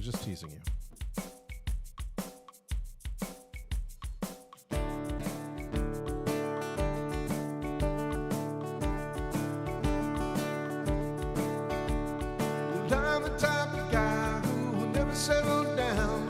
Where pretty girls are, well, you know that I'm around. I kiss them and I love them, 'cause to me they're all the same. I hug them and I squeeze them, they don't even know my name. They call me the wanderer, yeah.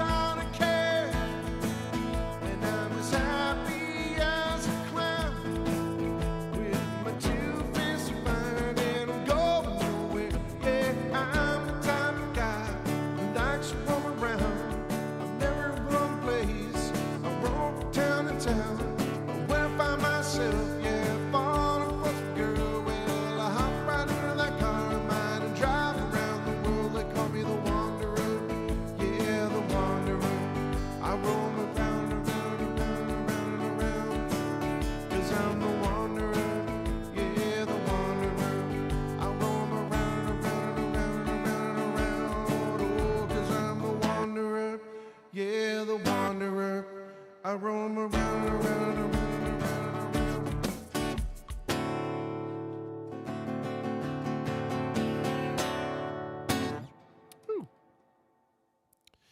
Yes, sir. I do enjoy me some Dion. I'm not gonna lie. They call me the Wanderer. All right. Well, we're gonna do one more and then we're gonna call it. I think that's the vibe that I'm getting. So, which is totally fine with me, by the way. I have been so tired the last few days. I don't know why. I don't know what it is about this particular last few days that's just been so difficult to get motivated or going. But yeah, like, sheesh. You know, it's serious when I'm saying sheesh. Let's see here. What shall we end with?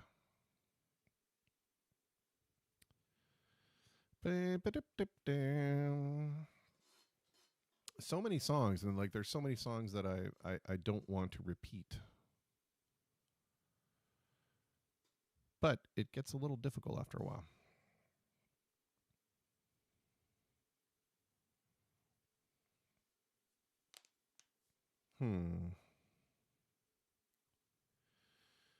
Well,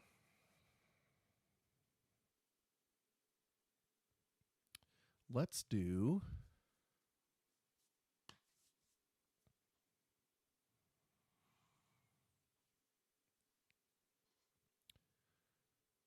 let's do this one. I like this one. Not even going to do a beat. We're just going to bust it out on the guitar.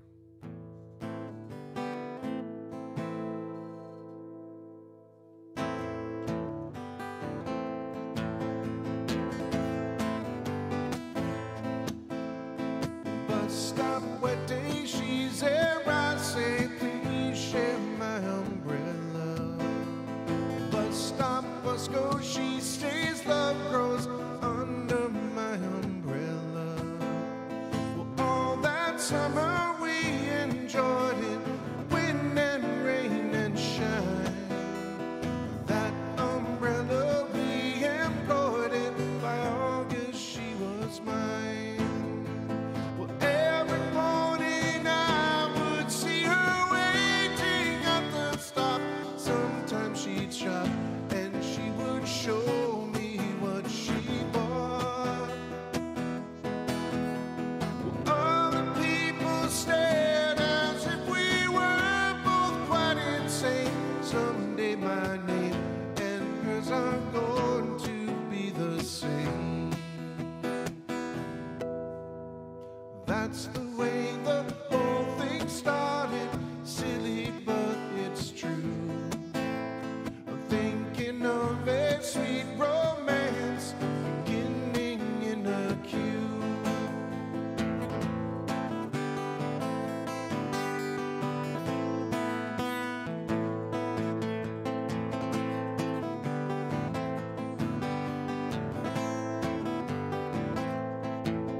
Then came the sun, the ice was melting, no more sheltering now.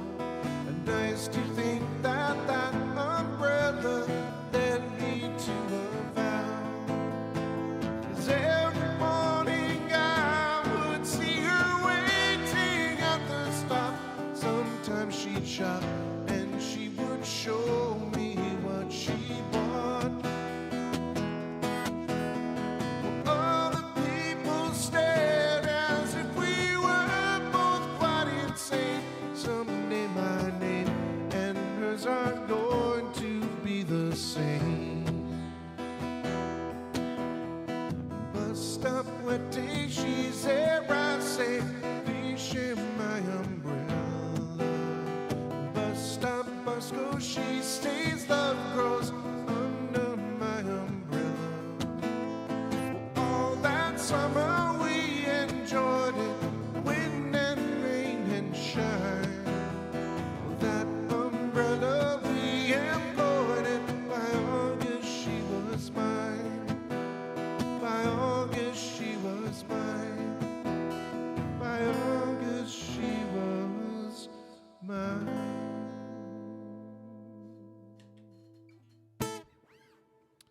Yeah. The Ollies. It's a little bit of the bus stop.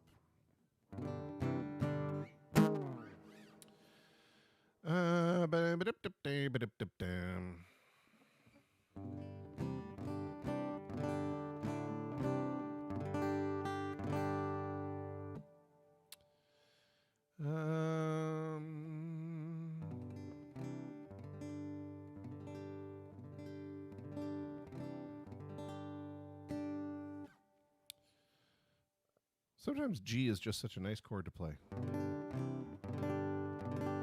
I love G. I also love G minor 7th, this one.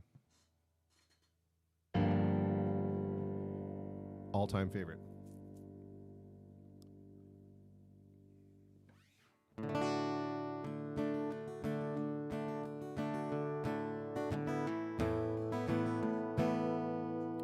I did this one a while ago, and I like it.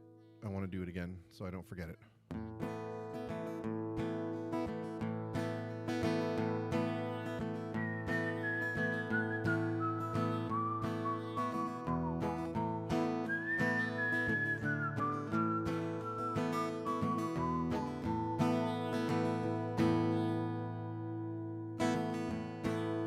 Through the woodland, through the valley, comes a horseman wild and free, tilting at the windmills passing. Who can the brave young horseman be? He is wild, but he is mellow. He is strong, but he is weak. He is cruel, but he is gentle. He is wise, but he is meek.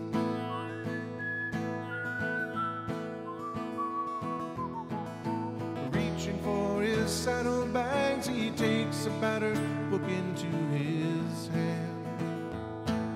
Standing like a prophet bold, he shouts across the ocean to the shore, till he can shout no more. I have come o'er moor and mountain, like a hawk upon the wing. I was once a shining knight who was the guardian of a king. I have searched the whole world over, looking for a place to sleep. I have seen the strong survive, and I have seen the lean grow weak.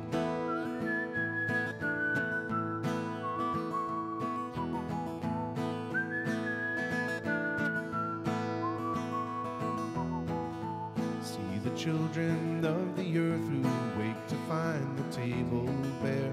See the gentry in the country riding off to take the air.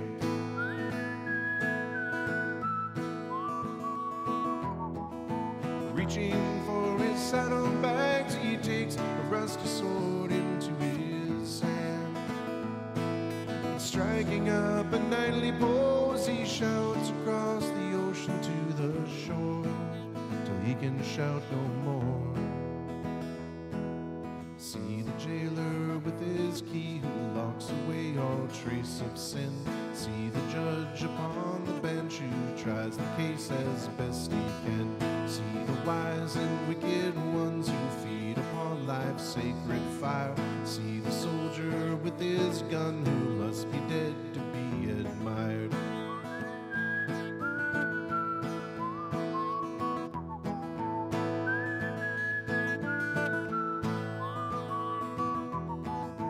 See the man who tips the needle. See the man who buys and sells. See the one who puts the collar on the ones who dare not tell. See the drunkard in the tavern stewing gold to make ends meet. See the youth in ghetto black condemned to life upon the street.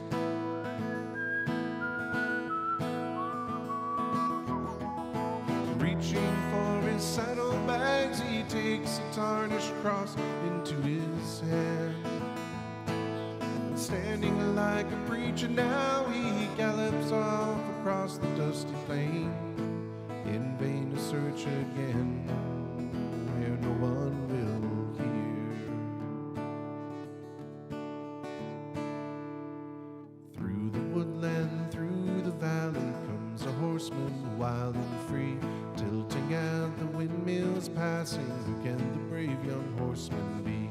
He is wild, but he is mellow. He is strong, but he is weak. He is cruel, gentle, he is wise, but he is meek.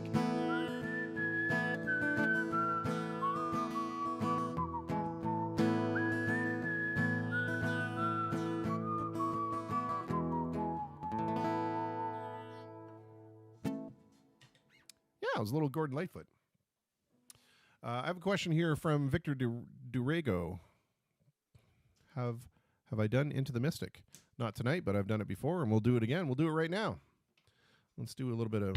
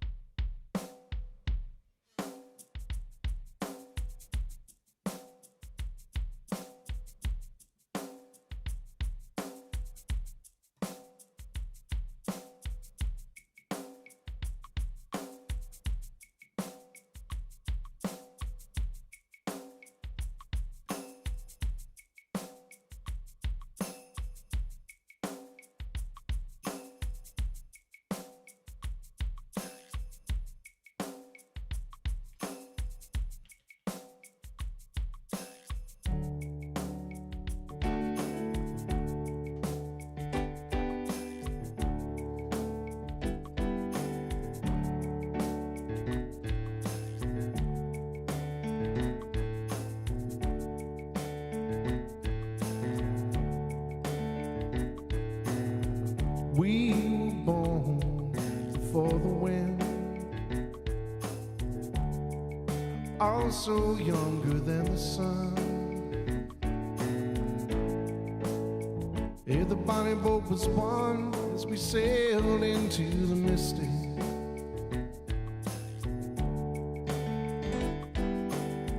hark now, hear the sailors cry. Smell the sea and feel the sky. Let your soul and spirit fly into the mystic.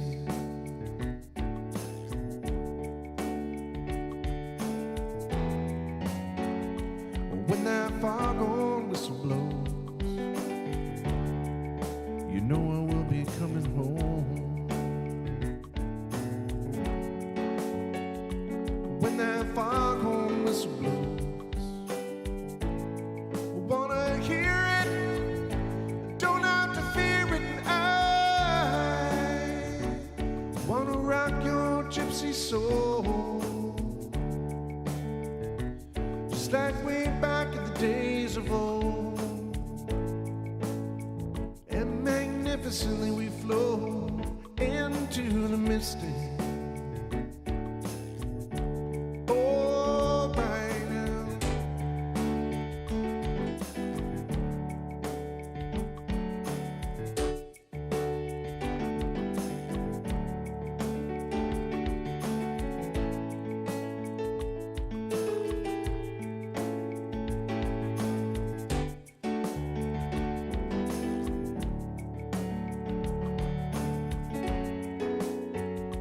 When that foghorn whistle blows,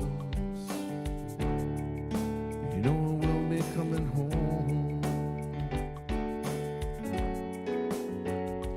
When that foghorn whistle blows, I wanna hear it, I don't have to fear it. I wanna rock your gypsy soul, just like way back in the days of old. And magnificently we flow into the mystic. Oh, we were born for the wind, also younger than the sun. If the bonnie boat was one as we sailed into the mystic.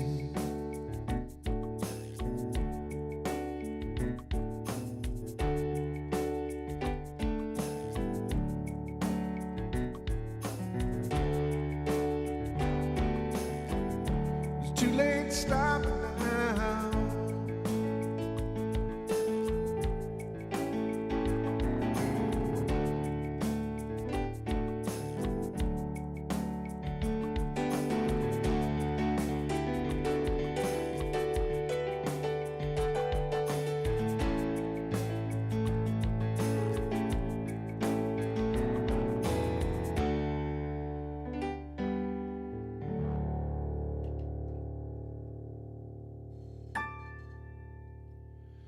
Well, there we had a little Into the Mystic for Victor. I hope you stuck around for that one. My absolute pleasure to play that song. I love that tune. Love that tune.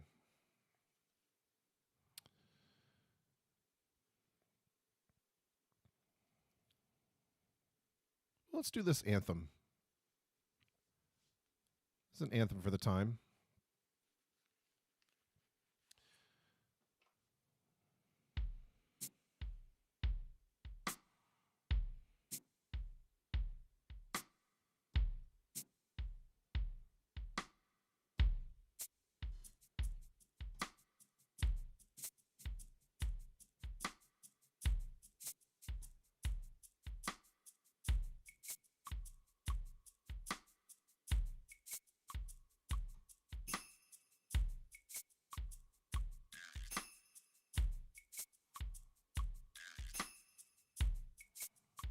I play this a little bit differently than you might be used to it.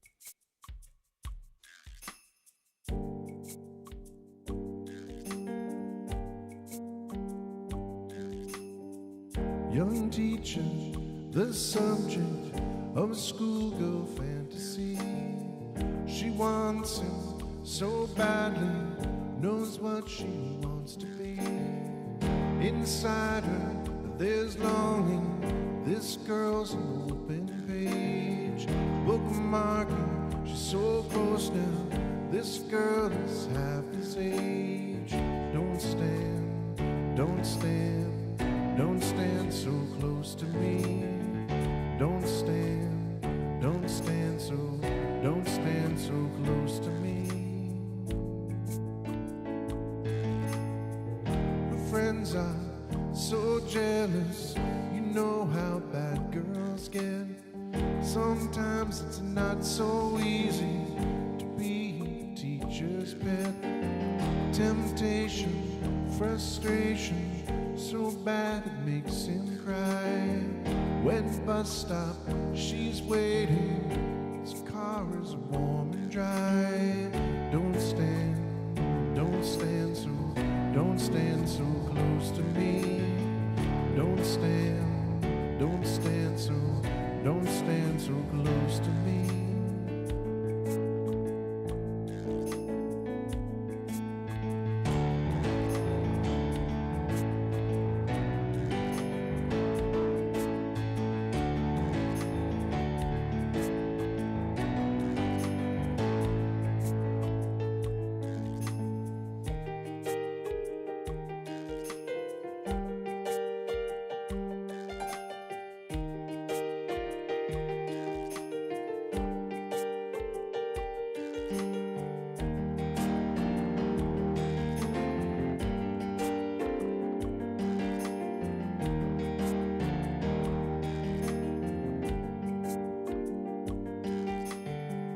Loose talking, the classroom, too hurt they try and try.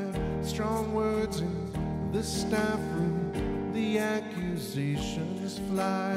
Oh, it's no use, he sees her, he starts to shake and cough, just like the old man in that book by Nabokov. Don't stand, don't stand so, don't stand so close to me. Don't stand, don't stand so, don't stand so close to me. Please don't stand so, don't stand so close to me. Please don't stand so, don't stand so close to me.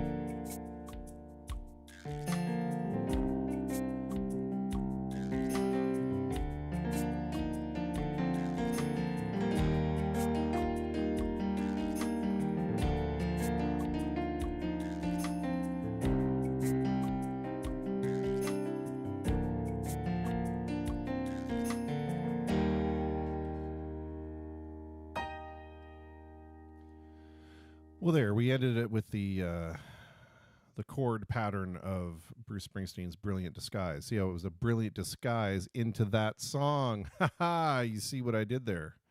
I surreptitiously threw in another song, sort of like a mashup, without committing to the mashup all the way. All right. Well, we got 10 minutes left. We might as well just stick it out.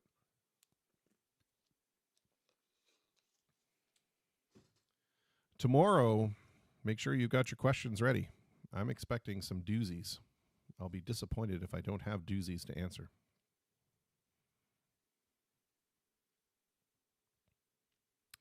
Let's do this one. This is a fun one.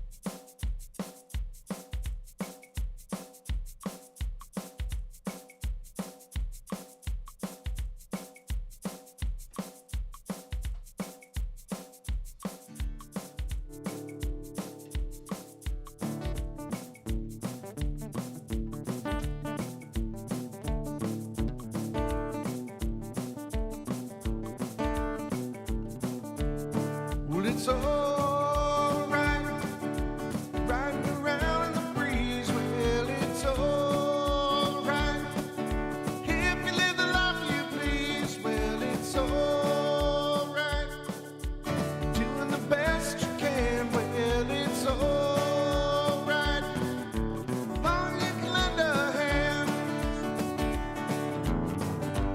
You can sit around waiting for the phone to ring at the end of the line, waiting for someone to tell you everything at the end of the line.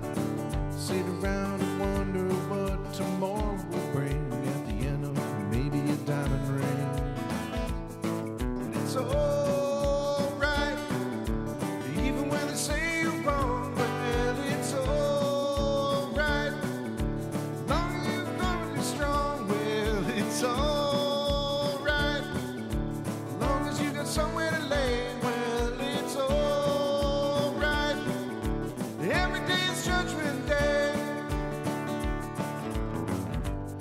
Maybe somewhere down the road a ways at the end of the line, you'll think of me and wonder how I am these days at the end of the line. And maybe down the road you know when someone plays a purple haze. Well, it's alright, even when push comes to shove. Well, it's alright, if you got someone to love. Well, it's alright, everything will work out fine. Well, it's alright, we're going to the end of the line.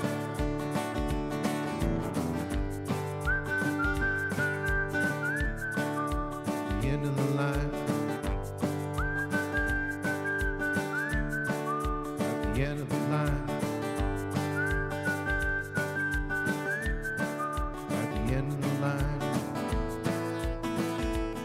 Well, it's alright, even when push comes to shove. Well, it's alright, if you got someone to love. Well, it's alright, everything will work out fine. Well, it's alright, going to the end of the line. Don't have to be ashamed of the car I drive at the end of the line. I'm just happy to be here, I'm happy to be alive at the end of the line. Well, it don't matter if you're by my side at the end of the line, I'm satisfied. It's alright, even if you're old and gray. Well, it's alright, still got something to say. Well, it's alright, remember to live and let live. Well, it's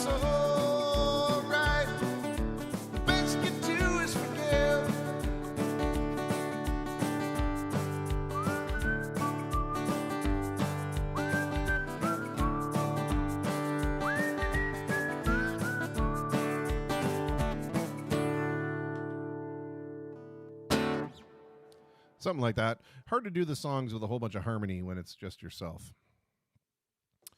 All right. Well, I'll tell you what. We'll do one more, and that'll bring us to within a minute or two of closing, and that'll be fine with me. I think I'll have felt like I've put in the time. Let's put it that way. But what do we end with?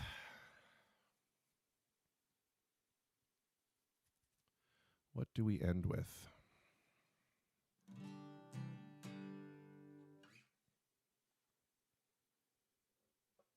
I feel like it's going to be a guitar song just because I'm too lazy to put the guitar down.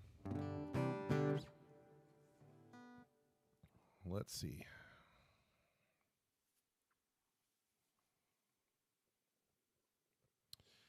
Well, let's do this one. It's right in front of me, and I like this song.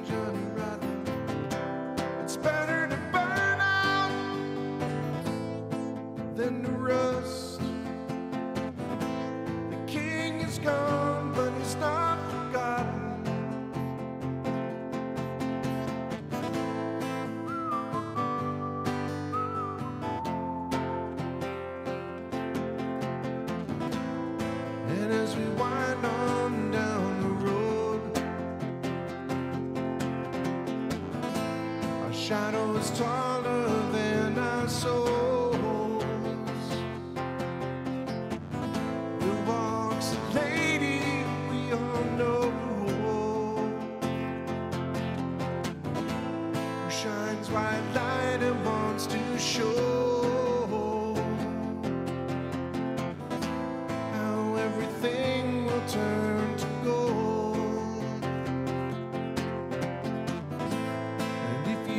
Listen very hard, the tune will come to you at last. All is one and one is all. To be a rock and not to roll.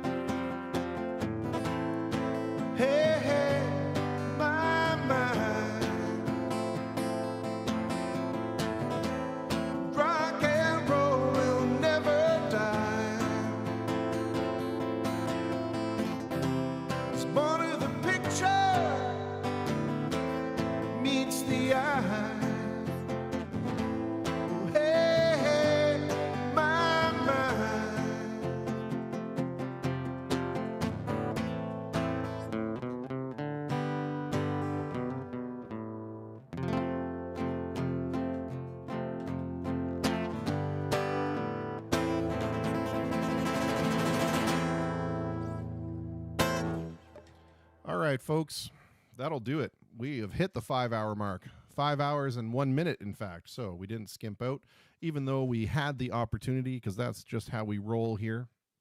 I want to thank all my amazing guests for showing up and being part of the conversation, and you folks at home for tuning in and continuing to be a part of what we're doing, this little project. It just grows and grows and grows.